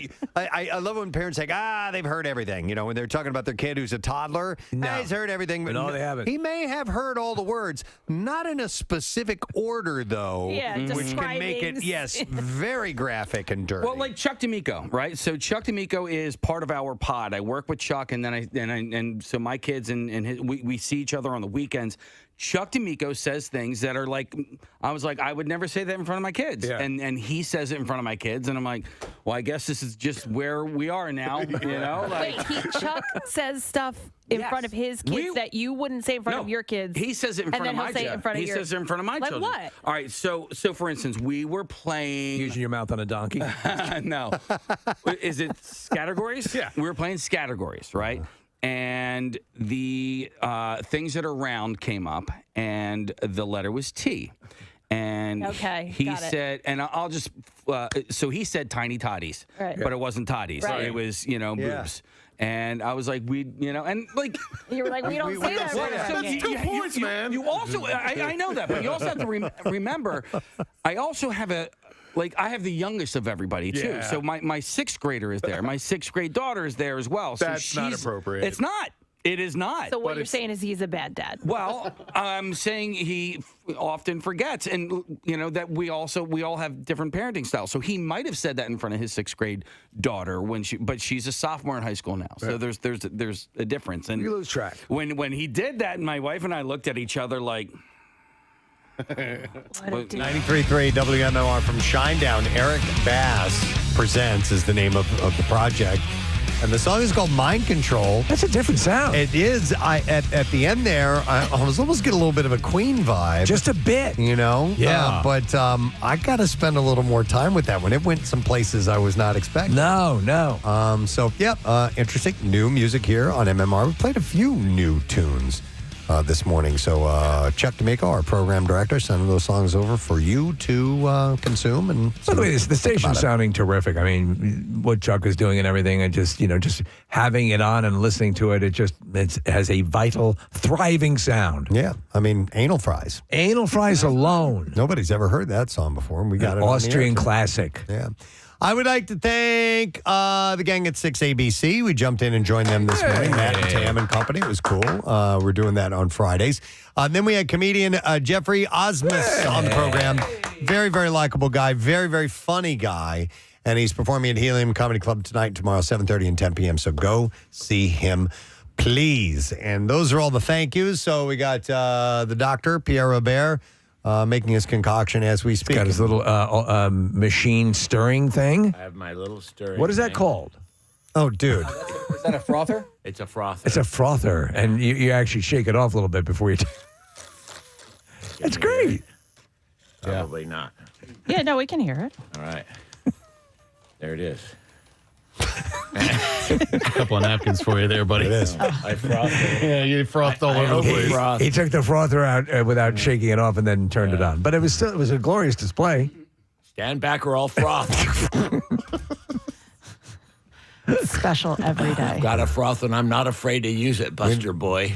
You're coming up with some like Arnold Schwarzenegger level catchphrases. Yes. There, man. We're saving them all. Do we have the latest at the ready? Yep, doesn't matter. It's one of our favorites. The new one is one of them. Oh. Yeah. Boom, boom, a chaka. But we also have this one. This just came up yesterday. Capauzo. Hits just keep on coming. Well, that's what you get when you re-sign me. That's right. Wow. All right, we need to get a letter. We can get one of those, right? Okay. All right, here we go. Preston and Steve on 93.3 WMMR. Now, the Daily Letter. All right, the Preston and Steve show is brought to you today by the letter M as in Michael. All right, and we will take caller number 8 at 215-263-WMMR and see if you know what our word of the week is. Caller number 8, 215-263-WMMR. Call right now. And now we'll ask what you have going on today. Well, we will get into some music from David Bowie, Bruce Springsteen for little Steven's birthday. In excess, Michael Hutchins, speaking of Michael, passed away today. And so we'll honor his memory. Also some Tommy Conwell, because Jackie is hosting Tommy and the Young Rumblers tomorrow night over at the Ardmore Music Hall. So we've got a lot of musical fun to get to today. Love that, sir. Let me see. Something we don't ever call. Yeah. And I, for our one-hit wonder the other day, we did play, in honor of you, Question Mark and the Mysterians, 96 Tears. Ryan had reached out to me. I was on the phone. I knew you wouldn't be able to hear it. But while you were doing it, I said to Ryan, just let Preston know that we're doing his request. I love that song. You also played our intro song, too, the other day. Oh, I did. Well, yesterday was World Hello Day. Right. And so I was looking in the computer box and for hello songs, and I knew Hello, I Love You, Hello Again from the Cars, Hello Goodbye from the Beatles. There's more.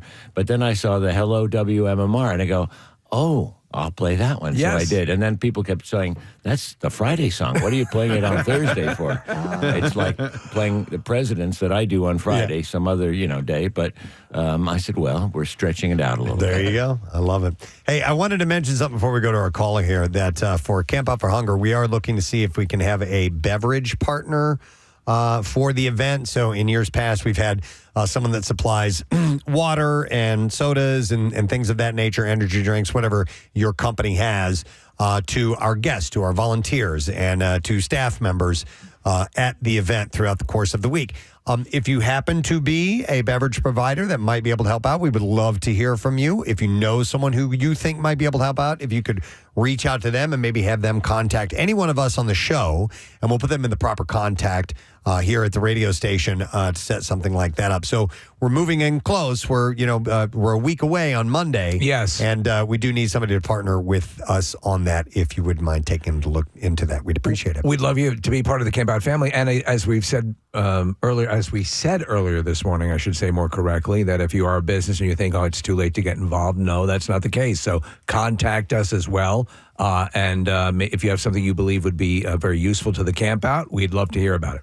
All right, we will go to the phones looking for caller number 8, and it happens to be Jody. Good morning, Jody. Good morning. All right, Jody, you sound chipper. What's our word? What's our word of the week there? Charm. Charm. Yes. In the morning. Like Jody has great charm, and Jody, we give you a $500 gift card for Batto's Italian Market and Restaurant in the heart of Swedesboro. So congratulations to you. Awesome. Thank you. Have a great weekend. You got it. Hang on the line. We'll get your information and all that good stuff. Don't forget, you can find your own Little Italy at Batto's and get all your holiday needs, from fresh turkeys, homemade pies, cookies, and Italian pastries to handcrafted gift baskets. Let Batto's do your cooking this holiday season as well with ready-to-eat complete meals. A quick issue here. I feel naked. I don't have my bell. Oh, yeah. Sorry about that. Right. We got 2 over here. Yeah. We took that earlier. All right. I want to thank our sponsors, Preston and Steve Show. Thank you very much. Brought to you today by Nifty 50s. You need to order the Preston and Steve inspired milkshake gingerbread blast. It's a hit. Portion of the proceeds are going to benefit Camp Out for Hunger. Also brought to you by Dunkin'. The Preston and Steve Show runs on Dunkin', and Acme Market's the official supermarket of the Philadelphia Eagles. Next week, short work week, because we have Thanksgiving on Thursday. So Monday, Tuesday, Wednesday, we have some things that are going on. Lisa Ann Walter from Abbott Elementary, and one of our favorite people, will be here, along with Alicia Vitarelli, in preparation for the 6 ABC Dunkin' Thanksgiving Day Parade, of which we, the Preston and Steve Show, are going to be in this year. Yes, we're going to be on a float. Yeah. Cool. And Big J Okerson. Hey! He's going to be at home for Thanksgiving, so he's going to stop by our studio. So that's it. We're done. Rage on. Have a fantastic weekend, friend, and we'll see you later. Bye-bye.